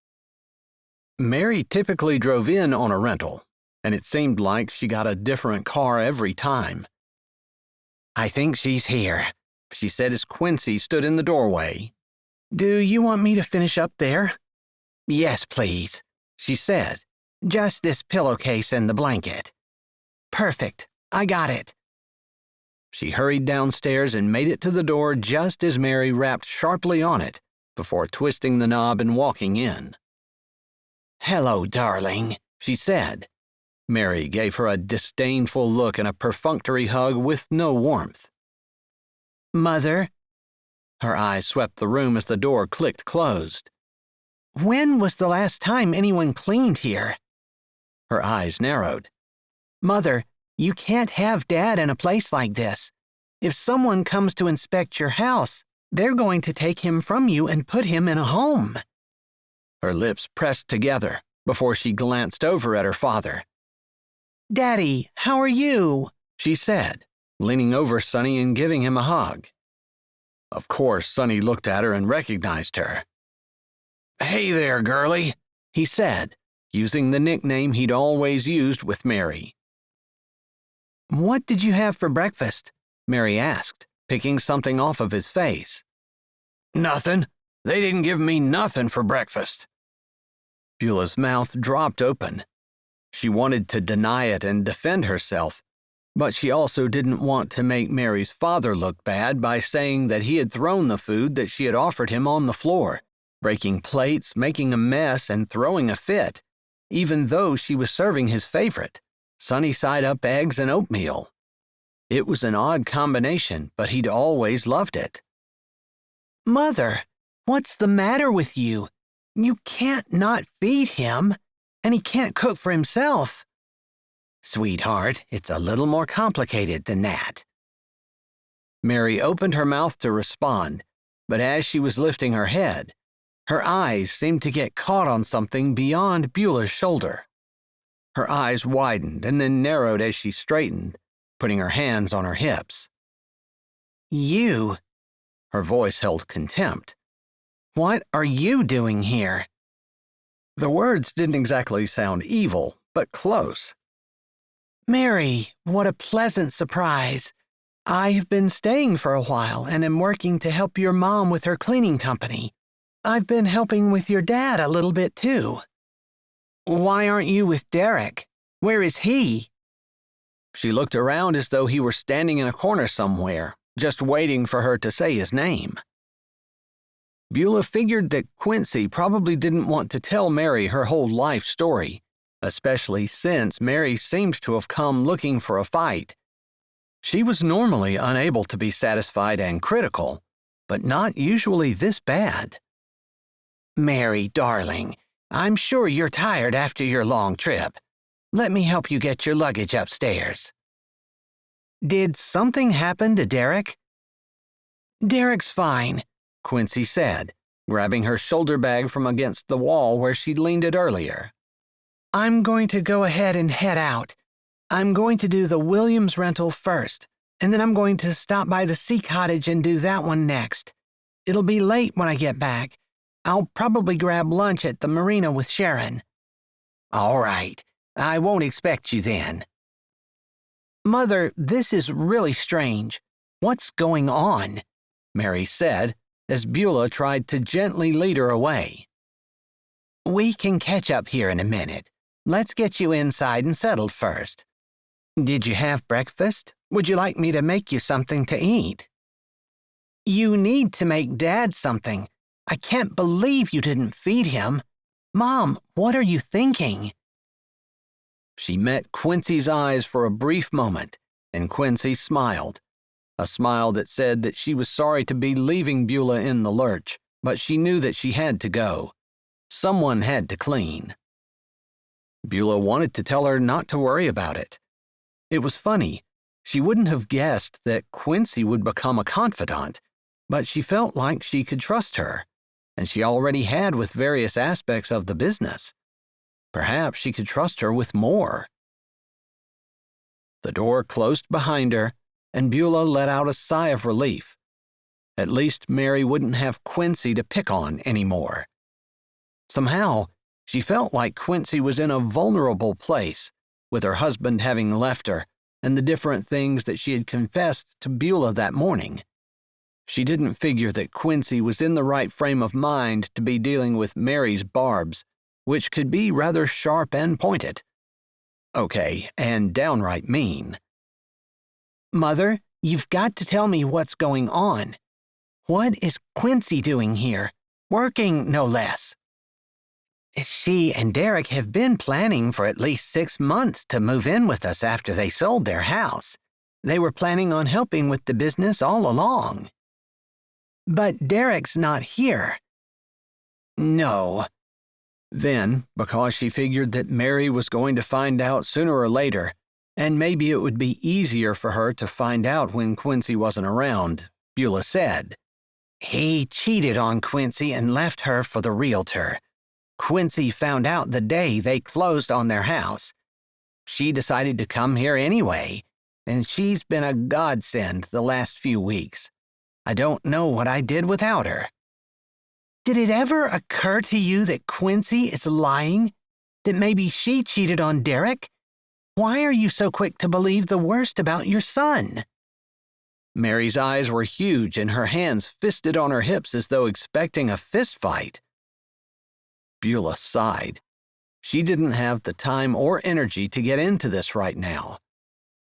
Quincy showed up when I was expecting them and Derek didn't.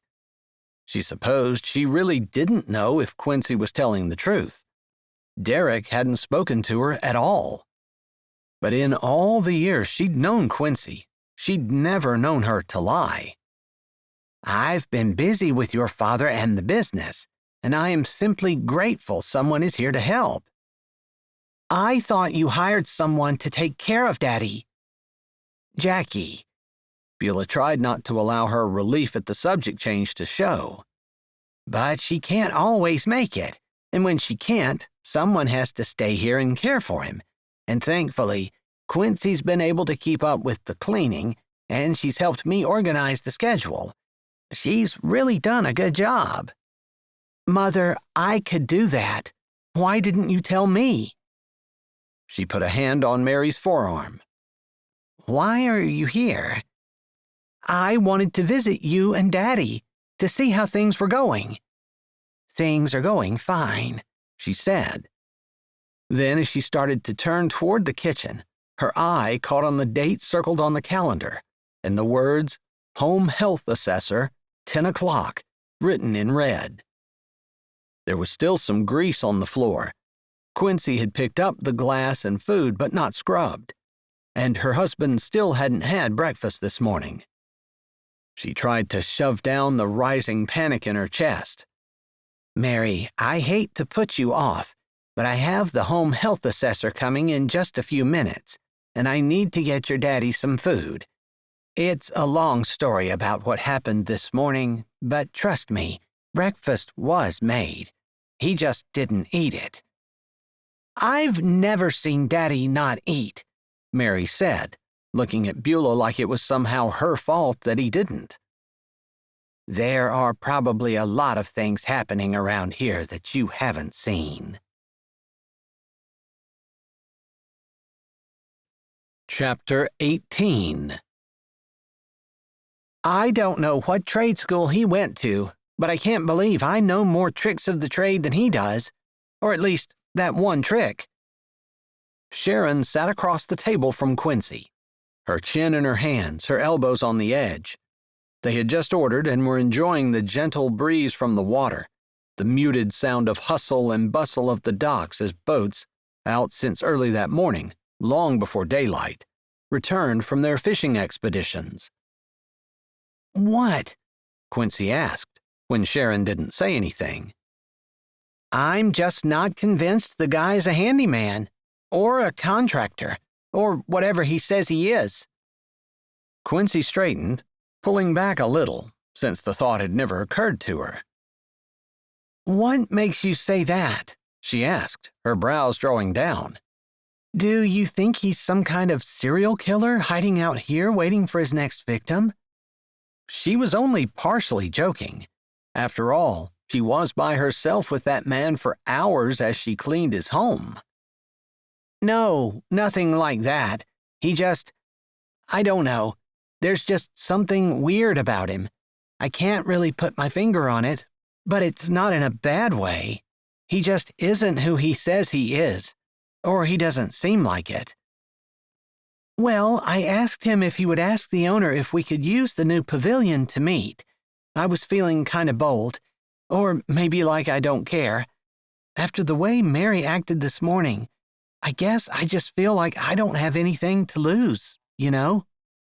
The worst he can do is say no. It's a pretty bold ask, but why not? It would be perfect for us. It would be beyond perfect. It would be the thing dreams are made of. It's so pretty up there. It's beautiful everywhere, Sharon said, looking out over the marina, which, typical for marinas, had been weathered by the salt and spray and years of exposure to the elements. It looked run down, but serviceable. Absolutely. That reminds me, every morning when I walk, I see a woman in a house that you can't see from the road, on the bay side.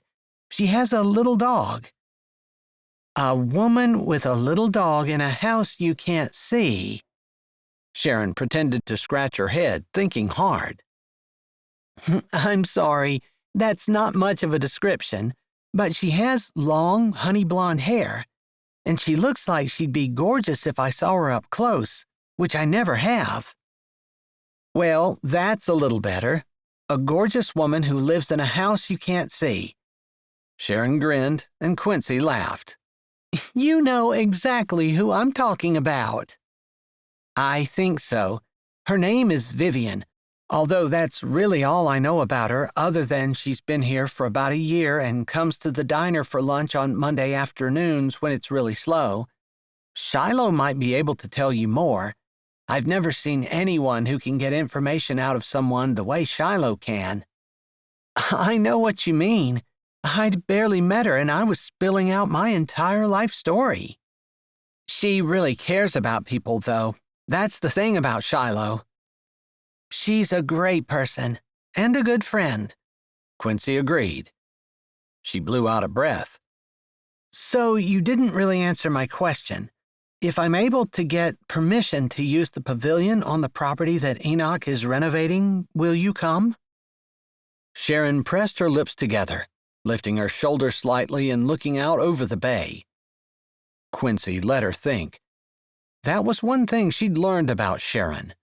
She had a tendency to think things over deeply and thoroughly before she made a decision. Your sister-in-law sounds like a real pill, and I wouldn't be able to take off work, especially not in the busy season. I need the money. Quincy nodded. She wasn't used to having to work, but she needed the money too. I guess that was a perk of being married. I pretty much ran my own schedule and didn't absolutely have to do anything. I loved that freedom, even though I didn't appreciate it as much as I should have. I don't think it's possible to appreciate a lot of things until you've lost them. I think that's how we get wiser as we age. I can't argue with that. I definitely feel like I know a lot more now than I knew even 5 years ago, and mostly it's because I've lost things that I didn't appreciate at the time. Was Derek one of those things? Did she not appreciate him the way she should have? She'd like to think she took care of him as well as a wife could be expected to, that she treated him well and didn't take advantage of him. But she supposed as she looked back, there were areas where she could have improved. There was a part of her that wanted to say there were a lot of areas where he could have improved too, but thinking like that didn't get anyone anywhere. That look on your face says you know I'm right, Sharon said. Quincy didn't answer because the waiter brought their food at that moment. They didn't say anything for a while as she set their sandwiches and salads down and asked if they wanted their drinks refilled. So, what are your children thinking about their dad? Sharon asked casually after the waitress left, and they had each taken a bite of their sandwich. Quincy stopped chewing. Then she swallowed awkwardly. They don't know. You're kidding. It's been weeks, almost 2 months. Right. They have no idea as far as I know. The last time I talked to Derek, he told me it was my job to tell them. And I guess I just feel like it's not. Aren't they asking to talk to him when you call them? My daughter just started a new job and she's working toward a promotion. She's been taking as much overtime as she can. She's focused on that. I've been talking to her, but not as much as we used to, and I've been able to avoid any mention of her father. My son, on the other hand, is on a backpacking trip. He's been planning it for years, and he won't be back until this fall. Oh, wow. Yeah, I talked to him too. He has cell phone service, and he has a solar charger, but our conversations are sporadic. So it hasn't been too hard for you to hide it. I'm not hiding anything. I just haven't told them. And honestly, I don't know how. Although, the longer it goes, the more I think I can just blurt it out. But I don't think they would appreciate that. No, you know how shocked you were to begin with. That's how they're gonna feel. And so that part of me kind of wishes that I would have told them right away. That way I don't have to try to recreate any feelings so I'm considerate of theirs, if that makes sense. It does. I guess I don't want to tell you what to do, but I would definitely be trying to tell them. And soon. They're going to be upset, knowing that you knew for almost 2 months and didn't tell them. You don't think they'll give me a pass because it's their dad's information to tell? Plus, he's got a pregnancy that they don't know about. They're going to have a half-sibling. It was so weird to think of her children in that regard. She had wanted to have more babies, and it gave her a pang.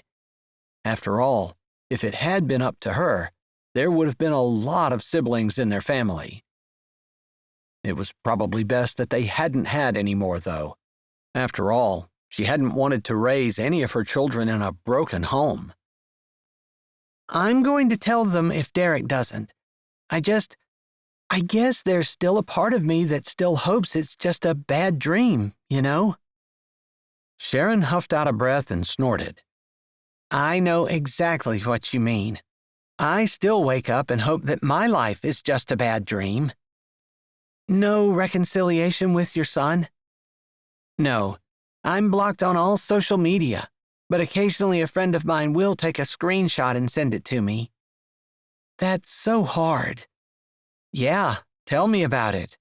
But it's life. Sharon's words were gruff and matter-of-fact, but it was obvious the rift with her son caused deep pain.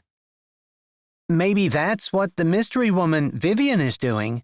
Maybe she can't stand the pain of what her children have done to her, so she's hiding out, hoping that she'll wake up and it'll all be a bad dream. Maybe. She does seem like someone who's carrying around heartache. Quincy thought back to seeing the woman on her porch, how skittish she had been at first. There did seem to be hurt and pain there, but also fear. She didn't say that to Sharon, though, because it was pure speculation just based on her body language and the way she had acted, grabbing her dog and running inside the first few times she'd seen Quincy. Are you going to be ready to head back home and face the wicked stepsister? My sister-in-law, Quincy laughed. Honestly, I don't think I'll ever be ready to face her. She has a caustic way about her that makes me doubt myself. Even when I was happily married with 2 children and a perfect life, she made me feel like I wasn't good enough. I think people who do that usually feel that way about themselves. I can't argue with that. You're probably right. But that's not the way it seems from my end. I think when you're on the receiving end of someone treating you like that, you don't usually stop to think about why they might be doing it. Maybe we should. Sharon's words were simple but profound. Quincy held her sandwich in front of her and realized that Sharon was exactly right. Maybe they should take the time to try to think about why people acted the way they did, and realize that there might be hurt and disappointment and disillusionment behind it.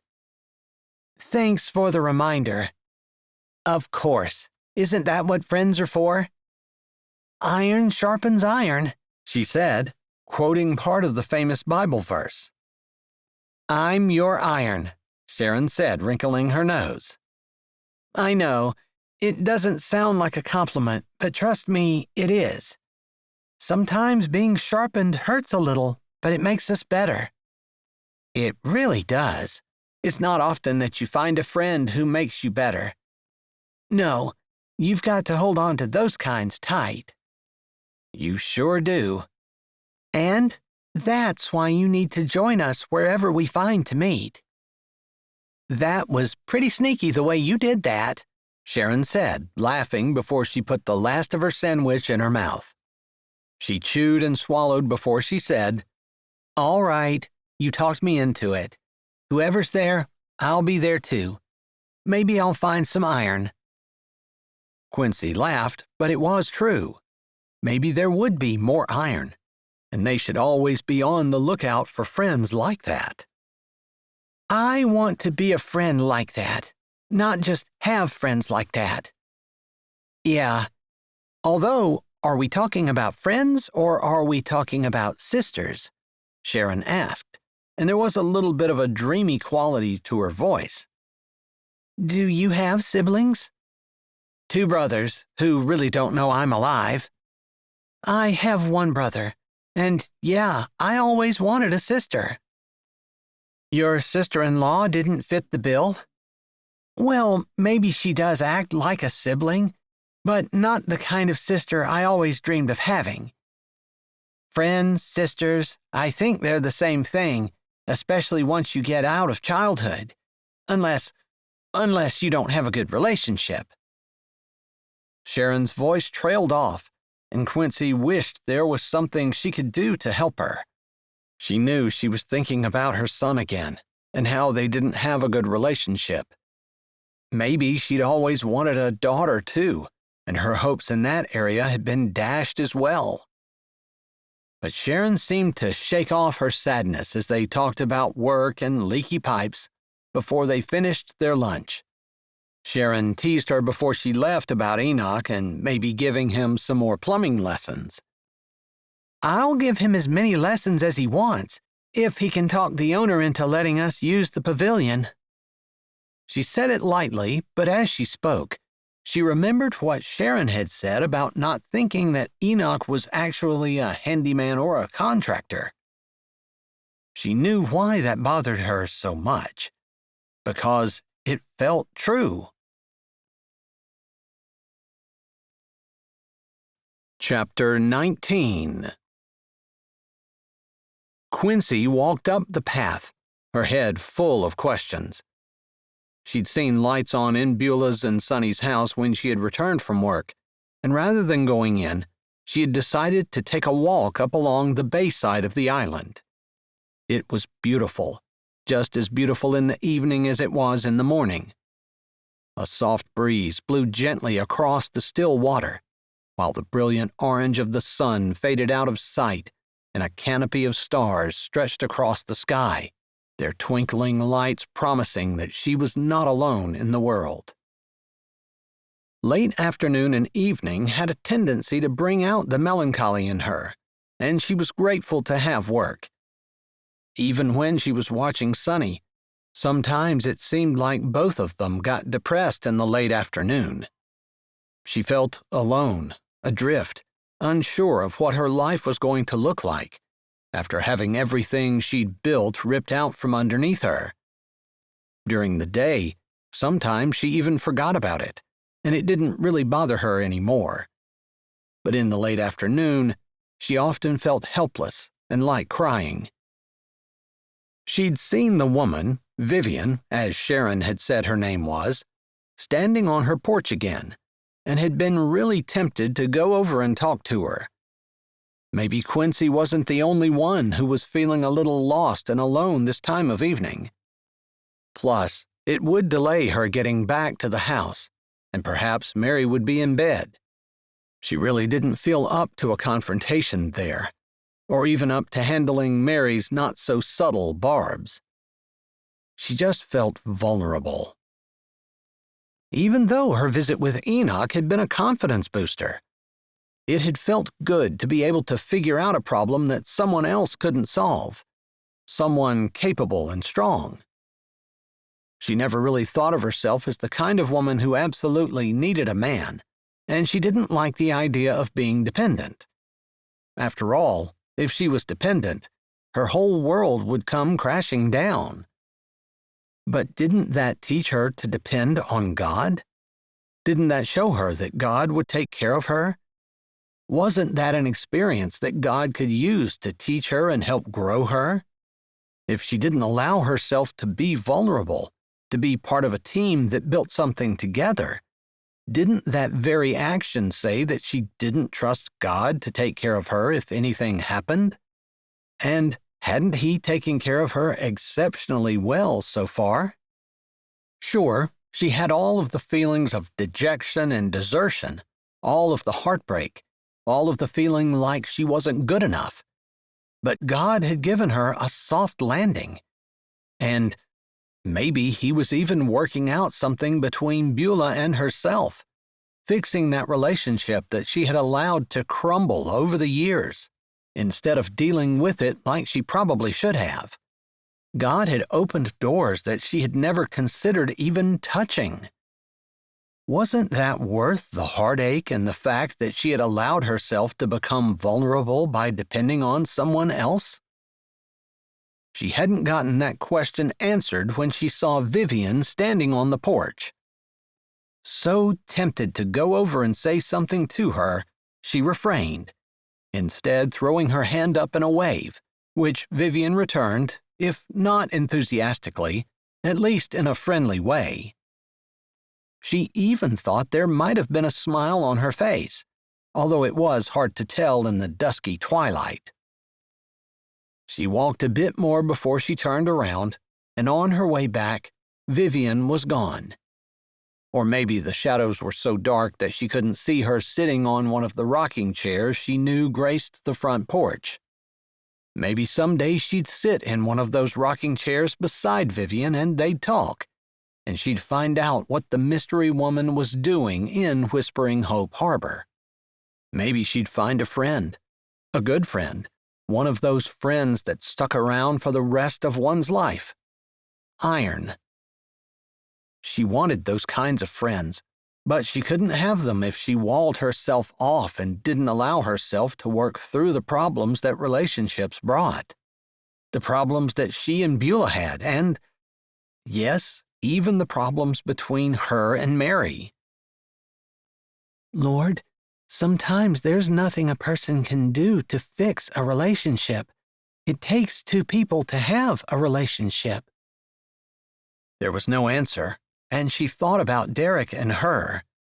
If it were up to her, there would still be a relationship, but Derek didn't want one.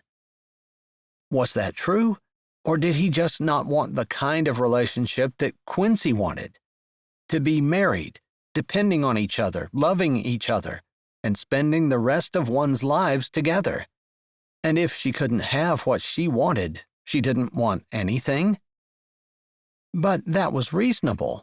It was reasonable for a wife to expect her husband to want to spend the rest of his life with her.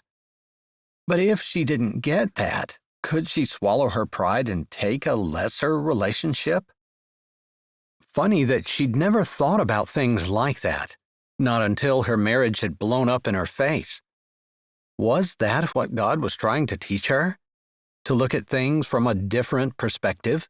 A perspective she wouldn't have even considered if she was still married? Lord, help me learn the lessons you're trying to teach me. Help me to see the lessons you're trying to teach me. I want to be more like Jesus, and I know that it's not going to be easy. She thought about the crucifixion and all of the pain and suffering that Jesus had gone through. She couldn't expect to become more like Jesus if she didn't suffer some. And sure, she didn't like suffering. What was that verse? That verse about suffering for the present time?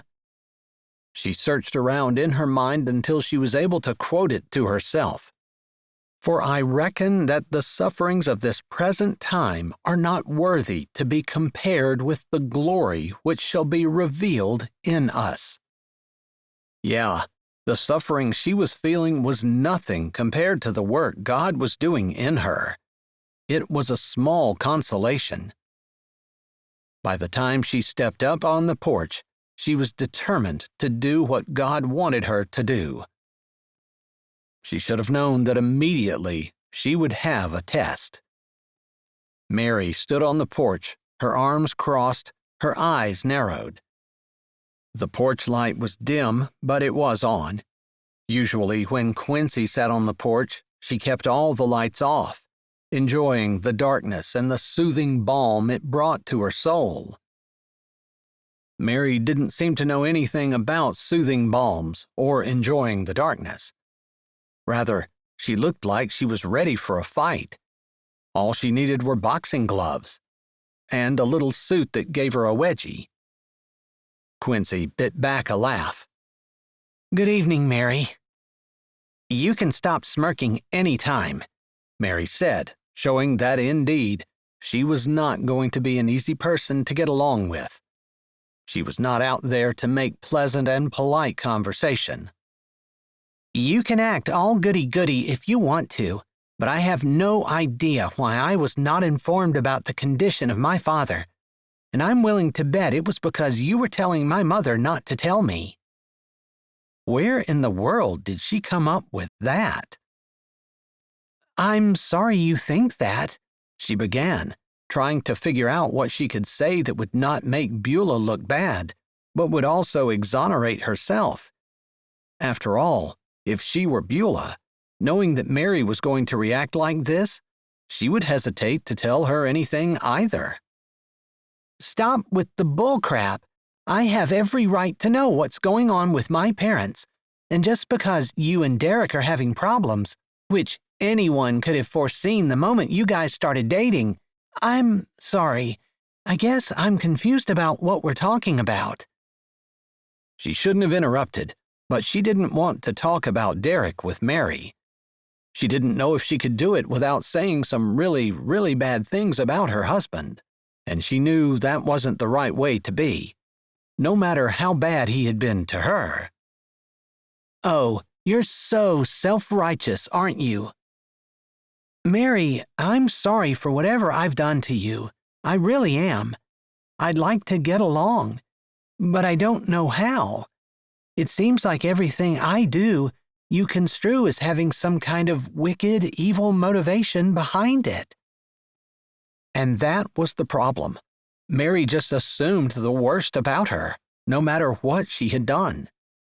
She could see the pattern over the years, with Mary always thinking that she was being competitive or taking Derek away, or trying to poison him against his family, even if Derek had come up with the idea that he didn't want to see them as much anymore, or family gatherings were too stressful for him, so he went to as few as possible. Somehow, Mary always blamed it on her. I wish I could believe that, but your track record tells a completely different story. I don't agree with you, but I would appreciate another chance. What else could she say? She'd apologized, told Mary that she wanted to get along, and asked for another chance. Lord, what else? How about you just move out? That will solve everything. I'll move in with my mother and dad, and I'll take care of them. What about your job? She asked, before she thought about what she was saying. Mary couldn't just leave her job. I'll figure that out. All right. She paused for a delicate moment before suggesting as humbly as she could. There are 2 bedrooms upstairs. You have one, I have the other. Do I need to move out in order for you to stay? I don't think this house is big enough for the 2 of us. That sounded like a juvenile thing to say, but Quincy kept her mouth shut. What really happened between you and Derek? Mom gave me the story about him cheating on you, but I'm not buying it. Do you have a lover on the side? There wasn't anything she could do to make herself look better in Mary's eyes. She would always look like the villain. Don't be so negative. God can change people's hearts. Before she opened her mouth again, she said a quiet prayer. Lord, help Mary to see Jesus in me. Help me know what to say so that you can work in her life. I made a commitment to my husband, and I never broke it, and I have no plans on breaking it. Although he asked for a divorce, I didn't want to give him that. But then I thought, I don't want to fight with him. I really don't know what to do. And if you have any advice for me, I'm all ears. But otherwise, Derek is going to divorce me and marry his mistress, who's pregnant with his child. In the meantime, in my opinion, that doesn't make me less family than I was when I got married. I love your mom and your dad, and I'm going to do everything I can to help them. That was my plan. That's what I said I was going to do. And that's what I'm going to keep doing until your mom tells me she doesn't want me here. She took a breath. I'd really like to get along with you. I think both of us have been through some hard things. And maybe you feel just as betrayed by Derek as I do. After all, this wasn't what I was expecting from my husband. But regardless, for your mom's sake, I'd really like to get along. Will you help me? Derek always was a jerk, Mary muttered, and then without answering Quincy's question, she turned on one foot and walked into the house, and although the door didn't slam behind her, she shut it with a firmness that felt cold and unwelcoming to Quincy. Was she doing the wrong thing by insisting on staying? Should she leave? There were no answers, but rather than following Mary inside, she sat down on the porch swing and stayed there for a long time, long enough to be sure that Mary was asleep before she slipped in. Chapter 20. Mary opened her door quietly in the pre-dawn darkness.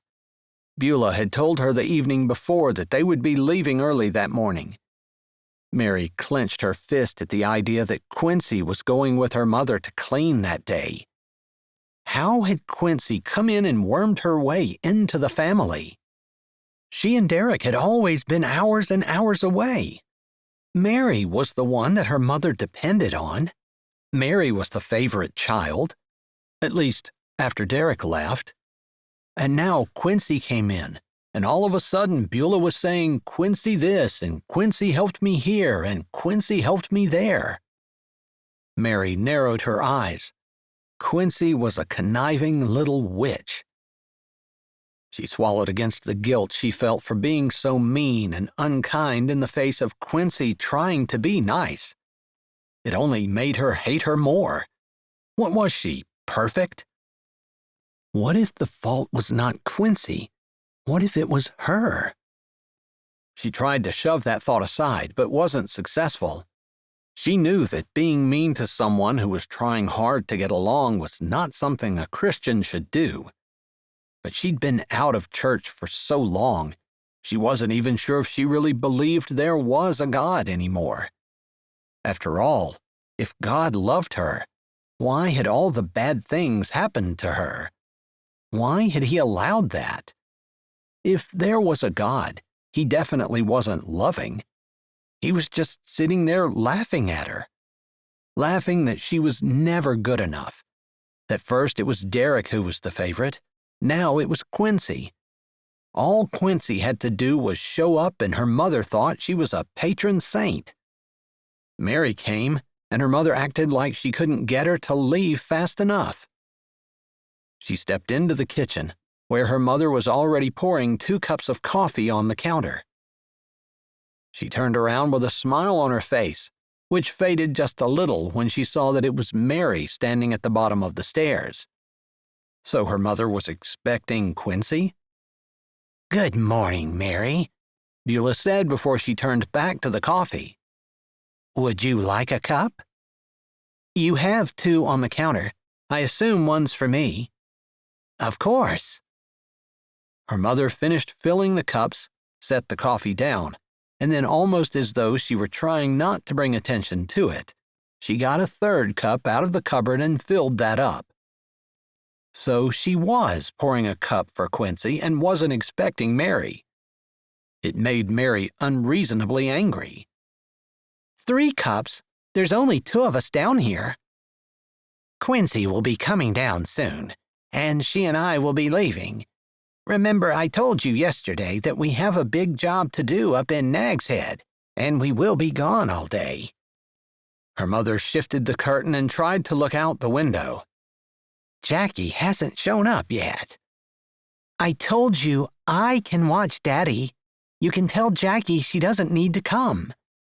"Oh, I hate to do that. She depends on this for her money to help take care of her family." "Then she should be more dependable," Mary said. She hadn't mentioned what had happened about her job, and she had been exceptionally dependable.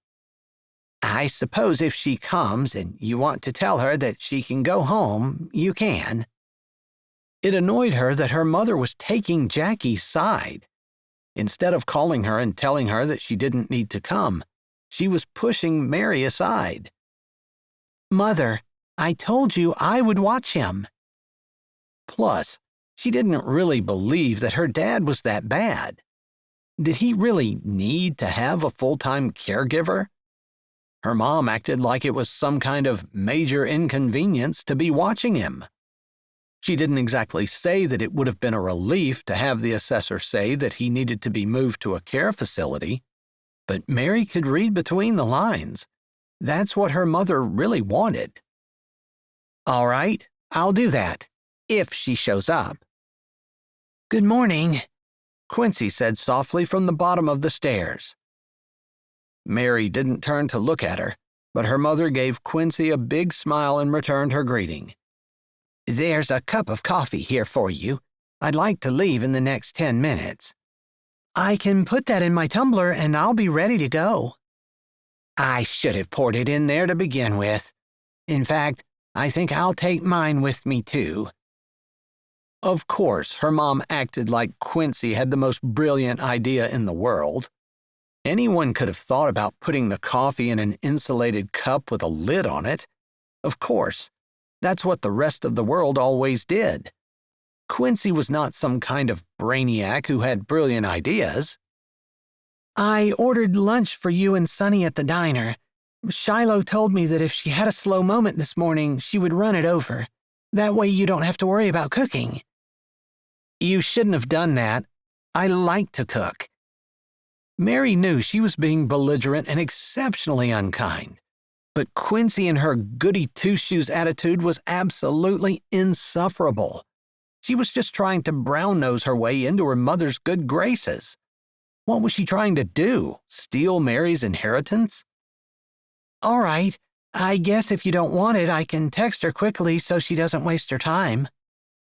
Quincy had her phone out, ready to text, but Mary shook her head. Let it be. I'll work on supper. Thank you so much, Mary. I really appreciate having something to eat when we get home. I'm going to be exhausted, I'm sure. Beulah set the coffee carafe back and proceeded to work on putting the lids on the drinks she had poured. I'm gonna be exhausted too.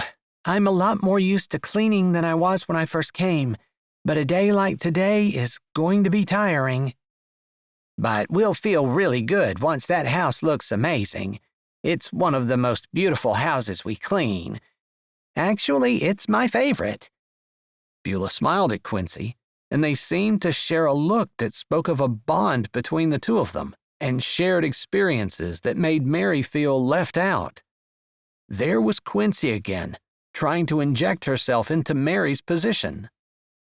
You don't have to worry about Daddy. I'll take excellent care of him. He and I always had a special relationship. You sure did. He loves you, and he knew who you were immediately yesterday. That really surprised me. Mom, stop making it seem like Daddy is worse than he is. He's old and a little forgetful. It's not that bad. She didn't want to face the idea that her dad might be failing, and faster than she realized. But by the end of the day, she had to admit the fact that her mom, far from exaggerating, had probably been underreporting what was actually happening. Her dad had thrown a fit, thrown his breakfast across the room, breaking all of the glassware on his tray, had yelled at her, called her Tracy, Julie, and Bernice, none of them names she recognized or could put a face to at any point. At one time, he thought he was on a ship and had yelled at her for not keeping the lines where he wanted them, and explained to her in great detail about how the ropes would get tangled. He didn't seem to realize that they were still in their living room. He had refused to eat anything, then complained that she didn't feed him, accused her of stealing his wallet, his money, his life savings, and, when she wouldn't allow him to use the telephone to order the $2,000 ring that had been advertised on TV, she thought they were going to get into a real physical wrestling match. By the time Beulah had come home, the only thing she had for supper was egg salad sandwiches, and that was because there was egg salad already mixed up in the refrigerator, and bread sat on the counter. How was your day? Beulah asked as she walked in, her face flushed, dried sweat making her hair stick back. She walked like her feet hurt and bent forward slightly, as though her back hurt as well. She felt bad for her mom, but honestly, Mary felt the same way. I'm sorry, Mary began, not meaning to greet her mother with an apology, but one was due. She was faintly aware of Quincy walking in behind Beulah as she continued. I didn't believe you about Daddy. She glanced at the couch, where her father had finally fallen into a fitful sleep. She talked low, careful to not wake him up. You were right. It was awful. 90% of the day, he didn't know who I was, argued with everything I said. He broke more glasses and... You were right. I didn't realize how hard it was. Her mother came over, patted her arm before putting her arms around her and wrapping her in a hug. I've stopped feeding him on glassware. That's why I bought the paper plates and the plastic silverware. He doesn't like them, and he'll complain about them. But when he throws his food, he doesn't break anything at least. He doesn't break any silverware or glassware, but sometimes he hits something that breaks, Quincy interjected. Mary hated to do it, but she squeezed her eyes shut tight, then opened them and stepped back from her mother. I owe you an apology, too. I thought you were here to weasel your way into my parents' good graces, possibly stealing my inheritance from me. But Mom really needs the help. There was no doubt that Quincy looked exhausted as well. She wasn't quite ready to be friends with Quincy, but Quincy had been right. Her mom was overloaded. You don't owe me an apology. That's a valid concern. But I guess I wasn't even thinking about inheritances. I feel like I've been knocked off my feet and landed somewhere where I don't even know where I am. I'm just trying to stand up. I don't have any ideas of what I'm going to do in the future. Mary's heart hurt a little for Quincy. It was funny how close their scenarios were. Although Quincy had not lost her job. But she'd lost her husband, same as Mary, and was floundering, same as Mary. They probably had more in common than they didn't. And Mary was the reason that they weren't getting along. Still, she wasn't sure she was ready to completely trust Quincy. Thanks for being gracious, she said instead. I'm sorry. I had planned to make a nice hot meal for supper, but all I have is egg salad sandwiches. I understand, and I just appreciate food, her mother said, gracious as always. Same. I'm starving. She wasn't trusting Quincy, but maybe they had called a truce, and that felt good. Chapter 21. Pulling into the house that Enoch worked on was not exactly like pulling into home, but just like Beulah had her favorite house, the biggest one they did, which sat upon a bit of a hill, with a glorious view of the ocean, stately and majestic, with enough bedrooms to accommodate an entire wedding party as well as some guests, Quincy also had her favorite. It was the Sea Cottage, and she didn't even know who it belonged to. Enoch was their contact, and he was just the contractor. Not that it mattered. She certainly didn't have enough money to buy a house by the ocean, even if it was exceptionally run down. Although, as she looked around, setting her equipment down, she had to admit that over the time that she'd been here, Enoch had not been idle. The kitchen wasn't finished, but he'd gotten the living room and the dining room completely done, from the walls and ceilings to the tile floor, which looked exceptionally expensive. It was a blue-green color that seemed to change with the mood of the ocean. That was a figment of her romantic imagination, she was sure, but the floor had to be her favorite flooring ever. It was easy to clean, too. Maybe he'd put some kind of clear coating on top of it that got rid of all the grooves and made the grout silky. She'd heard of such a thing but couldn't remember what it was called. She had just finished mopping and had given herself a moment to lean on her mop and admire the floor when Enoch's voice interrupted her. "Do you like it?" he asked. She startled, glanced at him as he stood in the doorway. his hair ruffled like he'd just run his hand through it, and wearing a simple white t-shirt with jeans that had been splattered with paint at one point and looked like he'd worn them for a decade or more. One side of his jean leg caught on his work boot as his thumb hooked in a belt loop. The other hand leaned against the door jamb. A couple of days' worth of beard growth gave him a rugged look that made Quincy's heart skip a beat. When was the last time it had done that in response to looking at a man? She shook the idea away. She hadn't heard from her husband in weeks. She'd talked to her lawyer, she'd drawn something up, she'd approved it, and she said she'd sent it out. But so far, either Derek hadn't gotten it, or he wanted to give her a little bit of time to squirm before he called and exploded on her. I love it. I was just thinking that it's my favorite floor I've ever seen. There's something about that color. And what did you put on top of it? That's epoxy.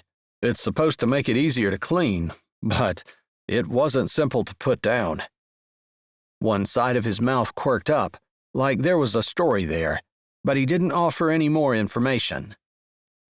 I love it. It really is easy to clean. I don't know if that's the purpose or not, but it certainly has made my life easier. Well, I'm all about keeping things simple for you. He didn't sound like he was being sarcastic, but it almost had to be a sarcastic comment, right? After all, what did he care about whether or not her life was simple? Speaking of, you have permission to use the pavilion anytime you want. I vouched for your good character and assumed that there would be no wild parties. I might look like a simple cleaning lady, but wild parties are actually my thing. They shared a smile. She knew, with her gray-streaked hair, the crow's feet around her eyes and mouth, and her somewhat matronly figure, that she did not look like a weekend partier. And her maid's uniform did not add to that image at all. She looked exactly like what she was, a middle-aged woman who couldn't keep her husband and who had to work in order to earn a living. Nothing more, but hopefully nothing less either. I guess I'll have to change my assessment of you. They laughed again, and then she said, Thank you so much for asking. I truly would have done it myself, but I don't have the owner's contact info, and you didn't seem to want to give it out. I respect his privacy. I appreciate that. I think sometimes people don't. I know there are times where I would prefer to not have to ever see anyone again. She paused for a moment and then realized with a start that that wasn't entirely true anymore. But I think I'm kind of coming out of that stage. Something happen? He asked, and his words did not sound like he was trying to pry.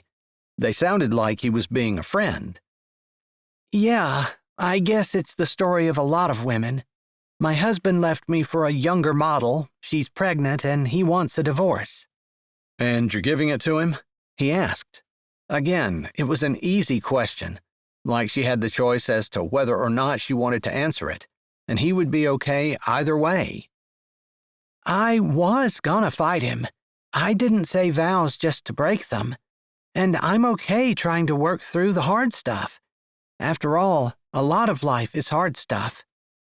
You can say that again, he said, shifting a bit, leaning his shoulder against the jamb as he crossed his arms over his chest.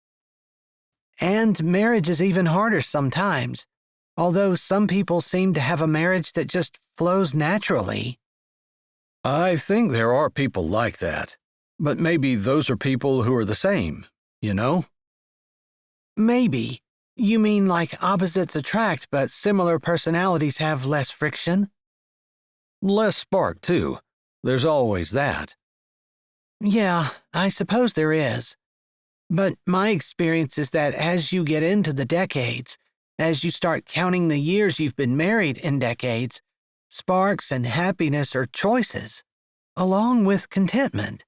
And if you don't make that deliberate choice, you have a tendency to not be that way. I think that's wise. I didn't know that when I was younger. Did you know that when you got married? I didn't know anything when I got married, She said, laughter in her tone. She shook her head at her naivety. I guess that makes two of us. You're married? She asked, and she hoped the words didn't come out too quickly. She didn't know why she had just assumed that he wasn't. Maybe because there was no wife around? But of course, even if her husband had not cheated on her and left, chances were he wouldn't have come with her to clean Enoch's house, and Enoch would not have seen her husband. She was such a silly schoolgirl in some ways. I was, but I'm not anymore. And I guess I did the same thing. Didn't fight. I don't know about you, but I wanted to, She said, not probing for more. He had shifted again, not leaning against the door jamb anymore, and had dropped his arms like he was getting ready to go back to work. Do you know how much longer it's going to take you to finish this? Not that I'm trying to push you into getting done. I'm going to miss coming here. She paused. Unless the owner would like to keep us on after it's finished. She hardly dared hope, and found herself holding her breath while waiting for his answer. I guess that's another thing I can ask him. You don't have to. It didn't matter, really. They had plenty of work to keep them busy. They didn't need this one. Should I just let you know when we're going to use the pavilion and make sure that the dates are okay? He tilted his head to the side as though thinking about that. Any time that suits you from now to Thanksgiving should be fine. There won't be anyone using the house until at least then. All right, I appreciate that. She kind of wanted to stick around, talk some more.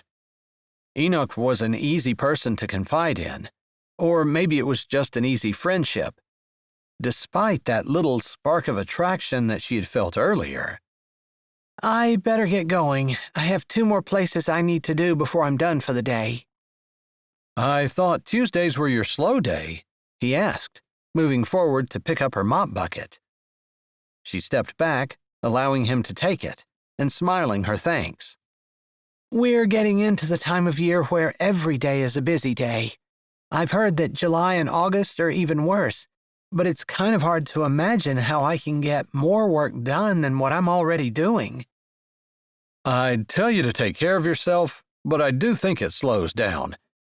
I suppose, like the ants, we need to work while it's time to do it and take off and rest during that season. Go thou the ant, thou sluggard, consider her ways and be wise, she began. He finished the verse, which, having no guide, overseer, or ruler, provideth her meat in the summer, and gathereth her food in the harvest. After he finished, she stared at him for a moment, and it felt like there was a connection across the distance of the room, across the distance of the unknown in their lives. The little friendship seed that had started to grow maybe blossomed a little more between them. Later, as she drove away, the thought surprised her that she'd never really had that kind of connection with Derek. Chapter 22. You really need to tell them, Sharon said as they sat at the marina for their usual Wednesday lunch. The amount of time that Quincy could spend had been evaporating as they got deeper into the summer season, and she got busier. But, at the very least, they picked up sandwiches and sat on the picnic bench outside for 15 or 20 minutes. Sharon was also busy, although all of her pools were open, and cleaning and maintenance were all she was doing now. Her busy time had started before. She'd been thinking about hiring a helper, but didn't have quite enough work and was afraid that she wouldn't be able to pay someone a living wage. But they weren't talking about that. They were talking about Quincy finally telling her children about Derek leaving her. As far as she knew, it had been 2 full months, and Derek hadn't talked to his kids once. Or at least, not about Candy, the child they had on the way, or the divorce. I know. I just hate the fact that if there's a dirty job, he always sticks me with it. I know you know about the whole being a servant, washing others' feet, putting them first. Sharon held her sandwich in front of her and lifted her brows. She wasn't lecturing. She was just gently nudging Quincy. Thank you. I appreciate a friend who tries to make me better. Iron and iron, Sharon said, and then took a big bite of her sandwich. That was true. Sharon had been iron for her, and she appreciated it. She had needed that to keep her from wallowing and falling into bitterness. Is Mary still living there? She's still there. She hasn't mentioned anything about leaving, and I'm afraid if I ask her about leaving, she's going to accuse me of wanting her gone. So I haven't said a word. I have asked Beulah several times, but she just shrugs her shoulders. I think she's afraid to ask, too. Mary is pretty touchy. I've talked to her a couple of times when we've met in the grocery store or on the sidewalk, and it seems like it doesn't take much of anything to offend her. It doesn't. But she takes such gentle care of her dad. It's obvious that she adores him. She does. Sometimes I wonder if maybe she loved her parents but felt like they gave Derek preference over her. I sometimes get those vibes from her. It would be interesting to talk to her about it. She would never talk to me. Not about that. Not about anything that would make her look vulnerable. Don't say never. Remember, God specializes in miracles. He sure does. She grinned. What we're doing tonight is a bit of a miracle. It is. Getting permission to use a pavilion with such a beautiful view of the ocean. I never dreamed that we would be able to, and I think that Beulah might be coming. Really? Yeah, Mary has been taking care of Sonny, so Beulah doesn't feel bad asking her to watch him in the evening. She seems to enjoy it. You should ask her to come. Sharon's comment was so offhand, deliberately studious, and she wasn't meeting Quincy's eyes. Oh my goodness, are you serious? But she knew immediately that Sharon was, and she was right. She should ask her. Sharon lifted a shoulder and took another bite of sandwich rather than answering. She'd thrown the suggestion out there, and there was nothing else she needed to do. Just allow Quincy's conscience to work for her, which it was, over time. All right, maybe one hard thing at a time. If I'm going to call my children, I'm not sure I can talk to Mary, too. Is Shiloh coming? She is. She paused, running her finger around the rim of her paper plate. I've been tempted to walk up to Vivian's house and ask her if she'd like to come, too. It seems like that would be less of an intrusion than asking to have a one-on-one conversation with her. I'm not sure why. Well, she'd certainly be welcome if she wanted to come, but I'm not sure that she would. She's deliberately keeping to herself. I don't think I've seen her since you and I last spoke about her. I think she seems scared, Quincy said quietly, not meaning to gossip about the woman, but wanting to bounce the idea off of her friend, to see if maybe she had noticed that and wondered about it too. She does? I guess I haven't seen her enough to notice. Maybe it's just my imagination. I have a tendency to exaggerate things, project feelings and drama onto someone's life that isn't there. I hadn't noticed that about you. You seem very logical and practical, pragmatic even. I think that's a compliment. Yeah, I meant it as a compliment. All right. She gathered up her paper plate. If I'm going to get this next house done in time to call my kids before we're meeting tonight, I better get going. Same. I actually have an additional house I need to do, so I might be a little late this evening. You could have canceled our lunch date, Quincy said, feeling bad that she had taken up so much of Sharon's time when she had extra work to do. And miss talking to you? Not a chance. Quincy smiled, returning Sharon's hug, before they both took their trash to the garbage can, where they said goodbye and parted, walking different directions. She might have been a little distracted as she cleaned the next house. Thankfully, it wasn't very dirty at all, and she had a new and great appreciation for people who made sure to tidy up before they left. She hadn't been working that long, but she'd gone into a few houses that looked like people had just thrown their trash wherever they felt like it and not bothered to take care of anything, almost as though they thought the cleaning lady was there to simply be their servant. Regardless, she was done early and walked to the little lookout above the bay and sat down on the single bench that was there, the wind rifling through her hair as she held her phone in her hands. It had to be a video call. She could get them both on at once. And then, as gently as she could, she'd break the news. She needed to be kind and not say anything mean about Derek. That was probably going to be the hardest thing. Other than seeing her children hurt and upset, she would be angry at him all over again.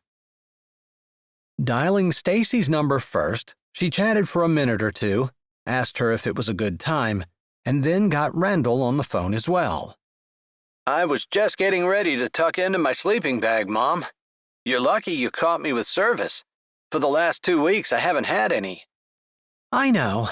I've tried to call you several times, but I didn't leave any messages because I knew that you told me that you would be in and out of service. I try not to worry. I sent you a text today to let you know that I was fine. I know. That's part of the reason I decided to call tonight. I knew you had service, and I have something to tell you both. You have cancer, Stacy said, her hand going to her throat and her eyes widening. No, I'm fine. I'm healthy. I haven't even been to the doctor lately, and your dad is fine as far as I know as well. As far as you know, Stacy asked, picking up on that immediately. That's what I need to talk to you about. Mom, I'm not liking this, Randall said, his brows drawn down as he held his phone so close to his face she could only see his eyes and nose. Listen, let me just put it out there. We'll get the worst over, and then we'll deal with the fallout. Your dad left me. You're kidding, Stacy said immediately, falling back onto the couch, her hand again going to her chest. No, he had an affair with our realtor. She's pregnant. Oh my goodness, did he just tell you that? Stacy asked. In the meantime, Randall was quiet. It was typical of the twins. Stacy did a lot of the talking while Randall processed things. Then he would come up with ideas to fix things while Stacy handled the PR. They were like their own little business between the two of them, both of them having strengths and weaknesses that bolstered the other one. Maybe because they had grown up so close, they had learned to function that way, or maybe that was the way God had made them to begin with. Quincy had never been able to figure it out. No, he didn't just tell me. I've known for a while. And you didn't tell us? Stacy asked, sounding hurt. I'm sorry. I thought he would. I felt like it was his information to share. But I kept talking to you guys, and neither one of you mentioned it, and I knew, and I felt guilty for knowing and not telling you. I suppose you're right. You really shouldn't feel guilty, Mom. Stacy's voice was a lot more subdued. I do anyway. I question myself. Was there more I could have done? I had no idea that he was even thinking about cheating or that he wasn't happy, apparently. But he told me on the day we closed. That's been almost 2 months, Stacy said, after a short pause while she probably figured out the timeline. I know. I think at first I couldn't have told you without crying and becoming a little hysterical. It was rough. It still looks like you're at the Outer Banks with Grandma. I didn't have anywhere else to go. We sold our home, and I did stay in a hotel the first night because I already had that booked. But I didn't have anywhere else to go. You deserve to be able to buy yourself a house. Dad can't just sell your house and then move in with some floozy. I think we need to be kind. She's carrying a child, and that will be a half-sibling of yours. She let that sink in as two seagulls flew overhead, squawking at each other. The waves lapped gently at the shore as the sun settled lower in the sky. She had the pavilion to go to tonight, and she needed to be there in an hour and a half. That was probably plenty of time to talk to her children, and then, hopefully, she would have the support of the friends that she'd made on the island, as she tried to process the fact that she'd just told them something that she had hoped to never have to say to her kids. "So, how are you doing now?" Randall asked, his eyes a little narrow, like he was trying to see her through the phone and examine every square inch of her. I'm doing better. Honestly, I'm busy here with Grandma. She needed help with Grandpa, who you know was dealing with some dementia. Still? Randall asked. Yeah, it doesn't get better. She almost said it only gets worse, but they could talk about that some other time. And I've been cleaning with her, for her. And Aunt Mary is here as well. Stacy wrinkled up her nose. Aunt Mary was never very nice to us. I think she has her own problems, Quincy said, knowing that was true, but silently agreeing with her daughter. Mary had never been very nice to them. "So, are you guys divorced?" Randall asked. No. Originally, he basically wanted to keep almost everything for himself, and I didn't want to fight about stuff. That seems very unimportant when I think about my entire life unraveling and everything I've built, my marriage, my family, everything that means something to me, unraveling in front of me. But I also have to live. So when he offered me basically nothing, I went to my lawyer, drew up something that I felt was more fair, and sent it to him. He hasn't been in touch since that happened. So you haven't seen him since you left? I drove back once to sign the papers he wanted me to, but like I said, the agreement wasn't fair, and while I didn't want to fight him, I also didn't want to give him everything that we both worked for. He deserves a share. Half. I think half is fair. I mean, not that you're asking me, but sure Dad worked, but you took care of us. I know, Stacy, but life usually isn't fair. Even in my agreement, I didn't ask for half. I just asked for enough that I feel like I can get by while I'm working. You shouldn't have to worry about whether or not you're getting by, Mom. You gave up a lucrative nursing job so that you could raise us, and Dad wasn't around hardly at all. Without you, we wouldn't have had a parent. Like I said, sometimes life doesn't seem like it's fair, but God isn't going to let anything happen to me that He doesn't want to have happen. And if I get less than half, I know that God's going to take care of me. I just know He will. I wish I had your faith, Mom. You were always confident that God would take care of us, provide, or work things out. I could never believe that. I wish you could. He loves us, and sometimes it's hard to see. But just like a parent sometimes has to discipline their child, it doesn't feel like love at the time, but it's because you love them, because you care about them, because you want them to grow to be a productive adult. That's why you do it. I know. I guess I just always hoped that as I got older, my faith would grow more like yours. I don't think faith grows unless we feed it, and that means trusting God in the little things, deliberately, choosing that every day. I remember you saying that growing up, that you read your Bible, prayed, and had a relationship with the Lord to have a foundation. You compared it to the foolish man and the wise man who built his house on the sand." "That little song?" Stacy asked, grinning at her brother. He nodded. "The wise man built his house upon the rock.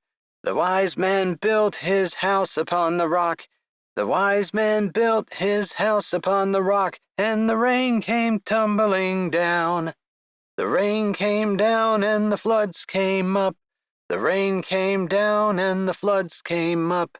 The rains came down and the floods came up, and the wise man's house stood firm."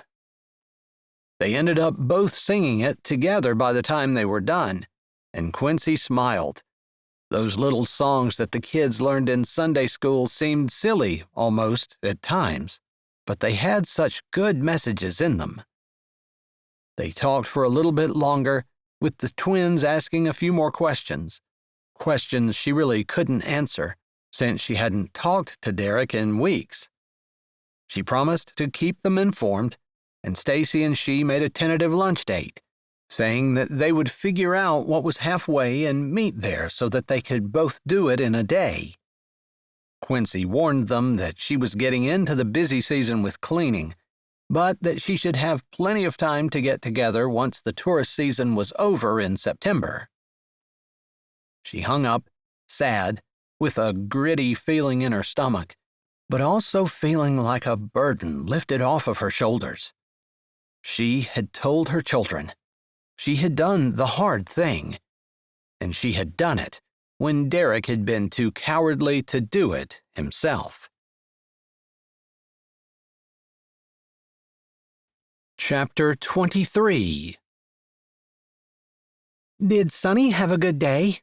Quincy asked as she stepped onto the porch. Beulah was sitting on the porch swing, obviously waiting on her. A covered casserole dish sat beside her, most likely the Jell-O salad that Quincy had made the night before. A wrapped loaf of freshly baked bread sat on top of it. Beulah had been experimenting with sourdough and had hoped she would get home in time to bake the bread she had set out that morning. "Jackie said he did okay. Mary looked exhausted, though, and didn't do more than grunt when Jackie left." "Is she still trying to get you to let her take care of Sonny by herself and let Jackie go?" Quincy asked.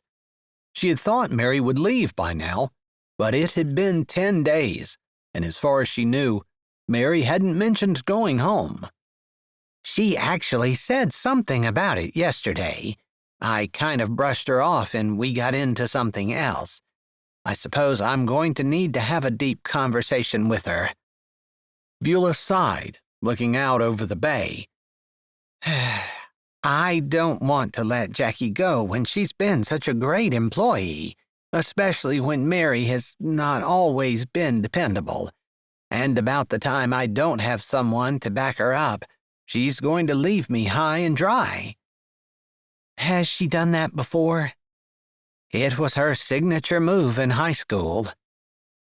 Quincy paused, shoving a hand in her pocket, and then trying to decide whether she should say anything or not. "I'm not telling you what to do.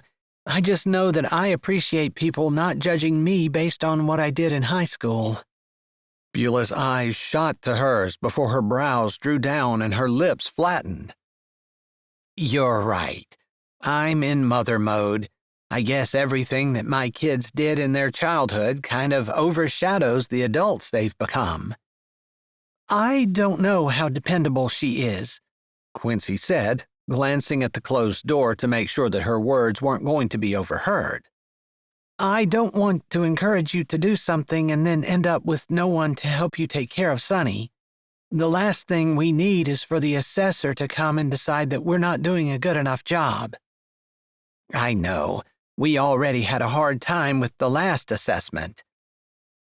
"If it's okay with you, I was going to ask Mary if she wanted to come with us tonight." "I think that would be really nice," Beulah said, her eyes holding admiration and gratefulness. Quincy wasn't doing it for Beulah's response. There had been a part of her that had been suspecting that Mary had gone through something that she wasn't telling them about. She just seemed vulnerable, as much as someone who was unkind and snippy could be. Or maybe Quincy was getting the feeling that she was hiding her pain behind that meanness. It wasn't an easy way to think, especially when the meanness was directed at her so often, but she felt like it was true. "Wish me luck," she said, and she turned toward the door. "Then I'm ready to go. I wasn't going to shower before we left. I'll do that when we get home, so I don't hold us up." "All right. I'm ready. I already said goodbye to Sonny." They were pushing it time-wise to ask Mary at the last minute, but Jackie had already said that she was hoping to pick up extra hours, and Quincy was fairly certain she would come to keep Sonny in the evening. As she walked in, Mary looked up from where she was just finishing up the dishes at the sink. "Hello," Quincy said. Mary dipped her head, giving her a dismissive glance, before turning around to scan the room. The TV was on, but the sound was muted, and Sonny snored in his chair. He'd been spending more and more of his time sleeping, or maybe Quincy just hadn't been home when he was awake. She had to admit she'd been busy and hadn't really been paying attention. Her divorce, talking to her children, and trying to make sure she stayed on top of the cleaning business had been sucking up all of her extra brain power. "I just wanted to ask if you might be interested in coming with your mother and me. We're going to meet some friends at a beachside pavilion. Just have some snacks and stuff and chat." It was a simple escape from regular life. There wasn't much happening on the weekends, although there was one bar in town and it was always full. But Quincy had never been inside of it, and she doubted that Shiloh or Sharon frequented it either. As far as she knew, Beulah hadn't been in the bar since she'd moved down that spring. Not that that was the only thing happening on the weekends. It was just the town didn't offer much in the way of entertainment, other than church on Sunday, if one could call that entertainment. Since she'd been there, she'd only made it to church twice. Every other time they had houses to clean since Sunday was one of the checkout days. Unfortunately. "No, you guys go ahead. I'm watching Sonny." "I think Jackie would come stay here tonight if you wanted to come. I just wanted to offer." "You did your good Samaritan good deed for the day, so you can feel happy with yourself and pat yourself on the back as you leave. But I'll stay. Don't bother Jackie." "All right. Can I bring you anything home?" she asked, ignoring Mary's unkind words, loath to leave. For some reason, the feeling that Mary needed someone to talk to just as much as she did was heavy on her heart. "No, if I need something, I can get it myself." "Was Sonny difficult today?" she asked.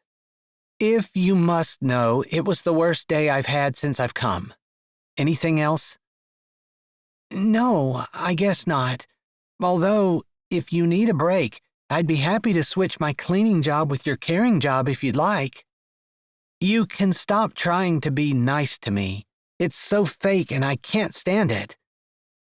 "I'm sorry you think it's fake." She couldn't think of anything else to say, so after waiting for a moment, staring at Mary's back, she turned slowly and walked to the door. After letting herself out, she nodded at Beulah. "I'm ready." Her voice sounded a little shaky, but if Beulah noticed, she didn't say. She simply stood up from the swing, watched as Quincy grabbed the casserole dish and the bread, and then they stepped off the porch together. "I don't want to pry, and you don't have to tell me if you don't want to, but I have the feeling that something happened to Mary." Quincy spoke as they walked along the sidewalk. Usually she and Beulah didn't need to make small talk. They'd gone past that a while ago, and she'd almost say that Beulah was a friend. The awkwardness that defined their relationship to begin with hadn't completely disappeared, but more and more she felt comfortable with Beulah. She definitely wanted the woman's cleaning business to succeed and to lighten her load as well. Dealing with what Beulah was dealing with Sonny, on top of her business, would be a load for anyone. Not to mention, Quincy held high regard for the woman because she didn't shirk from her duty, and she hadn't complained at all, not that Quincy had heard. I haven't asked. She seems so prickly. It seems like everything I do just makes her mad. She takes offense at everything, and I basically just walk around on eggshells, hoping that I don't upset her. Same, Quincy said, laughing a little. Then she sobered, looking at the pink of the sky and thinking that, despite the fact that her marriage was a mess, what was left of it, she felt content.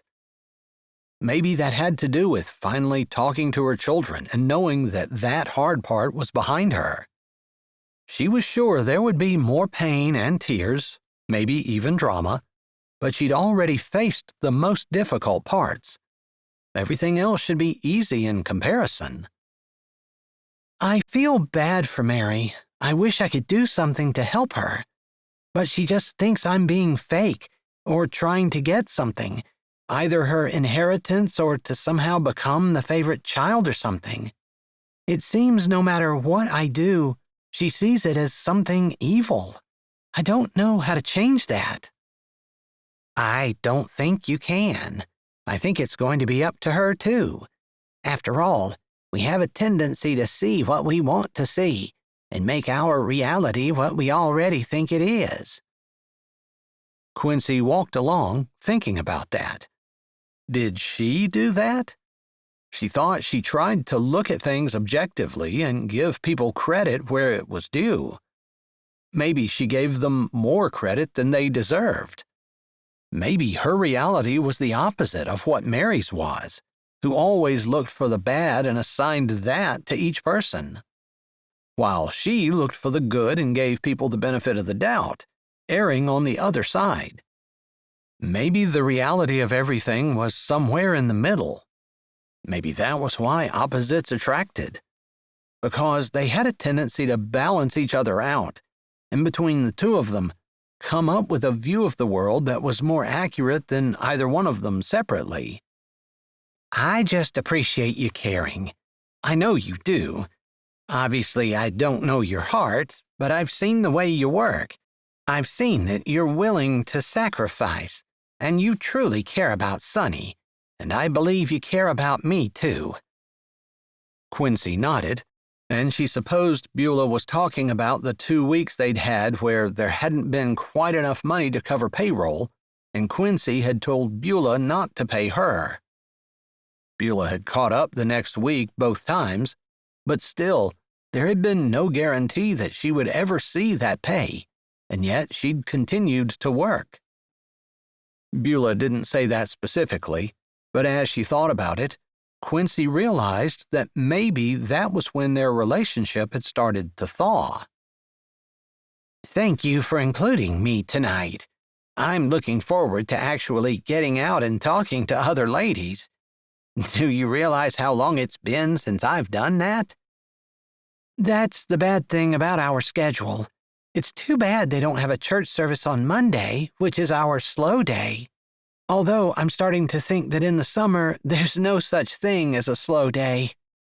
You just about have the gist of it, and that's right. Even in the winter, we usually have something that keeps us out of church on Sunday. I miss it a lot, and not just because of the social aspect. There's nothing like a pastor preaching from God's Word that keeps you on the straight and narrow. You can earn your way into heaven, though. Being good isn't as important as love. To her surprise, Beulah stopped. Quincy took 2 more steps before she realized that Beulah wasn't going anywhere. She turned, looking at the older woman. What? I disagree. Absolutely. and I think I have Bible to back that up. Okay, Quincy said cautiously, cognizant of the fact that this was obviously a subject that Beulah felt strongly about.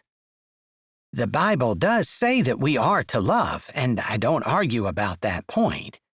But it also says that we are to be holy because God is holy. So we can't earn our salvation. I think we agree on that. We do. But if you love Jesus, he says to follow his commands. And so many of those commands have to do with being good. It does matter what we do. It matters a lot. All right. As you were talking, I was thinking about different verses in my head that tell us to be kind and to love and to be patient. Avoid fornication and adultery. And of course, there's the 10 Commandments. Yeah, all of those things are extremely important. But I suppose the modern Christian just focuses on love. And if we truly love the way the Bible tells us to, maybe we wouldn't have to think about anything else. Where Jesus says that all the law and the prophets hinge on those first 2 commands to love God and to love others? Exactly. That keeps us being good because we don't commit adultery, don't lie or cheat, because we wouldn't want that done to us. And if we love people, we won't hurt them any more than we would hurt ourselves. Quincy was quiet for a moment, thinking that Derek hadn't really loved her. If he had, he wouldn't have cheated on her. Because he hurt her. Deeply. Almost as though the thought brought him up, Beulah's phone rang, and after glancing at it, she said, "Derek." "Should I hurry ahead so you have some privacy?" Quincy asked. Beulah shook her head, swiping on her phone before putting it to her ear and saying, "Hello?" Beulah didn't seem to be upset or care whether Quincy listened, so she did so unabashedly. As far as she knew, Derek hadn't called his mother in almost a month. "Mother, I suppose Quincy has told you by now that she's left me." Wow, he didn't even try to do any small talk. Quincy's fingers drew into a fist, and she had to deliberately untense her hands and make sure she didn't drop the casserole. "That's not what I heard," Beulah said cautiously. "I'm sure Quincy doesn't want to face the music. Regardless, I have a girlfriend, and she and I would like to come see you for a little bit. Will that be a problem?" "I would love it," Beulah said softly, and while her words were not enthusiastic, Quincy believed they came from her heart.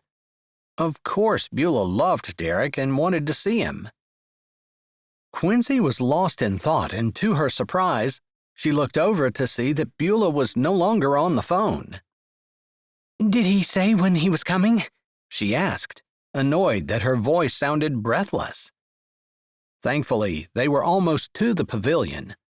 She could see the twinkle lights glowing in the distance, and several figures moving around. Sharon was probably already there, unless she had run late from working. And definitely Shiloh. "Yes, he's coming tomorrow. He said he would stay for a week. Weren't you listening?" "I heard the beginning of it, but then I kind of zoned out. It made me mad that he lied. But I don't expect you to believe me any more than you believe him. And he's your son. You've got to love him no matter what he does." "You're absolutely right. I'm going to love him no matter what he does, and I'm going to love you the same way." "Thank you." That was all she could ask. "I can make myself scarce for the next week. In fact, Sharon might even let me stay." "No, you're part of this family. Whether he wants to stay married to you or not, as long as you want to be here, you are welcome, and I will not allow either one of my children to treat you any differently. You've helped me these last several months, and I really needed it. It would be pretty bad of me to repay your kindness by kicking you out of my house." "It wouldn't be kicking me out. I just don't want my presence to make things awkward. I'm not even sure he knows you're here. I can't remember whether I told him or not. Regardless, you're welcome, and you don't have to stay away. He's just going to have to be okay with it. He made the choices. He's going to have to live with them. Thank you. Seeing Derek and Candy together after what happened was going to be difficult. She really appreciated Beulah making it as easy as possible. The woman was a saint. She didn't know why she hadn't realized that years ago. Chapter 24. Quincy sat in the dark, the last rays of the sun fading from the sky. Sharon sat beside her, telling a story about something that had happened at one of the rentals where she cleaned the pool. It was a funny story, and Beulah and Shiloh sat listening, little smiles on their faces. Beulah sat on the other side of Quincy, close enough that Quincy could just move her pinky finger from where it sat on her lap and touch Beulah's leg if she wanted to. Shiloh sat on the other side of Beulah. Even though Beulah and Shiloh had lived in the same town, Whispering Hope Harbor, for years, their friendship hadn't really blossomed. But tonight, it seemed like they had developed something new and hit it off in a way they hadn't up until that point. Maybe Beulah would tell her about it later. Maybe she wouldn't. But it didn't matter. Despite the fact that her estranged husband was coming with his girlfriend the next day, Quincy felt a contentment that she hadn't felt in a long time, plus a peace to go along with it that made her soul want to sing. It made her feel safe. Thank you, Lord, for the friends that you've given me. As she said that in her head, she thought that if she hadn't gone through what she went through with her husband, she might not have made these friends. If they had moved here together, maybe she would be like Beulah, never really noticing that Shiloh was at the diner and was a beautiful soul, just waiting for someone to offer a deep and abiding friendship to her, which she would return. So what are you going to do while your ex visits? Sharon asked, and Quincy wondered if maybe she'd missed a little of the conversation. I told Beulah that I would leave if she wanted me to, she started. Beulah cut in. But I told her that she was just as much family as Derek was, and she had been there helping for the last 2 months, and I certainly was not going to ask or expect or even want her to leave. That might make things awkward, Shiloh said, her eyes deep and knowing. There were secrets there, things that Quincy knew Shiloh kept hidden. She doubted it was a matter of trust, and more a matter of some things just weren't things that a person could talk about. She understood that now more than she ever had before. I guess we'll see how it goes. If things get too awkward, I'll probably try to keep to myself. But with as much work as we have, I won't be around much anyway. Please don't feel like you can't be around. Honestly, after the way Derek has acted, he doesn't deserve to be the one who gets to stay while you leave. Thank you for that. I do appreciate it. She smiled at her mother-in-law, and to her surprise, Beulah reached over, wrapped her hand around Quincy's, and squeezed. Quincy squeezed back, and they left their hands like that. Just a warm, tender touch that said that they were there for each other. She never expected to have that kind of relationship with Beulah, but that seemed to be the direction they were headed. And Quincy was grateful. I hope everything works out, Sharon said. And Quincy remembered that she was estranged from her son. She knew better than any of them the pain of not getting along with family. God's given me some trials this year that I was not anticipating and did not want. But I feel peace, just a contentment, knowing that whatever God wants is what is going to happen, and He's not going to allow anything that He doesn't approve. That is so comforting. I bet it is. Sharon looked a little envious, almost as though she didn't know what that was like. Their situations were different, painfully so, but Quincy wished that she could share some of God's peace with her friend. The topic changed to other things, and the four of them had an easy camaraderie, along with food and tea that Shiloh had brought from the diner. It was delicious, and Quincy wasn't sure which was the most healing, the food, the companionship, or the sound of the ocean crashing against the shore and the feeling of the night around them. The breeze, the knowledge that the sun was coming up in the morning, as it had for thousands of years every day. That made her feel grounded in a way she couldn't explain.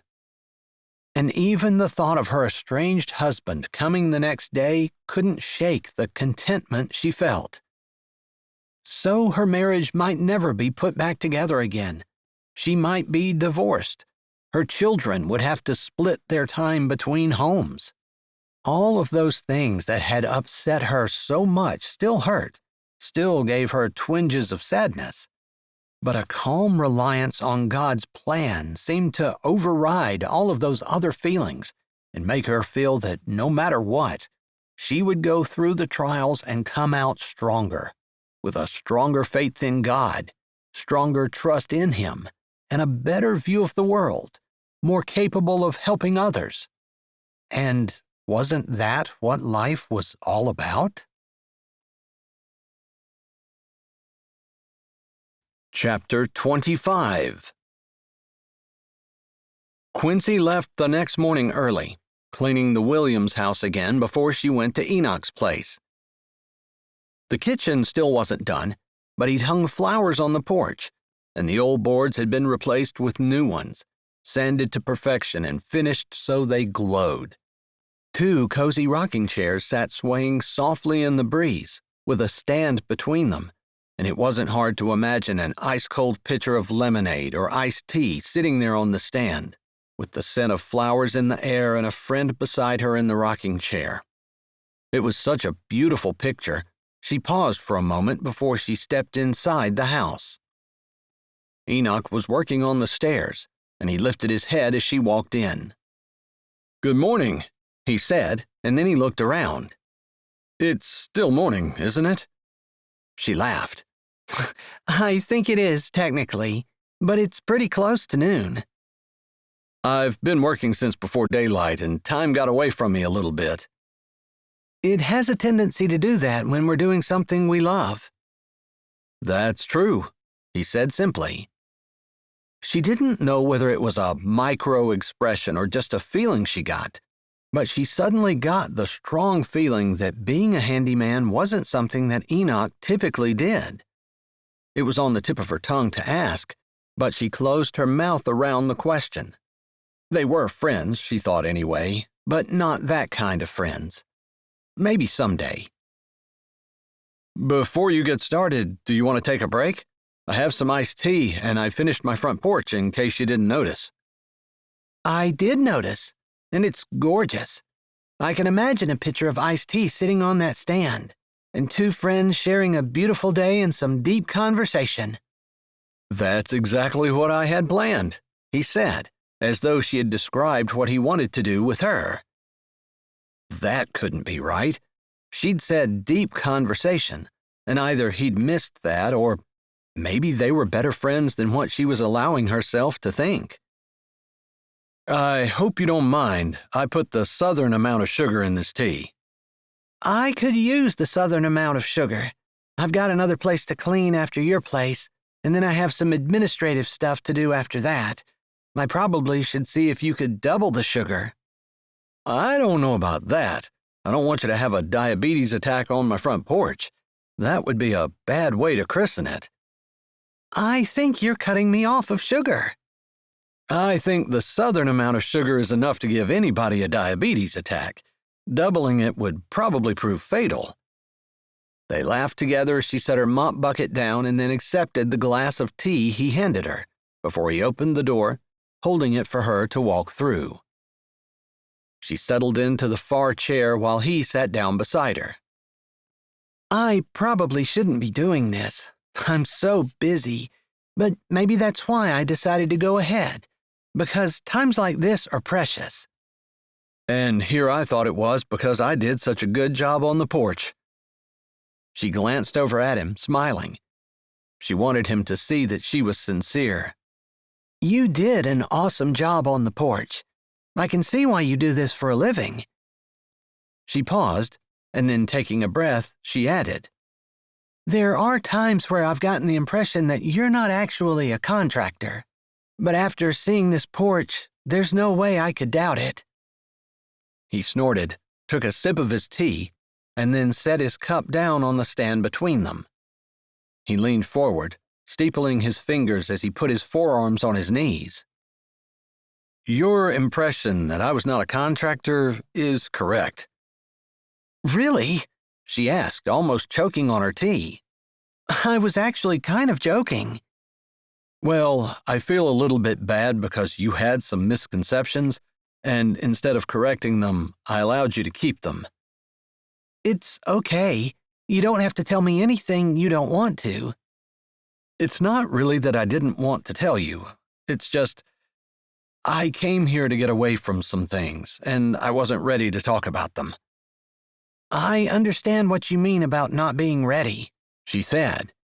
She supposed she was more ready than she had been to see her husband with another woman and to be in the same house as she, but she had to admit, she appreciated the time that had elapsed to allow her to prepare for the moment.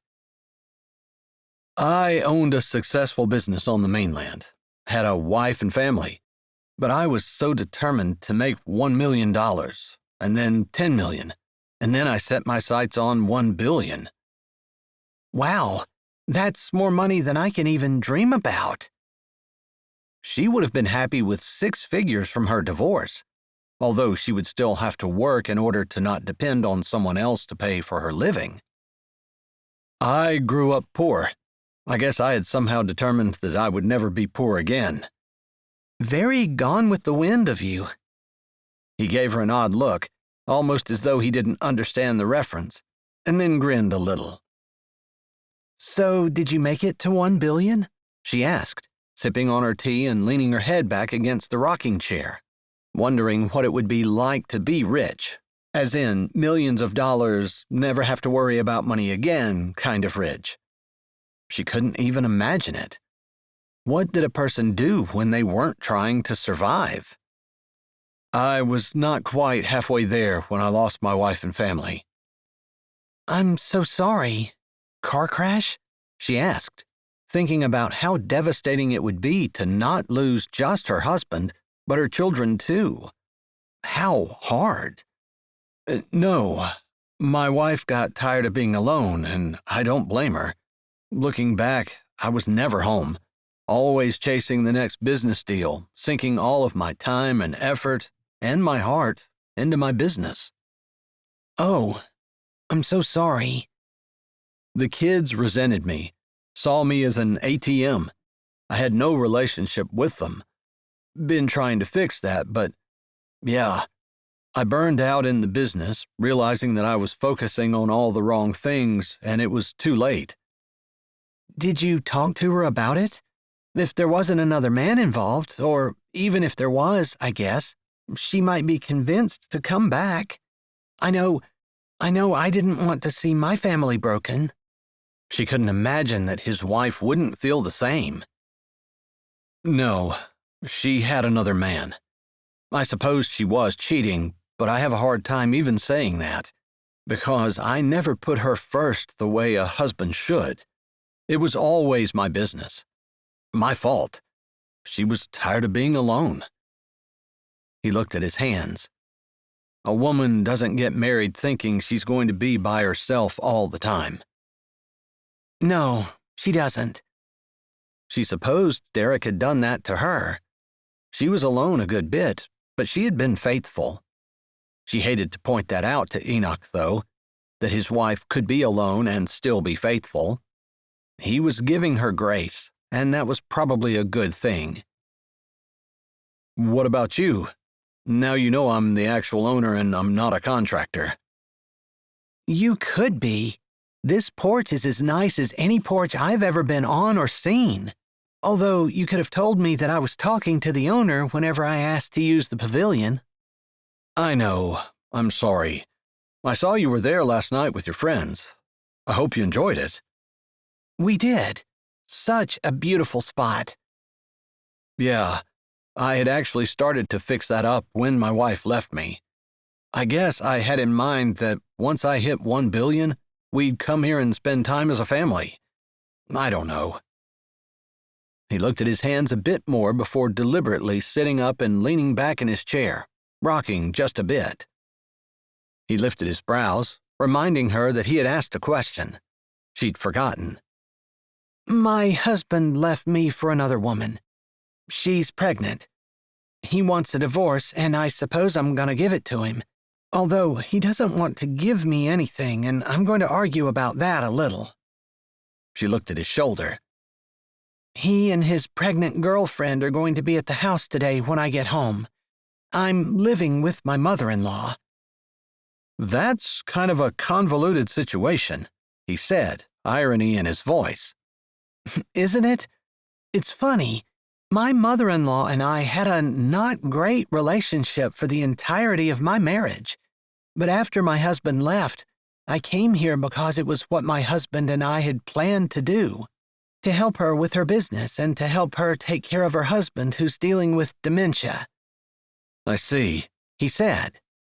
Anyway, I have a better relationship with her now than I ever did during our marriage. Funny the way these things work, isn't it?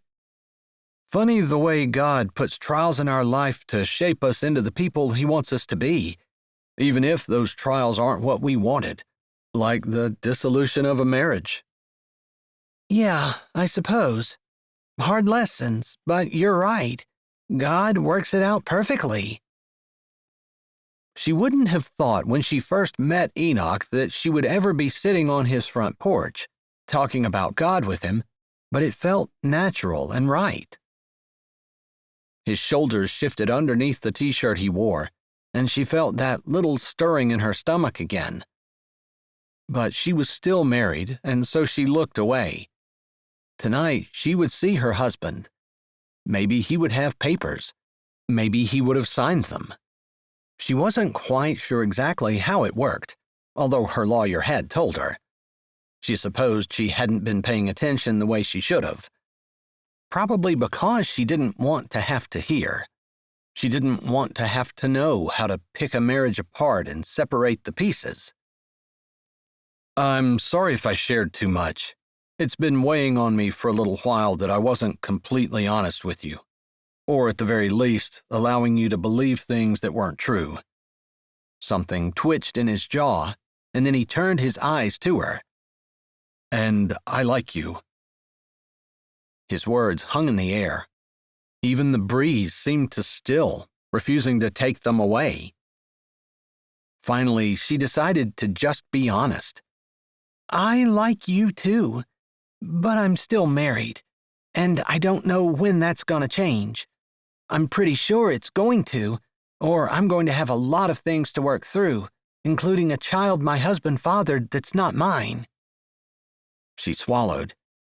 I would have thought by now I would be excited about the possibility of grandchildren, not looking to raise another myself. You think that there's a possibility that he'll break up with his girlfriend and come back to you? His words were soft. They didn't seem like they held any kind of disbelief, or like he cared either way.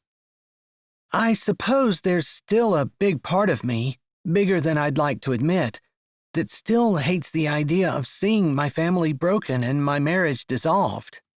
But no, I don't really think there's much chance of that at all. They were in a big rush for us to get divorced so he could marry her. And in my eyes, once we sign those divorce papers, and especially once he says I do to someone else, there's no going back. He nodded. When my wife got married to her lover, I guess I kind of felt the same way. I can't fix the past, but I can learn from it, and I can build something new. He looked around the porch. The new wood, the beautifully sanded railing, the rocking chairs and the coziness, and the flowers that trailed softly in the breeze. I guess that's what I'm doing here, building something new. She nodded, understanding what he meant. But she didn't think she was there yet.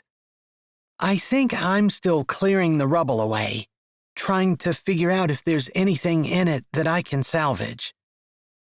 He nodded, rubbing a hand over his chin before he looked back out over the railing. I can respect that.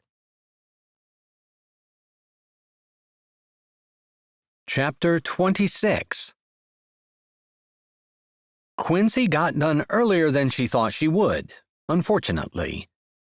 There were so many days where she would have loved to have gone home early, spend a little time with Sonny, maybe help cook supper, but it ended up being late. Figures the day that she didn't want to be home at all, she would be early. Rather than going into the house, she decided to take a walk along the shore. The evening was beautiful, and the water called to her. She lifted her face to the breeze, avoiding the back of the house and heading down the path through the small scrub brush. She had recognized that little red convertible that was parked along the road, and part of her felt cowardly for skipping out. Maybe she should go and say hi before she took a walk. But her feet had already taken her down to the edge of the water, where she turned and headed north. Why was she so nervous? It wasn't like she cared what they thought of her, and it wasn't like it mattered. He had already decided he didn't want her. She supposed she just didn't want the confrontation. Or maybe she was afraid he was bringing divorce papers with him and she didn't want to face him. Maybe she just wanted a few more moments without the knowledge that her marriage was ending, although that much had been obvious for months now. She hadn't gotten anything sorted out in her mind before Vivian's house came into view. This time, seeing Vivian on the porch, instead of just waving, she turned and started walking toward the path that led to Vivian's house. She kept her eyes on the woman, only taking them off when she needed to see where she was placing her feet. Vivian stood with her arms wrapped around her stomach, the breeze whipping her long skirt, her hair blowing back as well. But she didn't turn and walk into her house. Why had she fled from one confrontation only to face another? Or maybe she had chosen the easier route, the potential for another friend versus dealing with her soon-to-be ex and his pregnant girlfriend. Regardless, she made it to the bottom of the porch and put her hand on the railing, but did not go up. "Hi," she said, a little breathless, more from nervousness than from her exertion. "Hi," the woman said. Her voice sounded cultured, but not aloof. "I've seen you so often, I wanted to come say hi for a while, but tonight, my soon-to-be ex-husband is at my mother-in-law's house with his pregnant girlfriend. I suppose I would rather come here and meet a total stranger, perhaps be snubbed, than go home and face the things I know I need to face." "Wow, that's rough," Vivian said. "Why don't you come up and sit a while? You're welcome to stay here until you're ready to go home, even if that means it's not until tomorrow morning." Quincy smiled. She had a feeling that Vivian was going to be a kindred spirit, and she had been right. "I thought you and I were going to be friends," she said as she got to the top of the steps and held out her hand. "I'm Quincy." "I thought we might be friends too, about the third time I saw you. I'm Vivian." "I confess I already know your first name. I asked about you in town." "And someone knew my name?" Vivian said. Rather than sounding pleased, she sounded scared. "Not in a creepy way, just the owner of the diner. She said that she thought you didn't want a whole lot of people to know that you were here. I don't think she shares your name with just anyone." "Then she's a friend of yours?" Vivian asked, and although the fear seemed to be gone from the surface, there was still an undercurrent there. Yes, we're friends. We actually got together last night and hung out with my mother-in-law, which I know sounds a little crazy, but she's really a great woman, and also another friend. She paused for a moment, thinking it was probably too soon, but she added, There's always room for one more in our group. I don't know that I'm ready for a group yet. Just having one friend seems to be a bit of a stretch for me. I see. Is there some danger? She asked that question on a hunch. Why don't you sit down for a while? Vivian pointed to one of the two chairs that were on the porch. They weren't rocking chairs, but the porch looked almost as cozy as Enoch's had earlier that day.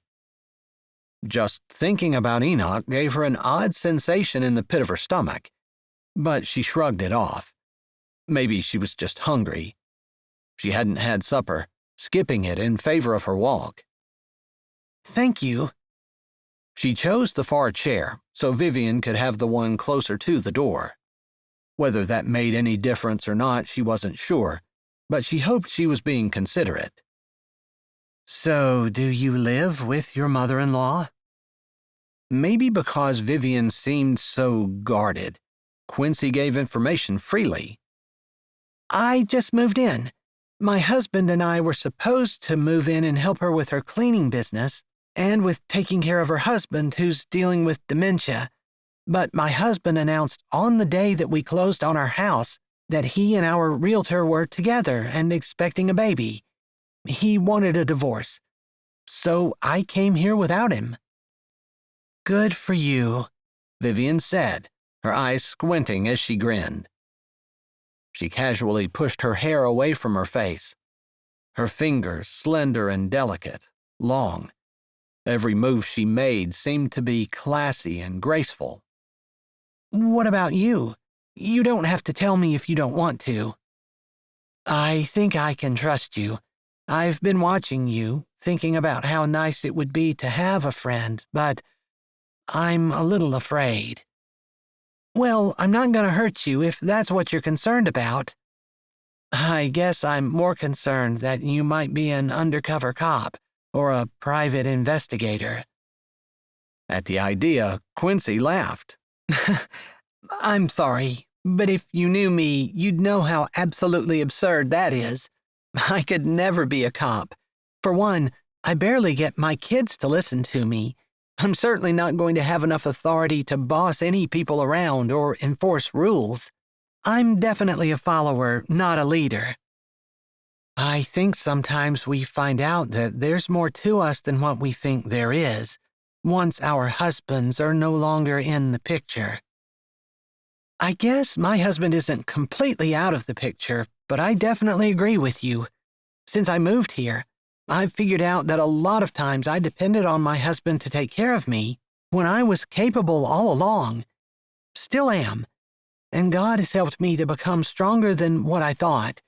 Not because of me, but because of him.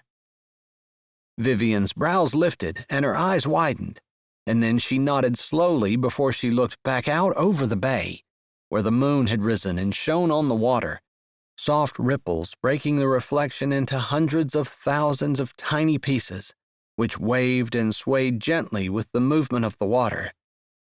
The soft sound of the small waves hitting the shore drifted across the night air.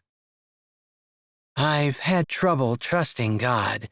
It feels like he's let me down. I can't speak to your situation. I can only tell you what he's done for me, and what he says in the Bible too, I suppose. But I know that every time it felt like God was allowing me to go through something that was too hard, I reminded myself that God doesn't allow me to go through anything that hasn't gone through his approval first. And everything that I've gone through has been with a desire for me to learn about him, mostly, but also about myself. How weak I am and how I need him. I don't need a reminder about how weak I am. I guess I didn't say that very well. It's just that suffering doesn't necessarily mean a lack of love. It just might mean that there was an experience that I needed to have in order to become more like Jesus. How do you become more like Jesus when you're hurting? Didn't he hurt at the crucifixion? Didn't he go through a lot of suffering? But yet he never questioned whether or not God loved him. He never questioned whether or not God cared. I think for a little bit he did doubt whether he was able to go through it, or whether God would really make him. He said, "If it be your will, let this cup be taken from me." But he never said, "I can tell that you don't love me because you're making me suffer." He knew he had to. But that was to save us. That wasn't necessarily to make him a better person. No, maybe we suffer for different reasons, but the idea is the same. No one goes through life without pain and suffering. It's how we grow. You can't become stronger by having everything handed to you, right? I suppose not, but some suffering seems too heavy to bear. That made Quincy wonder exactly what had happened in Vivian's past, but she didn't pry. After a few beats, she said, I think because of sin, because the world isn't perfect, because man didn't obey, there's a lot more suffering than there would have been had the world stayed in the perfect place where God created it. But I still believe with my whole heart that God doesn't allow anything into our lives that he hasn't approved, and he promises to walk with us through it all, no matter how hard it gets for us. Sometimes it feels like he's not there. Quincy was silent. She couldn't convince Vivian that God was there if she couldn't or wouldn't believe that he was. It reminded her of what she had thought about different perceptions of reality. Maybe that was why it was so important to use the Bible as a foundation, so that the perception of reality didn't interfere with what was actually true. Do you know the verse that says, "We glory in tribulations also, knowing that tribulation worketh patience, and patience experience, and experience hope, and hope maketh not ashamed, because the love of God is shed abroad in our hearts by the Holy Ghost which is given unto us"? It's been years since I heard that verse. I kind of forgot it existed. Vivian sounded thoughtful, and Quincy decided to let the matter rest. She didn't have to convince Vivian of anything. Vivian was allowed to not believe God was good if that was what she really wanted to believe. Quincy couldn't imagine what would be in her life that would cause her to think that God had abandoned her. But it was a feeling that was shared by a multitude of people. Someone who had been abused or who had lost parents or loved ones might feel like God didn't care about them. And Quincy, while she believed with her whole heart that that was not the slightest bit true, couldn't really think of words that would convince someone that their suffering could be used to glorify God, and that was more important than not suffering at all. In fact, the older she got, the more she felt like a life with no suffering was not going to be a life worth living. Not that she enjoyed suffering. She absolutely didn't. Which was the whole reason she was here on Vivian's porch, instead of enduring the suffering of facing her ex and his pregnant girlfriend. This is a beautiful spot. You have such a pretty view from your porch. And those sunsets, my goodness. Quincy attempted a subject change and was gratified when Vivian went along with it. It feels like it's healing my soul every time I see them. And, to your point earlier, it makes me feel like God really is there. Maybe he does love me sometimes. After all, the way those sunsets make me feel, it's just peaceful. Yeah, peaceful. And odd. That is a good word. They chatted a bit more about the weather, and Quincy learned that Vivian had been there for about a year, which was what Sharon had said. Sharon was pretty good with her information. They'd been chatting for an hour when she decided it was probably a good idea for her to get up and go. We decided we'd meet every Monday night. Weekends are busy for all of us because those are turnover days for the vacationers. Oh, they are? Yeah, Friday through Sunday. Not all houses, but a lot. We're busy throughout the week over the summer, too. You all work in hospitality? I guess. Sharon has a pool servicing business, and of course you know Shiloh, and my mother-in-law and I clean houses. She paused for a moment. Did you have a job? Keeping my husband happy, and according to him, I wasn't any good at it. There was definitely pain in her voice, but she was obviously trying to cover it with a forced cheerfulness. I would say that he probably was a jerk, but that's not very nice, and I don't know him at all, so forgive me if I'm overstepping. She pushed to her feet. I'd say the same thing about my husband, but I've been trying to keep my mouth shut unless I can say something nice. If you don't have something nice to say, don't say anything at all? Vivian asked with a little laugh. How many times did I say that to my children, and it's me that needs to be reminded of it? Yeah, I need to be reminded of that sometimes, too. She placed a hand on the back of her chair, standing still, although the breeze still blew her skirt around her ankles. Thanks for stopping in. I haven't struggled to say kind things because I haven't had too many people to talk to. But I've struggled to think kind things, and it's good to have a friend. You're welcome to come up to my house anytime, although my mother-in-law and father-in-law will both be there, and right now my husband and his girlfriend are there as well. So, your house is a little nicer. Vivian laughed. You're welcome here anytime. I don't go many places. All right, I'll remember that. You know I'm often walking in the morning. I might stop in. Please do. As she left, she heard a little barking from inside and remembered the dog that she typically saw on the walk. She had forgotten all about it. But she didn't think that mattered, because she was pretty sure she was going to be seeing more of Vivian again, and soon. Chapter 27. Beulah and Sonny's house was glowing as she came down the beach. The moon was almost full, and even if it hadn't been, she had walked the beach so many times she wouldn't have been afraid of the dark. But seeing the house all lit up made her feel cold, although she wasn't sure why. Maybe because she knew what was waiting inside. She could hear raised voices, but couldn't make out the words as she got closer, and she was tempted to turn around. But avoiding her problems wasn't going to get her through them, and that was what she needed to do, get through them.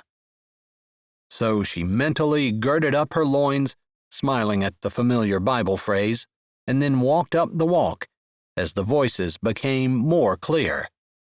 I can't believe you're siding with her. I'm your own son. It was Derek, his voice raised in anger. Quincy, come here and give me a hug. You've been so standoffish. That was Sonny. He must be talking to Candy. Did he call her Quincy? Quincy bit back a smile. She bet that made steam come out of Derek's ears. Dad, how many times do I have to tell you her name is Candy? But you're married to Quincy. Isn't this your wife? Looks like she's gonna have a baby soon. I'm gonna be a grandpa. That's awesome. Quincy bit her lip. He had already been a grandfather, and a good one. Dad, not Quincy, Candy. Quincy, Candy, same deal, Sonny said. Quincy had made it to the door, where she could look in and see him, waving his hand in the air like it wasn't that big of a deal. Oh, if he were in his right mind, he would know how big of a difference there was between those two names. Regardless, she put her hand on the knob, and just as she went to twist it, her eyes met Beulah's, who had obviously seen her or maybe heard her. She gave a little nod, as if giving Quincy permission to come in, although she had already told her that she was welcome any time, just as welcome as her son. Twisting the knob, she opened the door and stepped in, feeling like she knew a little bit about how Daniel must have felt when he stepped into the lion's den. She closed the door behind her to absolute quiet in the room. Quincy, I'm so glad you made it. Did you have a nice walk? Beulah asked, solicitous as usual. I did, thank you, she said, and now that she was in the room, she could see Mary seated over on the other side of Sonny, quiet for once. Maybe she could see that everything that Quincy had been saying was true. Quincy, I'm so happy to see you. Candy rushed to her like they were old friends or something. Maybe they were, in a manner of speaking, because she would have said that Candy was a casual friend back when she was her realtor, before she knew that she was sleeping with her husband. But as Candy came to her, she opened her arms, allowing the younger woman to give her a hug. As she tried to return it, she looked over Candy's shoulder and saw Mary staring at her. She couldn't read the expression on her face. I'm so happy to see you. You were so sweet to me the last time we met. Yes, I know what it's like to be pregnant. How are you feeling? Oh my goodness, my ankles are swollen, I feel like a buffalo, and I still have 2 more months. Quincy nodded, listening as Candy went over her list of grievances. 2 more months. That meant that she had been 5 months pregnant when Derek had told Quincy that he was leaving her. They had been sleeping together for 5 months before that? That revelation rocked Quincy's world and threw her off kilter. I need to talk to Quincy alone. Derek interrupted Candy as she was just going on about the heartburn she experienced at night and how she was dealing with that. Quincy could have talked to her for a while about it, because with the twins, she had heartburn for the first time in her life. But she looked at her husband as Candy stepped back, a little bit of fire flaring in her eyes before she covered it with a sweet smile. Of course, dear, she said, her voice holding a southern helping of syrup. Out on the porch, Derek said to Quincy. Wait a second, I'm confused. That's Quincy. Who are you? Sonny pointed at Candy. Quincy is Derek's wife. They've been married forever. I remember back in high school. Candy is going to be my wife, Dad. Derek snapped at his father, obviously fed up. Derek, your father can't help what he's going through. Some patience, please. Quincy's voice was low but firm. Derek had the grace to look slightly bad before anger flared in his eyes and he lifted his chin. Out on the porch. She had a good mind to tell him where he could take his porch and shove it, but she didn't want to fight, and while she didn't feel like he had the right to order her around anymore, he was still technically her husband, and she turned, after a glance at Beulah, and opened the door that she had just come through. Derek didn't say anything until the door was closed firmly behind him. Why are you dragging your feet about this? You told me you were going to send a counteroffer from your lawyer. It's been 6 weeks and we've heard nothing. The baby's going to be here and I won't be married to Candy. I guess I don't understand why that matters, Quincy said, and then she wished she would have bit her tongue. Of course you don't understand, Derek said, his voice low but absolutely dripping with venom and anger. She couldn't recall ever feeling such loathing from a person in her life before. I sent you the papers. My lawyer and I discussed it over the phone. She sent me a rough draft. I approved it. She gave me something to sign and told me she would be mailing it to you. That's what happened. I don't know why you haven't gotten the papers." She did not add that if he would have had a settlement that was fair to begin with, she wouldn't have had to do these extra steps, and the thing would have been signed whenever she drove to meet him 6 weeks ago. "You're lying." She stepped back as though he'd slapped her. Maybe he had. It felt like it. "I have never lied to you, not once." That was the truth. "I never lied to you either," he snapped back.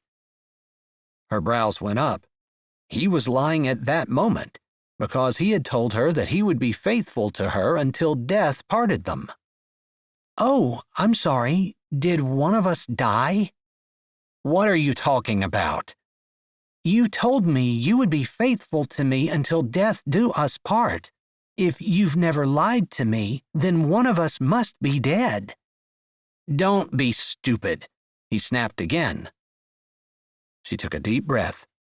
He was calling her names, insulting her, snapping at her, and being generally unkind, but that was just because he was upset, angry, maybe under a lot of pressure from Candy to have a wedding. Perhaps he was unsure about getting married to her, having second thoughts. Whatever he was experiencing, it was causing him to act out. Although he was an adult, and she really thought that he ought to have better control of his emotions. "I can call my lawyer in the morning, find out what's going on." "Are you going to do that, or are you just going to say you're going to?" "I don't believe that there is a time in our marriage where I ever said that I was going to do something and I didn't follow through. I've never lied to you. I've never cheated on you, and you have no reason to doubt my word. I'm sorry that you're doing so now, but you're doing it without a shred of evidence." "Just get me the freaking papers so that I can sign them and rid myself of you." "I told you, I'll call my lawyer in the morning." "See that you do." She turned to the door, since she was closer, and put her hand on the knob. But she couldn't resist turning back to her husband, saying, "I'm not sure what the problem is or what it was, but Derek, I really hope you find what you're looking for. Truly, I do." She turned the knob and walked inside.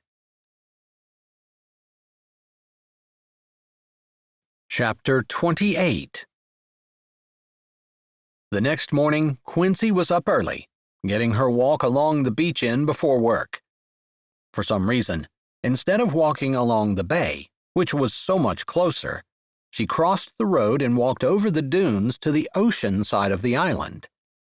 Watching the sun come up over the ocean, hearing the roar of the waves against the seashore, and thinking about how big and wide it was, and how far it stretched, and how small she felt in comparison to it.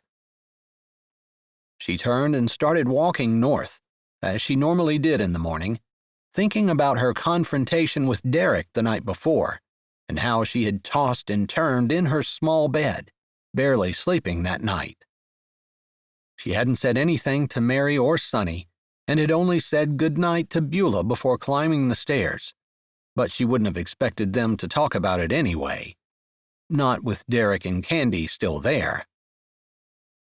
With the glare of the sun, or maybe because she was so distracted, she didn't realize that someone was walking toward her until he was almost upon her.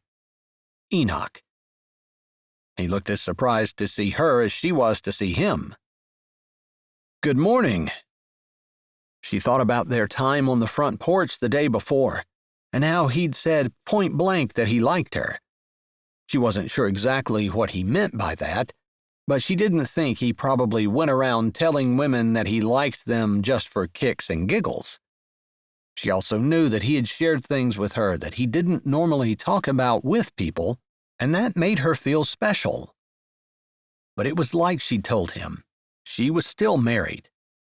She tried to remember that as she smiled and stopped, shielding her face with her hand. "Good morning. It's beautiful out this morning." "Every day is a beautiful day. Every day I have health, and I'm alive to see the sunrise." She nodded. I should be more grateful for the little things instead of complaining about the things I don't have that I want. Good reminder. I'm sorry. I wasn't trying to remind you of anything. Just spouting my philosophy. Some days I have to say it to myself in order to remind myself to stop complaining and whining. I wake up like that sometimes. Actually, this morning I did. Really? Something I can help with?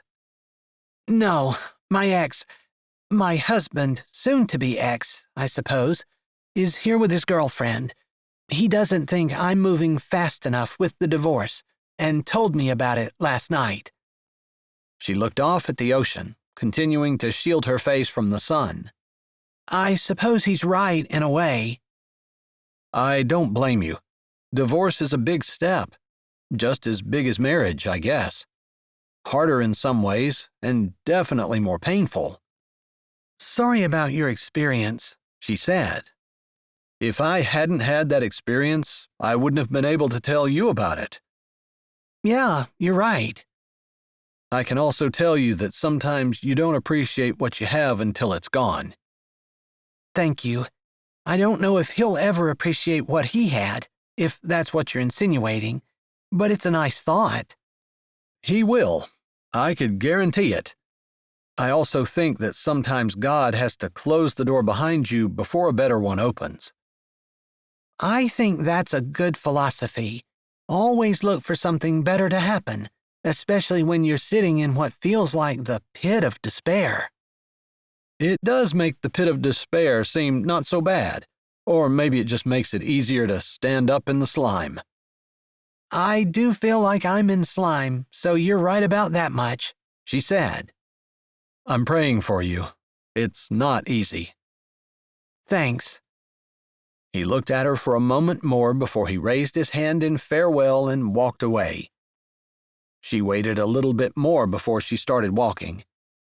He was praying for her. That meant more than almost anything he could have said.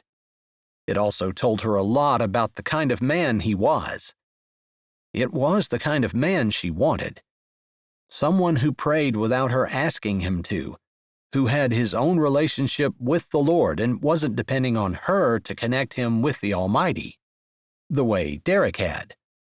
Because obviously, Derek didn't have the values and morals that he claimed to, or maybe something else happened. Regardless, by the time she was finished with her walk, she realized she had spent more time thinking about Enoch than she had about Derek, and she considered that a good thing. Chapter 29. Beulah put 2 pieces of toast in the toaster and pressed down on the lever. Last night had been awkward, but Derek and Candy had gotten there late enough that everyone was tired, and they hadn't spent a whole lot of time talking. Derek had been upset about the shape his father was in, and Beulah had had to bite her tongue because she wanted to tell him if he visited more, he would know, and it wouldn't have been such a surprise. Derek acted like everything was okay, like it was perfectly normal for him to be there with a woman who was big with his child, and that they were all supposed to just act like it was just fine. Thanks so much for letting us sleep in your bed last night, Candy said as she walked into the kitchen, one hand on her protruding belly, dark circles around her eyes. She looked like she hadn't slept at all, just as much as Beulah hadn't. Of course. Like I said, Sonny often falls asleep in front of the TV anyway. Quincy would have gladly given you her room, but her bed is a single, and it would have been difficult for the 2 of you to share. Quincy doesn't need a bed, but it's a nice thought. Derek walked in, still not seeming to be in a better mood than he was the night before. The ideal solution would have been for Mary to give up her room. She at least had a double bed. But she had been strangely quiet the night before. No caustic one-liners, no biting remarks either. She'd just been watching. Beulah wasn't sure what to make of that. Perhaps Mary was going to hit her with both barrels after Derek left. "We decided we're leaving today, Mom." Derek went over and put an arm around Candy, indicating that he was talking about the two of them. Candy looked up at him, total admiration in her eyes, but he wasn't paying attention to her. He was looking at Beulah. "I don't know why you didn't tell me that Quincy was here. Didn't you know how awkward it was going to be for us to have to deal with her?" Beulah's mouth opened, and her jaw felt like it was hitting the floor. "I didn't know you didn't know where she was." She finally managed to sputter. What she really wanted to say was that if Derek had talked to her at all, maybe he would have known. But he hadn't even told her that he was leaving his wife, hadn't told her that he had a girlfriend or that she was pregnant, not until he showed up. And if he thought it was hard for them, how hard did he think it was for Quincy? "You should have known," he muttered, annoyed. Beulah felt very much like she had the night before. Instead of being happy that her child was visiting and enjoying his company, she wanted to run away down to the beach and sit there alone until they left. How was she supposed to navigate dealing with her son and his girlfriend and his ex? And on top of that, Sonny had been confused almost constantly, and then she'd barely even given her business any thought. At least Quincy was taking care of that. That was such a load off her shoulders. She'd barely thought about that when Derek yelled, "Dad!" And then almost immediately he said, "Mom, aren't you watching him?" Beulah had spun around at the sound of his voice, and she was already hurrying forward. Sonny stood at the counter, a fork in one hand, getting ready to poke it into the toaster, his brows down. "Honey, you can't do that when the toaster's plugged in." She yanked the cord from the wall, just as he stuck the fork down one of the slots. "Don't tell me what I can and can't do. I don't know why this stupid thing isn't working. I want to heat my coffee up." Beulah, used to his confusion by now, knowing that this was the way he got sometimes, barely twitched an eyebrow. But behind her, Derek exploded. "Dad, what's wrong with you? That's a toaster. You don't put coffee in your toaster." "Don't tell me what I can't do, son," Sonny said, and then before she could stop him, he took the coffee that was sitting on the other side of the toaster that she hadn't seen and dumped the entire thing into the toaster, covering the bread that was in there and making her thankful that she had immediately unplugged it. "Dad, that's the stupidest thing I've ever seen. You just poured your coffee in the toaster. What's wrong with you?" He shook his head and looked at his mom. "You need to do something with him. He's a danger to everyone in this house. If you hadn't been standing there, he could have burned the whole thing down, or electrocuted himself, or both." He bumped Candy's shoulder with his hand. "Come on, we need to get out of here. It's dangerous for us to stay." Despite how he had treated her while he was here, Beulah's heart sank. She barely saw him, and she wanted to spend more time with him. Time that wasn't wasted in fighting and harsh words. "Don't expect to see a whole lot of us, especially if Quincy is going to be here. You know that we can't stay here with her." "Why not? You're married to her. You should be spending time with her. I don't know why you haven't been around lately." Sonny's voice was gruff and sounded like it had growing up, a few times that he had gotten really upset with Derek and dressed him down. "And we don't want our child around someone as dangerous as that. You need to get him sedated, get him into a home with people who know how to take care of him so he won't act like that anymore." Beulah reeled back, feeling like he'd just slapped her. "It has nothing to do with how he's being taken care of, and everything to do with how dementia affects a patient. And if you had any concern for your parents at all, you could look into it and see that for yourself." Quincy's voice came from the bottom of the stairs. Beulah appreciated her butting in. She wanted to use stronger words with her son, but he was already angry with her. She could hardly correct his misconceptions without causing him to be even more upset. "You're the whole reason we're leaving. I wanted to spend time with my mother, let her get to know Candy. Candy deserves to know her family, but you ruined it all, like you always do. I hope you're happy." Derek's eyes shot daggers at Quincy. She looked rather angry herself, but she didn't say anything else. She simply looked at Beulah and said, "I'm going to go out for a walk. Call me if you need me." Beulah nodded, knowing that Quincy had already gone for a walk, but was heading out again to try to ease the tension in the room, since her presence ramped it up rather than fixing anything, even though her words to Derek were absolutely true. The door closed behind Quincy, and everything in the room was quiet for a moment. Then, without saying anything, Candy ran to the door, opened it, and hurried out. Derek took 2 steps to follow her, but Mary's voice came from the top of the stairs. "Why don't you leave them alone?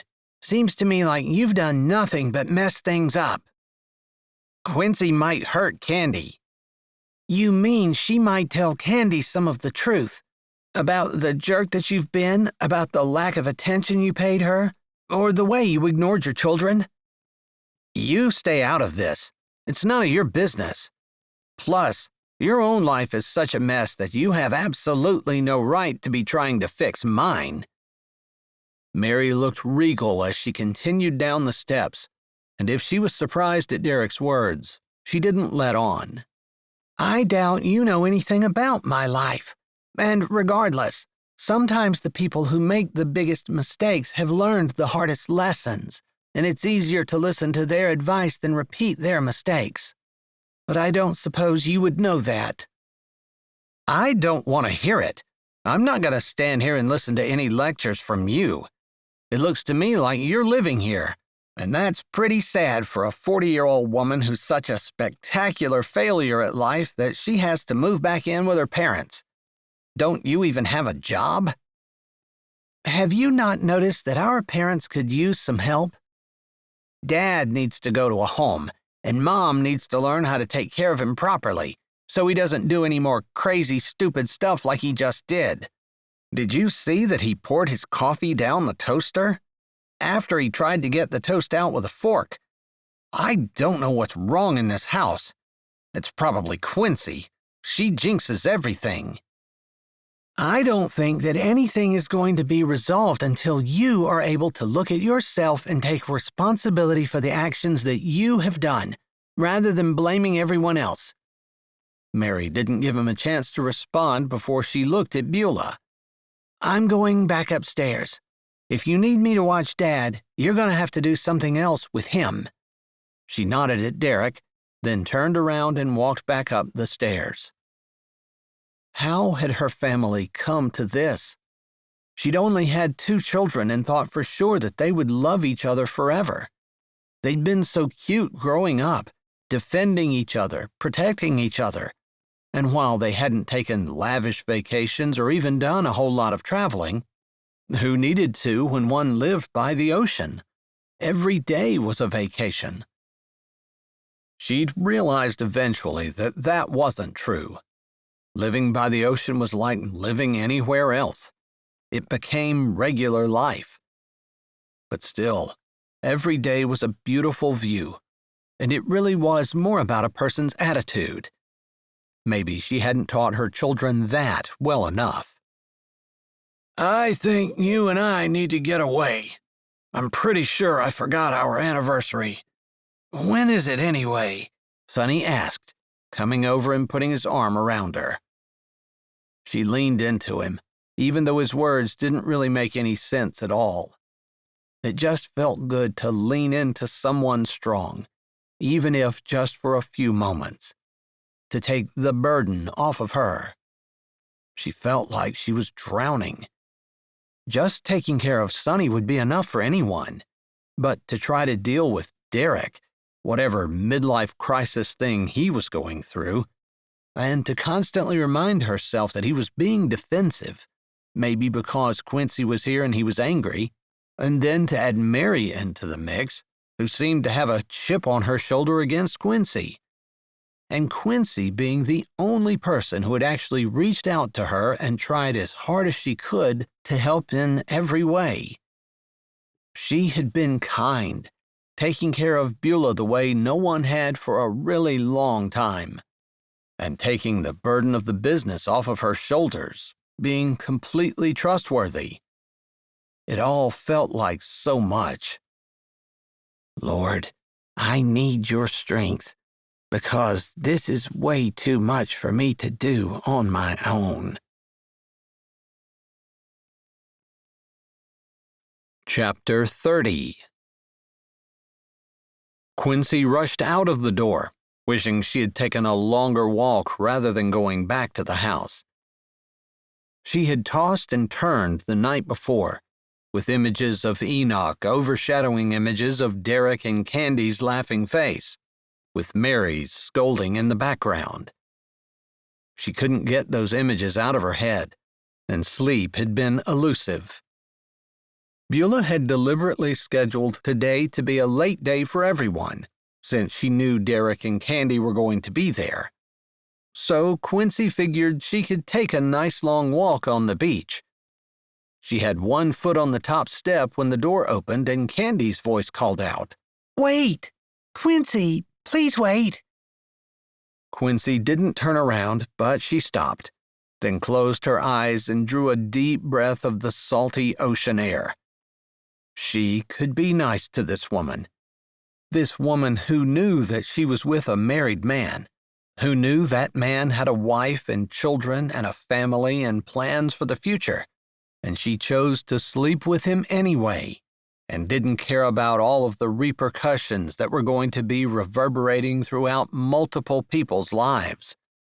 Not just Quincy, but their children, their in-laws, their friends.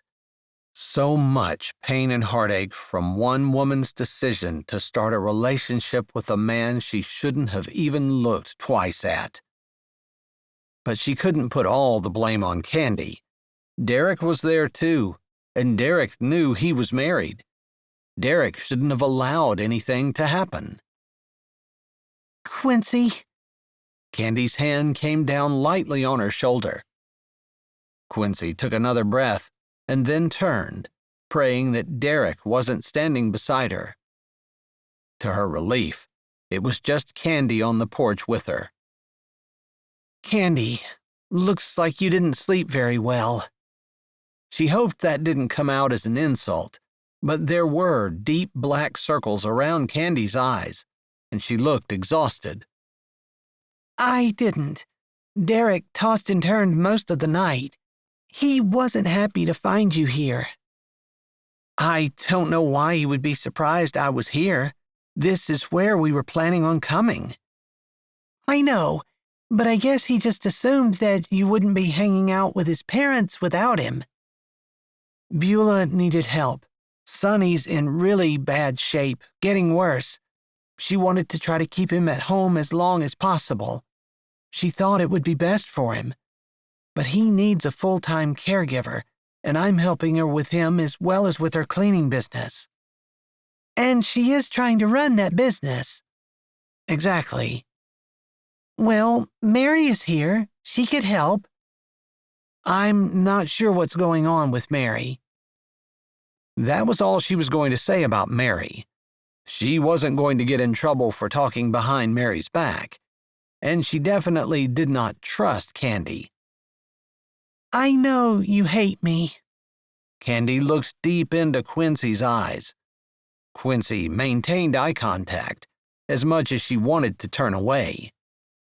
This woman was a human too, and she'd made mistakes.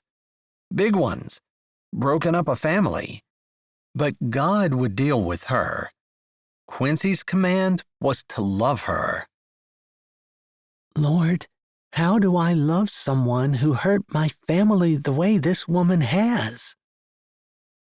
Even as she asked, She knew that Candy wouldn't have had any power to hurt her family if Derek hadn't allowed it. They've done so much harm to me, caused so much harm to my children as well. God, you can't really want me to forgive them, can you? Candy wasn't asking for forgiveness, but in order to be kind, in order to say the right thing here, she needed to overlook what Candy had done, to pay for that with her pain and suffering, and allow Candy to get off free. Although Quincy didn't think that God would let Candy get off free, Quincy just had to pry her fingers up and not want to punish Candy herself, but allow God to deal with her. I don't hate you. I guess I'm still dealing with pain and trying to figure out what my family is going to look like going forward. Because it's not the way I thought it was going to be. But I don't hate you. There, she was trying to be as honest as she could be. I love him. I don't expect you to understand. But it's true. I love him. Quincy bit back the words she wanted to say. She had loved Derek too. She had loved Derek for decades. She had been with him through his ups and his downs, through his lack of success, and every failure until he finally succeeded in his business. But Candy was too young to understand that, and she wouldn't care anyway. I'll pray you have a happy life together. She could say that much, and it would be true. She didn't necessarily want God to punish them or want anything bad to happen to them. She wasn't sure if she could say that she wanted good things to happen to them, but she didn't really want to see either one of them suffer. Wasn't it just a couple of days ago that she was thinking that God had to close the door before he could open one to something better? I just know it'll make everything a lot easier if we can get along. I think we can. I'm not sure Derek wants to get along, but I can't leave Beulah right now. She needs more help than I can give her. Mary's here. Yeah, I don't know if she's staying.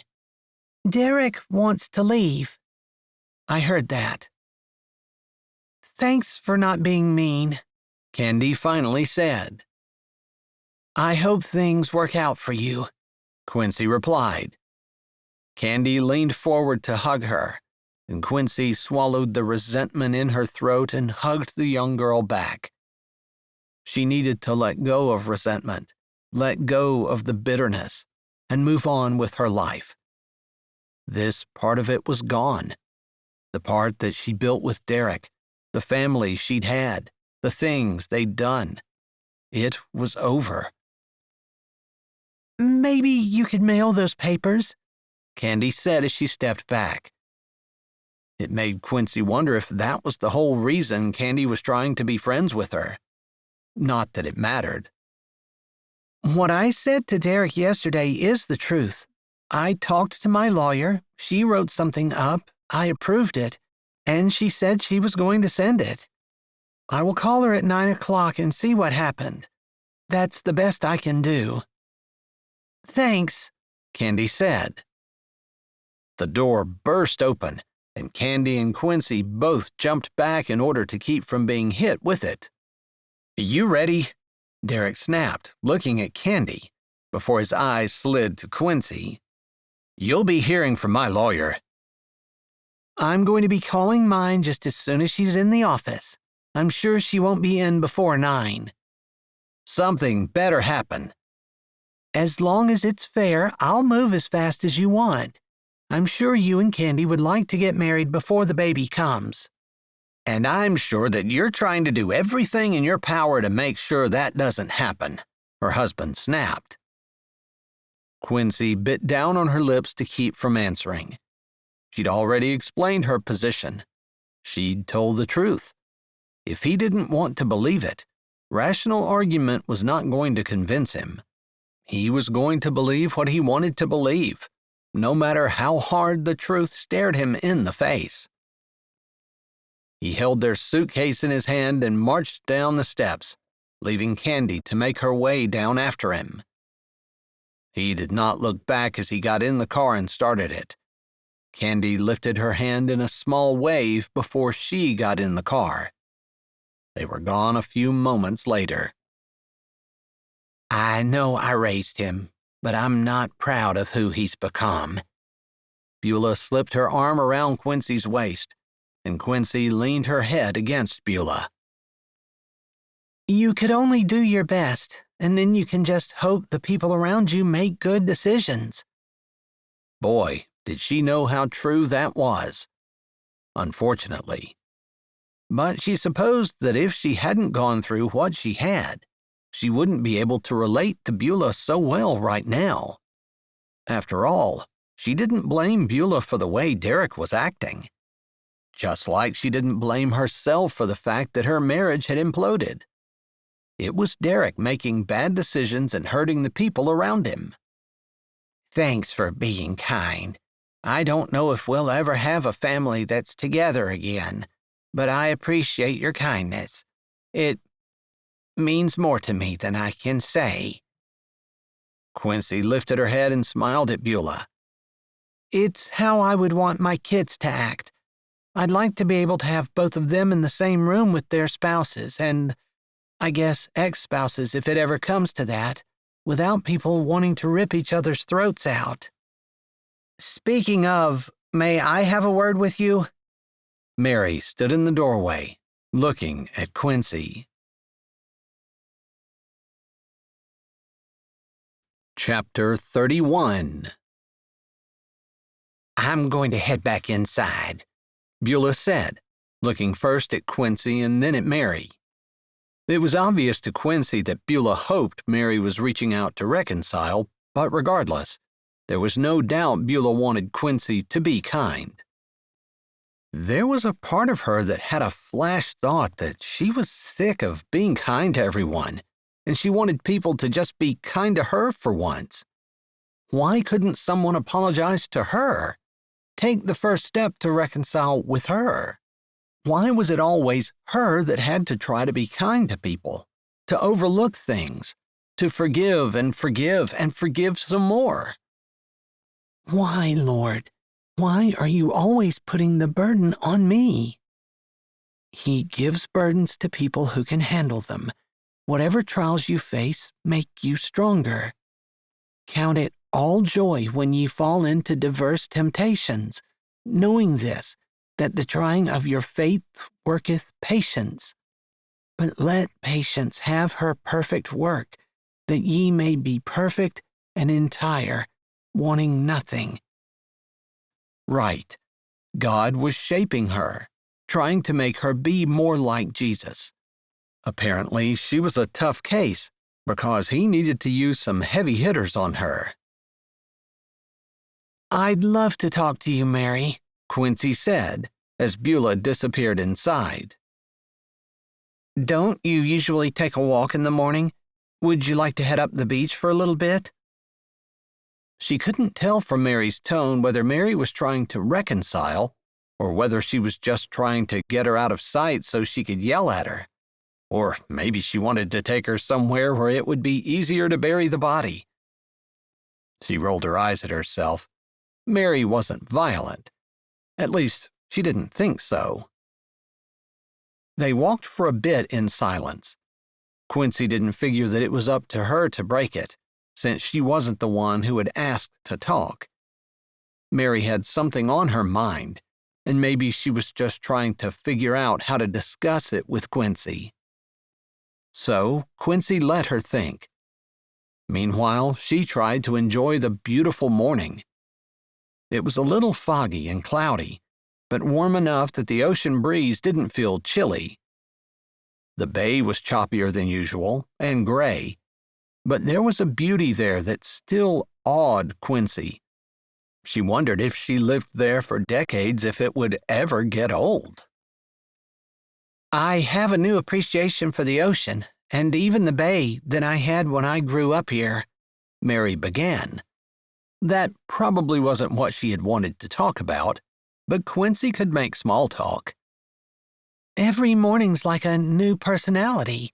I never get tired of watching it. And it always makes me feel settled. Not safe exactly, but settled. Never safe.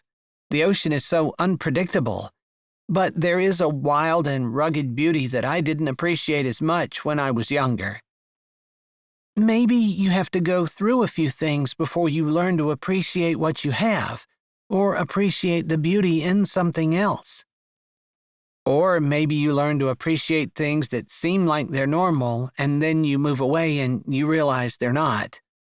Or you lose it and realize it's not.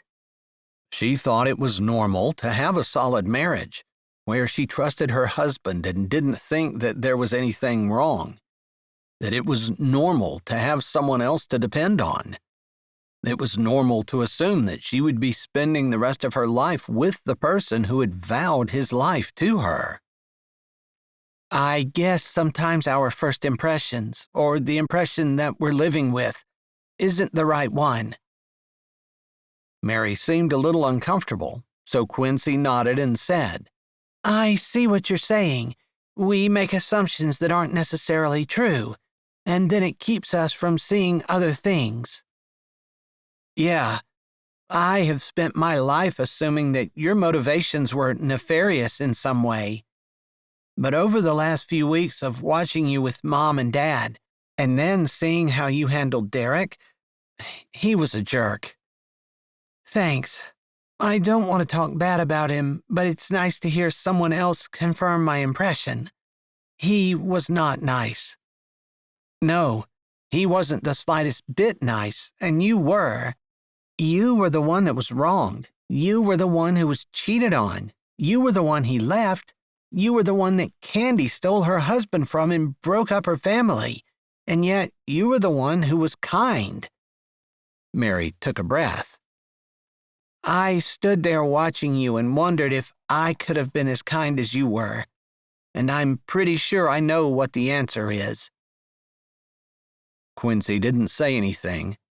Not for a while anyway, as they walked slowly along the beach, the water lapping on their left, scrub brush and the occasional house on the right.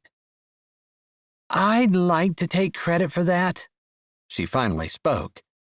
But I can't. If there was anything good in me, it's only because of God. I, in my flesh, wanted to rip their throats out, or drown them in the ocean, or some other kind of murderous thing. I definitely did not want to be nice. There, that was the truth. She wasn't really a violent person either. She couldn't remember the last time she committed an act of violence on someone, but her thoughts toward her husband and his girlfriend were not benign. Well, that's a relief. There were times when I wondered if you were even human.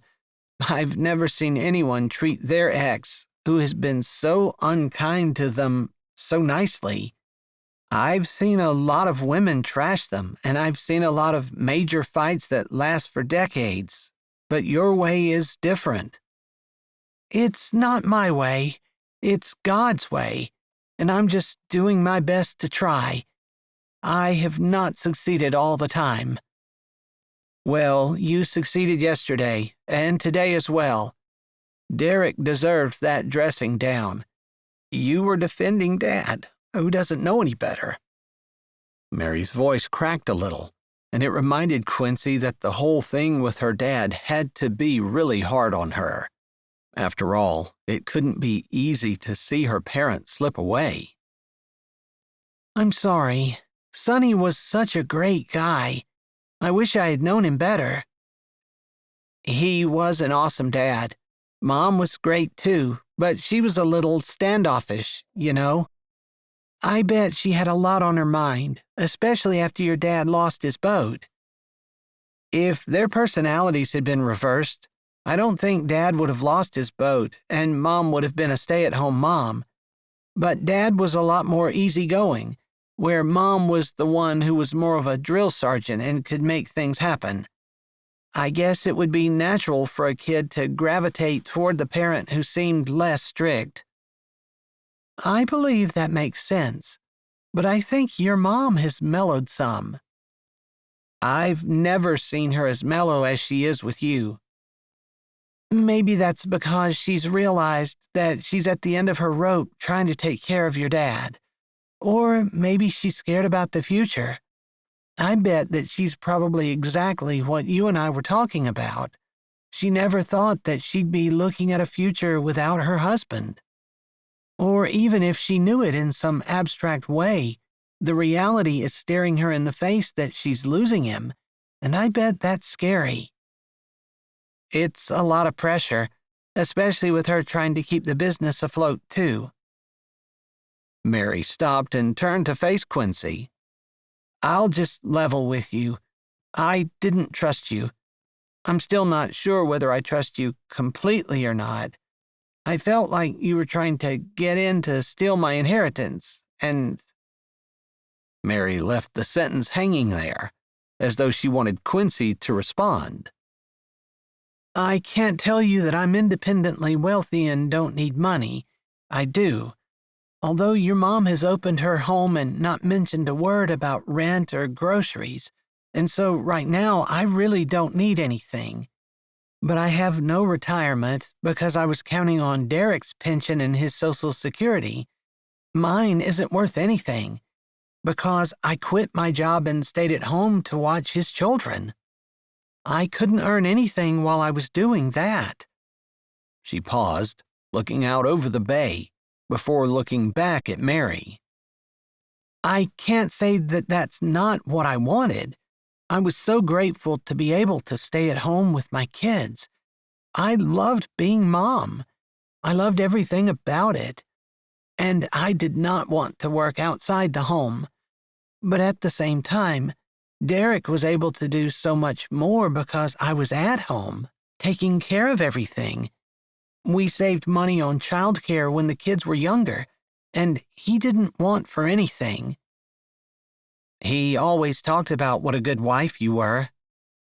I never heard that. I hated it. Maybe he did it just because he knew it annoyed me, but it felt like you were Quincy the Perfect, and I avoided him just so I wouldn't have to listen to him. I'm sorry. It's funny. You hated hearing it, and I would have loved to have heard even just a compliment. Regardless, I was hoping that if we can't be friends, could we at least call a truce?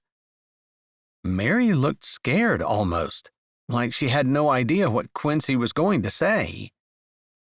I'd really like to be friends. I understand that it might take you a little while to truly believe that I am what I am, but I'm not here for your inheritance, and I'm not here for the money. Although I'm not going to turn a paycheck down because, like I said, I don't know how I'm going to support myself in the future when I'm too old to work. And cleaning is not an easy job. I understand. Didn't Derek leave you anything? He wants to keep it all pretty much. I had really considered letting him have it.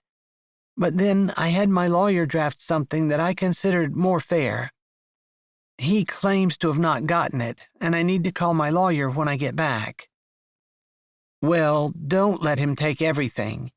You deserve half, probably more, because he's built a career that he can capitalize on, while you are starting from nothing. That's what my lawyer said basically, but I'm not trying to impoverish him or take everything that he's built. But he's the one who chose to dismantle the things that we had put into place and go out with someone else. So, I don't know. I hate that it even has to be done. She truly did. She really hated the thought of taking stuff from Derek because she felt he deserved it. But at the same time, she deserved to be taken care of as well. It wasn't her choice to split everything. If you need help, I've got a good lawyer. Quincy's eyes widened. She wanted to ask exactly why Mary had needed a lawyer and what was going on there. But this new relationship, if she could call it that, felt so tenuous that she didn't. Come on, I didn't mean to stop. We can keep walking. I just wanted to fix the mess I've made. She huffed out a breath. I didn't apologize. I meant to do that. I'm sorry. I have been unkind. Downright mean, I guess. She shoved her hands in her pockets and looked away. I felt like I was justified, but the unkindness like I showed you was never justified. You didn't do anything to deserve it. As much as I wanted to look back over our lives and pin all the blame on everything that was wrong with our relationship on you, if I'm being honest, I'm really the one at fault. I'm sure I could have done better. I know I could have. I didn't always have to respond to everything that you did that was unkind. But when I was younger, I was a lot dumber. Although dumbness isn't really an excuse. I can lean a lot on my stupidity. Why don't we just do that? Mary laughed, and Quincy joined her. Looking up, she realized that they were by Vivian's house, and she stood on the porch. Before she could lift her hand and wave, Mary did, waving her hand and shouting, "Hey there, Vivian." Vivian returned their wave with a smile bigger than Quincy had ever seen on her. She waved as well, although she didn't yell out, and Vivian didn't say anything either. Her little dog yapped at her feet as they made their way past the front of the house. There was no chance of Vivian hearing, but Quincy waited for a few steps before she said, "How do you know Vivian?" She had just barely gotten to know Vivian and felt like she had been doing a huge thing to actually sit on her porch and talk to her. But there was Mary, who hadn't been there as long as Quincy had, who was acting like she was a long-lost friend. Had she grown up in Whispering Hope Harbor? "Oh, it's funny. One of the first days I watched Dad, I had taken him down to the bay. I felt like being along the water would help him. Like I was really judging Mom because I just felt like Dad was not doing well because he wasn't out enough, and she wasn't doing things right." She shook her head, laughing humorlessly at herself. "I was being a brat, I guess. I didn't realize how difficult it was. But anyway, I got him down there, and he was fine. He knew me, and everything was going well. But then, you know how he gets. One second he's okay, the next second he's doing something nuts that you don't even understand what he's doing. He accused me of kidnapping him, told me he didn't know who I was, said I had taken all of his money, and he saw Vivian at the beach and started power walking toward her. I didn't even know he had that kind of ability left, since all he really does is walk around in a hobble. Yeah, I've not seen him do anything even close to a power walk since I came." "Well, he was walking, and I was trying to keep up with him. When he stretches those legs out, he can cover about twice the ground that I can when I'm walking. He is tall." "Yeah. So anyway, he's shouting. I'm begging him to stop, and Vivian, I think she would have run the other way, but her dog came running toward us. She started running after Tootsie, that's her dog's name, and Tootsie was running to Dad. And anyway, we all met up and Dad petted the dog, but he insisted to Vivian that I'd kidnapped him." She laughed. "Once I convinced Vivian that I was not his kidnapper, but his daughter, she was able to talk Dad down off the ledge, so to speak, and he really liked her. He told her how pretty she was and how much she reminded him of his wife, which I don't know whether that was true or not. I've seen some pictures of Mom when she was younger, and she was gorgeous." "Really? I'd love to see them sometime," Quincy said before she even thought about it. But she was glad she said it when she saw Mary's eyes light up. "I'd love to show them to you. Mom never gets them out. It's almost like she's embarrassed about it or something. But if I looked that good, I'd be having those babies blown up and put on the wall where everybody can see them." Your mom is pretty modest, and also, like we said before, practical. Yeah, there's no point in sitting around thinking about the past and how you used to look. Just dealing with what you've got, I suppose. That's true, although I don't think it hurts to appreciate past effort and achievement.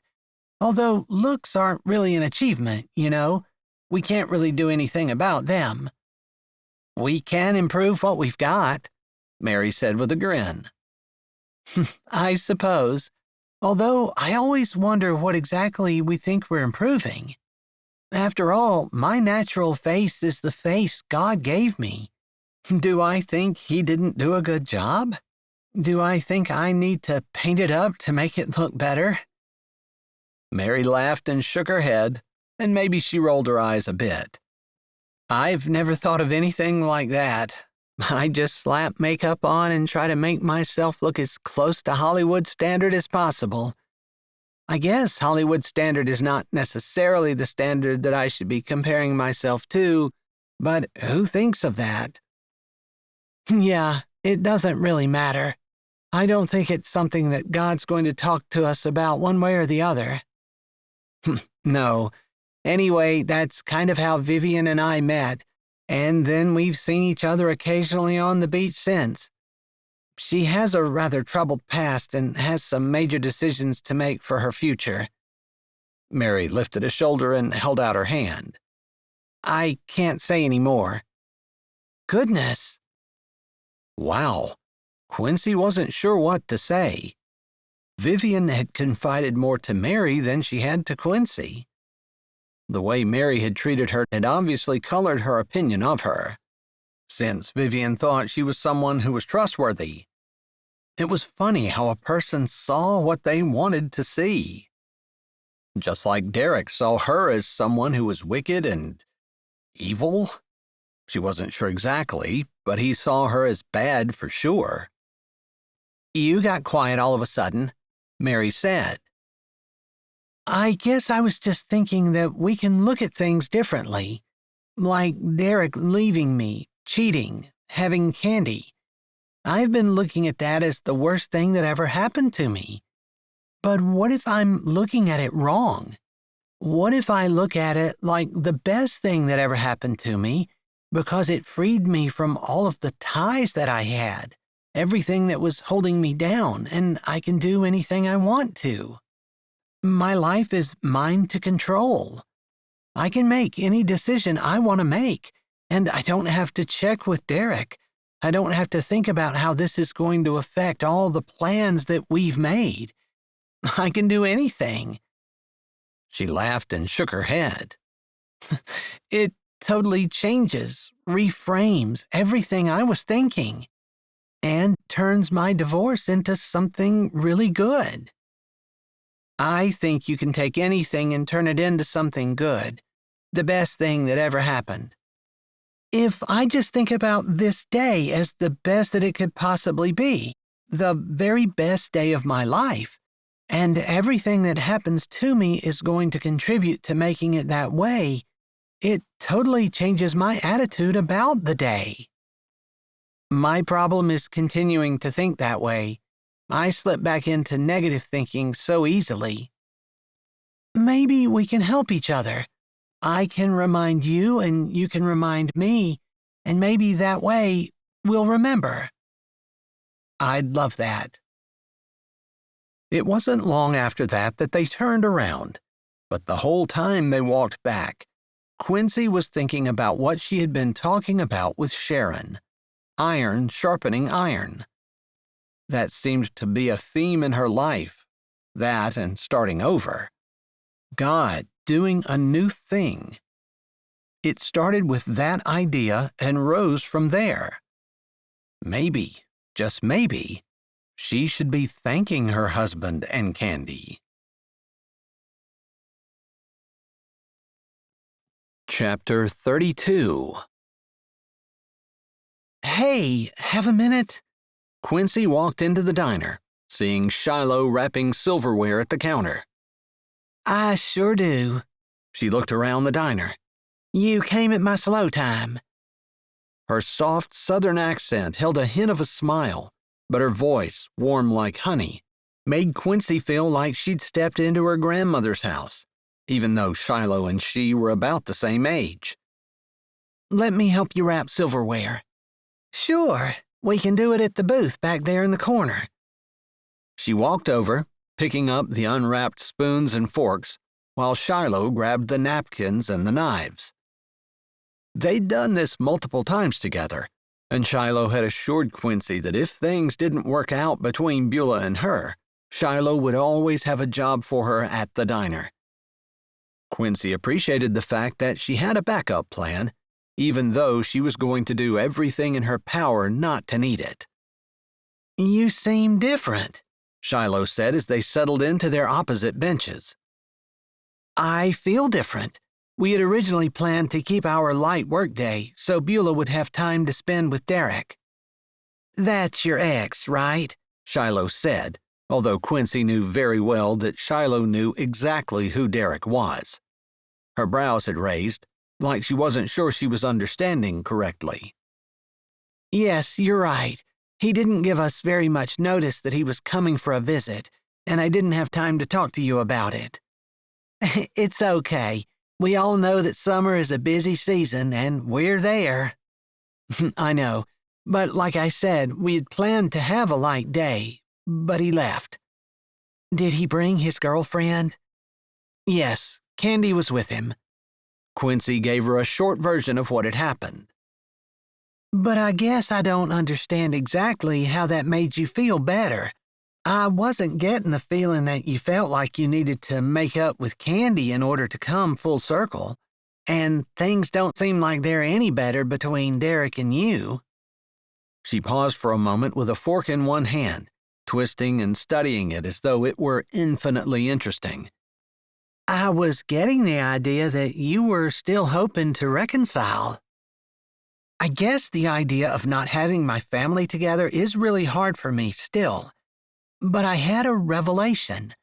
I know we've talked about God doing a new thing, and I realized that it depends on how you look at things. I can look at it like it's the worst thing in the world, or I can look at it like today is gonna be even better than yesterday, and tomorrow is something to look forward to. Whereas initially during our breakup, I dreaded tomorrow. And I felt like today was pretty awful too. And I felt like all of my best days were in the past. That doesn't give you a whole lot to look forward to, and a person can't live on memories. No, I guess that's why God gives us heaven to look forward to. He even tells us in the Bible to comfort ourselves with the idea that there will be a rapture. And he makes promises about what's going to happen in the future. Promises of heaven, promises of being with him, promises of being reunited with our loved ones. Why would I think for 1 second that the best days were in the past? Everything that's worth anything is in the future." Shiloh laughed a little.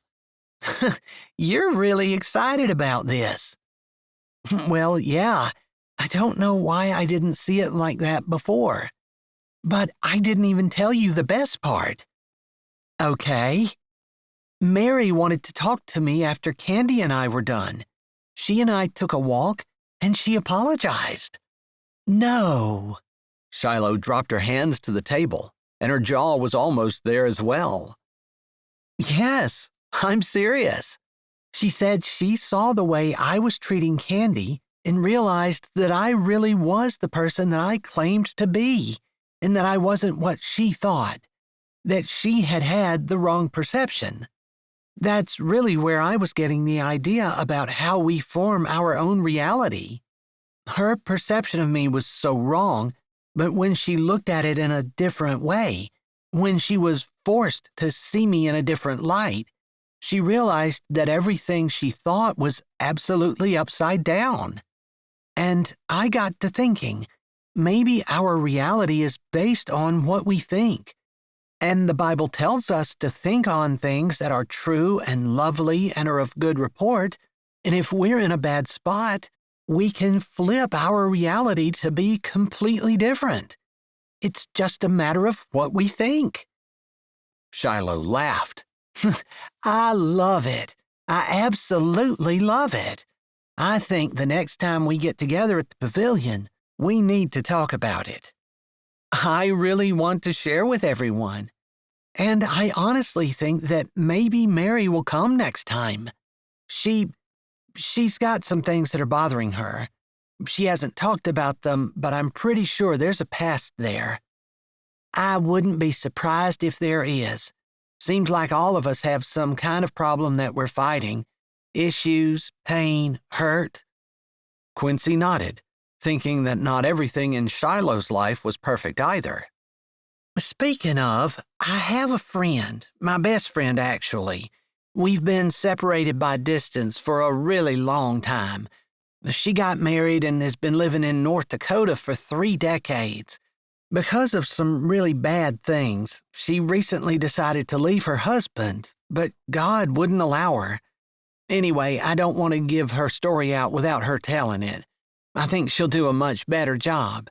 But suffice it to say that her name is June, and I'd like for everyone to meet her when she comes. I think she's got some wisdom that will help us, and she's so grounded in the Bible that we could all learn something from her. Maybe she'd start a Bible study, and we need to give ourselves a name, too, while we're at it. We keep saying, the next time we meet at the pavilion, we need a club or something. Maybe we can bring it up for a vote when we're there. Yes, I can make a group text and warn everyone that they need to think of their best ideas and bring them for a vote. That's a good idea. I'd like a group text. I think I have everyone's number, except for June. Is she going to be a part of it? Are we accepting new members? I don't want it to be exclusive. I want anyone to feel welcome anytime. Well, we probably won't attract younger girls or happily married women. Maybe they need to have a club of their own. But if they want to, they could come. After all, don't you think we have some things we could teach them? I wish I had an older lady who was willing to teach me things when I was younger and just making decisions. I wish someone would have guided me a little better, but I don't know if I would have listened. Same, so much the same. I thought I knew everything, and now I feel like I know less than I did when I started. I think the more you know, the more you realize you don't know. That sounds very sage. They grinned at each other, and then Shiloh grew serious again. How are things going with that mystery guy?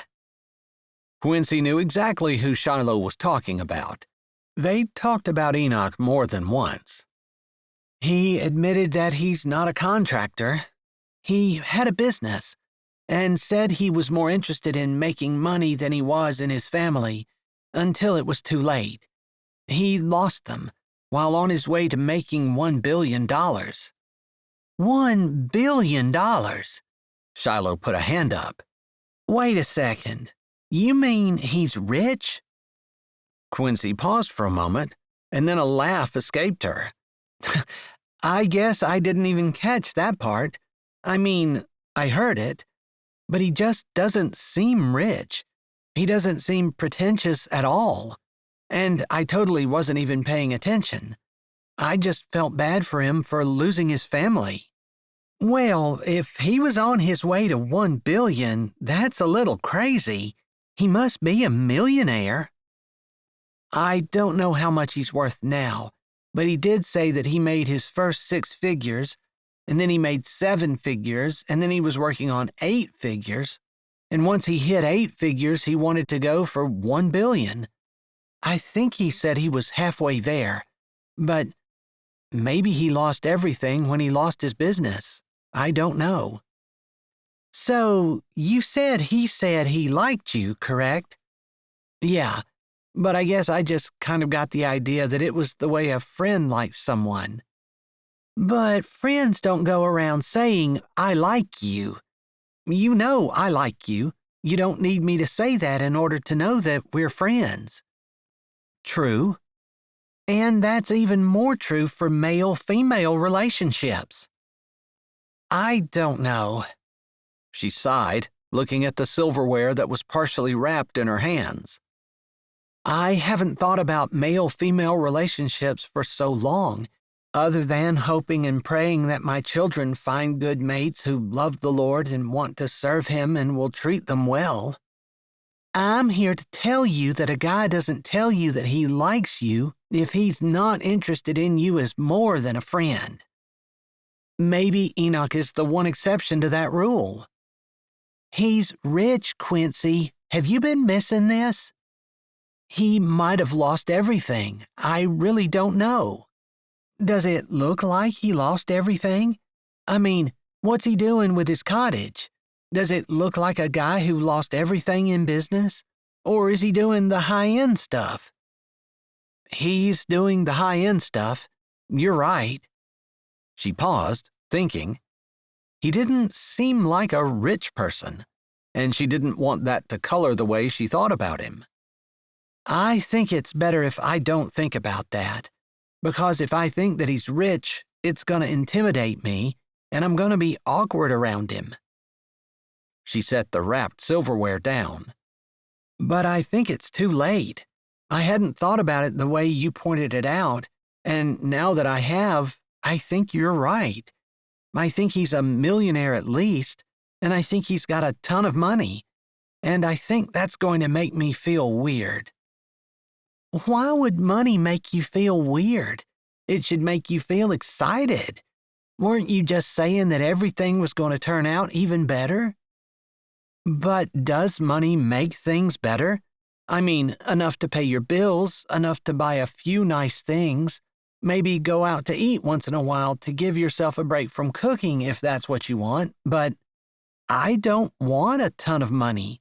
There are too many complications to go along with that. I guess you're right.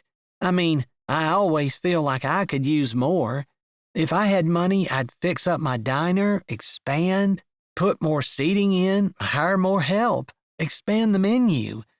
But would that make me happier? Exactly. We think it will. We think that more equals better, but I'm not convinced that it does. I actually think maybe less equals more happiness, which is a contradiction, but I don't know. Maybe June will know. I don't know about that. Her experience is mostly in relationships. She has a really great testimony, and I know she'll be a blessing to everyone. But she's never been rich, so I don't know that she can tell us about that. But the Bible can. It says it's easier for a rich man to go through the eye of a needle than for him to enter into the kingdom of heaven. And isn't that where we want to be? So, we don't want to have something that's going to make it harder for us to get into heaven, do we? No, that's a good point. You're right. They were almost finished wrapping the silverware, and it was a good thing, because several customers came in. I probably better get going. I said it was a light work day, but not that we didn't have anything to do. I'm glad for your good news, and I can't wait to see everyone on Monday. I think it's going to be the best meeting yet. I think so too. The best of many more bests to come. It sounded crazy, but Quincy felt in her heart that it was true. Chapter 33. I'm so glad you all could make it, and I'm really excited that we have 3 new ladies with us today. Before we do anything else, because I know you guys all have ideas for a name that we can call ourselves, I just wanted to thank you all. Quincy looked around the group of ladies sitting at the pavilion, the waves crashing in the distance, the cotton candy sky serene and beautiful above them, stretching out into the horizon. So much beauty, so much love. How could she have ever doubted that God was good, or that He loved her? He'd shown it over and over again through this trial, and these ladies were a big part of that. I find it really amazing that God brings the right people into your life at just the right time. When my husband left me, cheated, and said he was having a baby, it was so much at once, and I didn't know how I was going to go on. I didn't even feel like I could. I didn't want to kill myself, but I just didn't have any hope. And then I came here, and Beulah, you opened up your home to me. Even though your son wasn't with me, you gave me a chance. You've been a bigger blessing to me than I've been to you, and that's for sure. And I don't expect that to change. Beulah, her eyes crinkling, her face kind, looked up at Quincy, and Quincy felt a burst of love for this woman who had raised her husband and yet loved Quincy like a daughter. Shiloh, you welcomed me the moment I stepped in here and have given me friendship, a true friendship that I don't think I've ever had in my life before. Thank you. I think you're giving me too much credit, and I have to say that your friendship has been just as much of a blessing to me. You're kind to everyone, and your diner is a welcoming place for all of us. And Sharon, we kind of are sisters in crime. Our jobs are not exactly the same, but we both cater to tourists in slightly different ways. We have so much in common, and I love you. Sharon waved her hand, obviously embarrassed, but Quincy wanted the ladies to know what they meant to her. Sometimes she realized she had gone through life, and the people who had been close to her didn't realize how much they mattered. And Mary, wow, we started off crazy and you really challenged me. Thank you for helping me grow. Thank you for showing me that I was looking at everything all wrong. I was looking at it far more wrong than what you were. And Vivian and June, I'm looking forward to getting to know the two of you, to be able to share your burdens, and hopefully help you the way these other ladies have helped me. But most of all, it makes me feel grounded and secure to have such great friendships. She looked around at each of the ladies who had helped her through this difficult time in her life, each in a different way, each with different personalities, each using what they had to be a blessing. She couldn't have asked for a better group. But they had business to attend to. All right, we can do this several different ways. Everybody can write their name suggestion on a piece of paper. We could put it in a hat and pull out the name, and that's going to be it. Or we can put them all on a list and we can all vote on them. I think I'd like to hear them all, because while I like mine, I might like someone else's better. Shiloh waved a piece of paper around, and Quincy assumed it had her suggestion on it. Yeah, I think that's a good idea, Sharon echoed. All right then, if everyone's okay with it, write down your name if you haven't already, and then just hand it to me. It won't matter who it came from because I don't think we will vote based on who suggested it. At least I'm not going to. I'm not going to either. I'm excited about it. We're going to have a name for our group. That's super neat. Shiloh seemed to bubble. Quincy gathered up all the names and then read them off one by one. The Girls, We Glow, The Happy Tribe, We Overcome, The Seaside Sisterhood, Woman Warriors, The Ladies That Love Jesus. All right, does anyone have a favorite? She grinned. I know I do. Somehow, the Seaside Sisterhood hit her as the perfect name. Mostly because the ladies sitting here were more than friends. They were sisters of her heart. I think we should all write down our choice. That way we're not influenced in our votes in any way. Sounds good to me. Quincy made sure that everyone had a piece of paper and a pen, as people wrote down their choices. She read the suggestions twice more so that everyone had a good idea in their head of what they were and didn't forget anyone. She didn't want anyone to think that she wasn't giving their name choice equal billing with everyone else. Even though she had a clear favorite, and it wasn't even her suggestion. Regardless of what they chose as their name, she didn't think she had ever felt this happy and content before. She felt safe here. Not that she thought that safe places were the way to go. She actually thought it was best to spend most of one's life in places where you don't necessarily feel safe. How else was a person to grow and learn to become strong if all they did was pamper themselves and make sure that they never faced any kind of serious hardship? But when a person needed succor, when they needed a listening ear, helping hands, someone's shoulder to cry on, or someone to cheer with, or to celebrate with, it was nice to be in a safe place, surrounded by people who loved you and wanted the best for you. All right, I have them all together now, and I'll read them all one by one. In the end, it turned out that it was unanimous. Everyone loved the Seaside Sisterhood. There's just something about it, isn't there? I feel like I'm with sisters, even though none of you are actually related to me, Sharon said. I feel like I can talk to you guys and share things. And I grew up with brothers. I've always wanted sisters, so that appealed to me too. All right then, ladies, we meet on Mondays, and until Enoch stops allowing us to meet here, this is where we'll be. Anyone is welcome, although I don't know if we're the right group for everyone because we're all a little bit odd. I felt very welcome and right at home.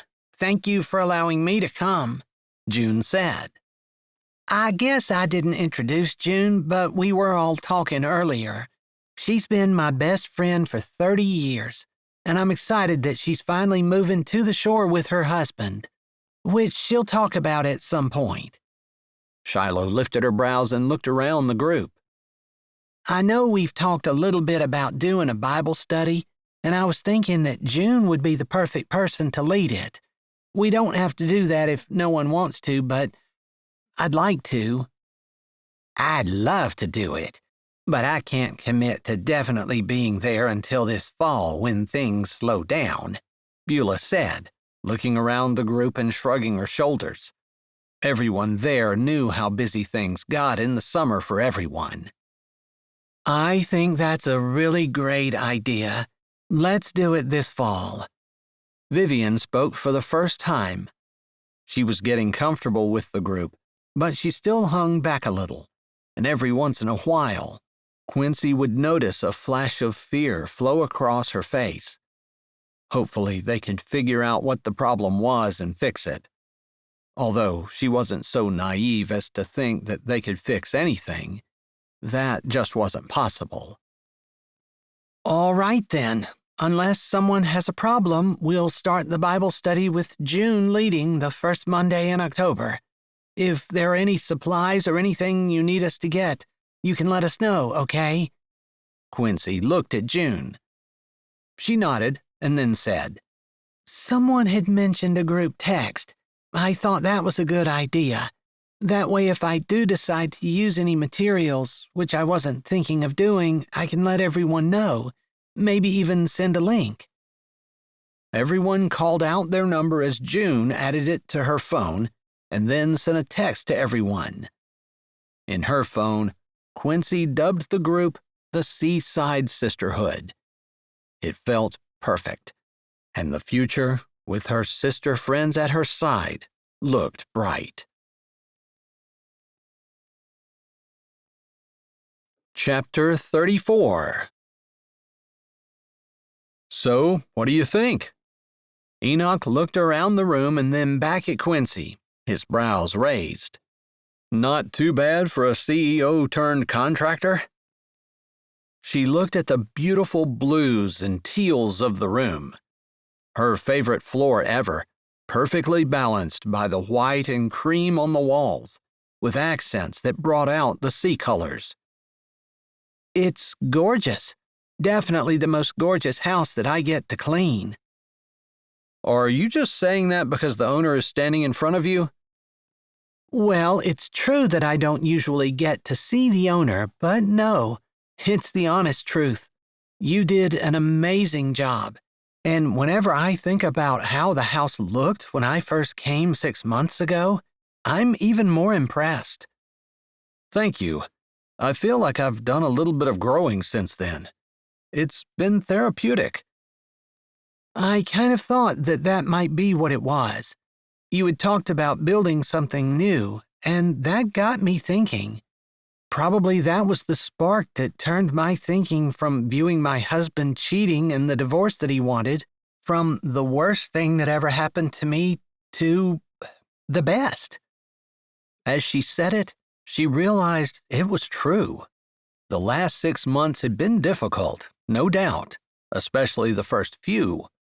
But once she realized she needed to shift her thinking, to focus on the good, to see that reality often reflected what a person thought about it, things started changing. Although she had put her name to the separation agreement, and the divorce was imminent. "Is it final yet?" Enoch asked, as they both stood in front of the floor-to-ceiling windows that looked out at the beautiful Atlantic Ocean. It was October, but the sky was still a deep, rich blue, and the ocean was calm, putting on a placid face for the day. Not quite. I've signed the separation agreement, and the divorce will be final soon. In a way, I feel lighter, like a burden has been lifted. I didn't realize I was thinking about it as much as I was. I can relate. When my divorce was final, I went for 2 weeks without showering or eating. I don't really have too much of a memory about any of that. Ouch. Yeah. Looking back, I think it was a type of mourning, but it seems like you've shifted your thinking far earlier than I did. But it wasn't really my fault. And I'm not saying that your divorce was your fault. It was. What led to my wife leaving was my fault. I wouldn't say that completely. Honestly, I appreciate you taking the blame, but regardless of how absent your spouse is, the right thing to do is to stay with them. Thanks for defending me, but I guess you're right. You're just proving your point. I do blame myself, so I suppose in a way the divorce becoming final was my failure. You can reframe that, Quincy said with a grin. She had become something of an expert at that.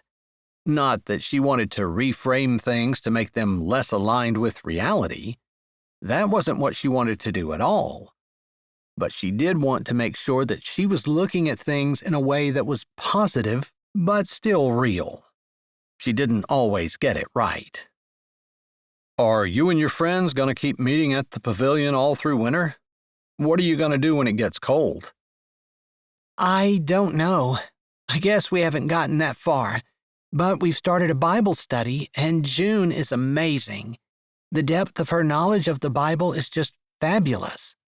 She had gone through a really difficult time, and I feel like she did what God wanted her to, which was not the easy thing. I don't think that what God wants us to do is usually the easy thing. Sometimes I think that God gives us easy stuff, maybe a rest from our labors, but then we have to get back in it, you know? I know, and I agree. Maybe a little rest, but then you pick up the standard and keep going. He shifted on his feet, and then he turned toward her. A few months ago, I told you I liked you. I remember, she said. In the intervening months, they'd talked often as she'd come to clean, and she wouldn't say that he was a really great friend, not like her Seaside Sisterhood sisters, but she definitely considered him a friend, and felt comfortable with him. That hasn't changed. He said it simply, while staring at her. I kind of hoped it hadn't, but my divorce isn't final yet, and I don't usually hear good things about rebound relationships. She paused for a moment and then met his steady gaze. But I don't intend to have relationships. If I do move on with someone else, I don't want to move from person to person to person. I want to be very serious and intentional about my next relationship. I want it to be my last. I understand. His gaze turned thoughtful, and then he shoved a hand in his pocket. I suppose, when you're ready, I'd like to somehow figure out if the possibility is there for you and me to have that forever last relationship for both of us. Will you consider that?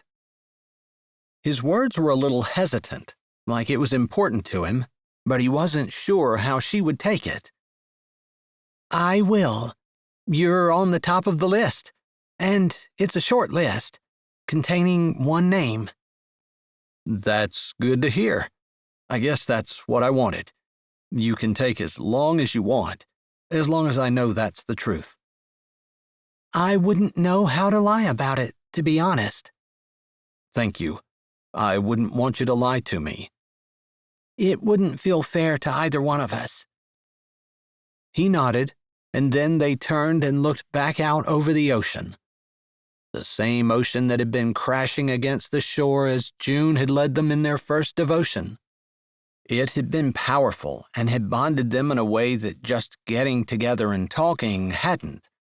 She looked forward to the fall and winter of studying the Bible together, growing in the Lord, and encouraging each other to do right. She didn't know exactly where it would take them, but maybe Vivian would trust them enough to tell them what she was afraid of.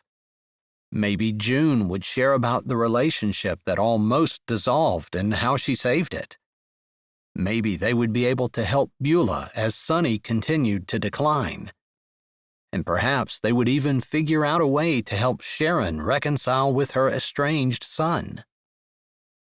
As she fixed her beet salad to take to their gathering the next day, she was thinking about all the things that they could talk about when a message came across the group text. I'm not going to make it tonight. The police have come to arrest me. Chapter 35. June. Lord, please give me the words to say to point these ladies to you. June looked over the group, all of them together, minus one. Who would have thought that Shiloh would be arrested? And yet, God knew. God knew why. God knew what he wanted each one of them to learn from that. At least, with all the things that June had experienced in her life, being arrested was not one of them. I feel like it's unfair. I don't think Shiloh did what they're accusing her of. Or if she did, she didn't mean to, Mary said, like that made it okay. I spoke with the chief of police before we came. The case against her is pretty compelling, and what they're accusing her of is not good. The ladies were not going to believe it when she told them. What is it? Quincy asked, her brows coming down. She would probably be the most affected, since her friendship with Shiloh had only deepened over the summer. Shiloh had befriended Quincy when she had most needed it, and when she had been vulnerable and in need of someone to walk alongside her. The news was going to be the most devastating to her, but June couldn't sugarcoat it. The police chief says she's going to be convicted of murdering her husband. There were gasps all around the table, and June didn't say anything, lost in thought. After all, it could have been her. Only through the grace of God, because she had thought more than once how much better off she would be without the man who constantly belittled her and put her down and told her how incompetent and awful she was. She had been tempted more than once to leave him, and almost had at one point. But God. So much of her life hinged on those two words, but God. Maybe she, more than any other woman in this group, could relate to Shiloh. But she didn't think there was anything that any of them could do, other than to support her the best they could. But how? June looked around the circle. She thought she knew the answer, but it was going to be up to the ladies as to whether or not they wanted to commit. All she could do was ask.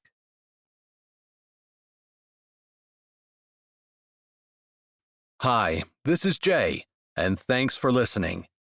If you're ready for another great Jessie Gussman audiobook, here's one we think you might like. Or check out our latest releases. Don't forget to subscribe to Say with Jay, give this video a thumbs up, and tell us what you liked in the comments.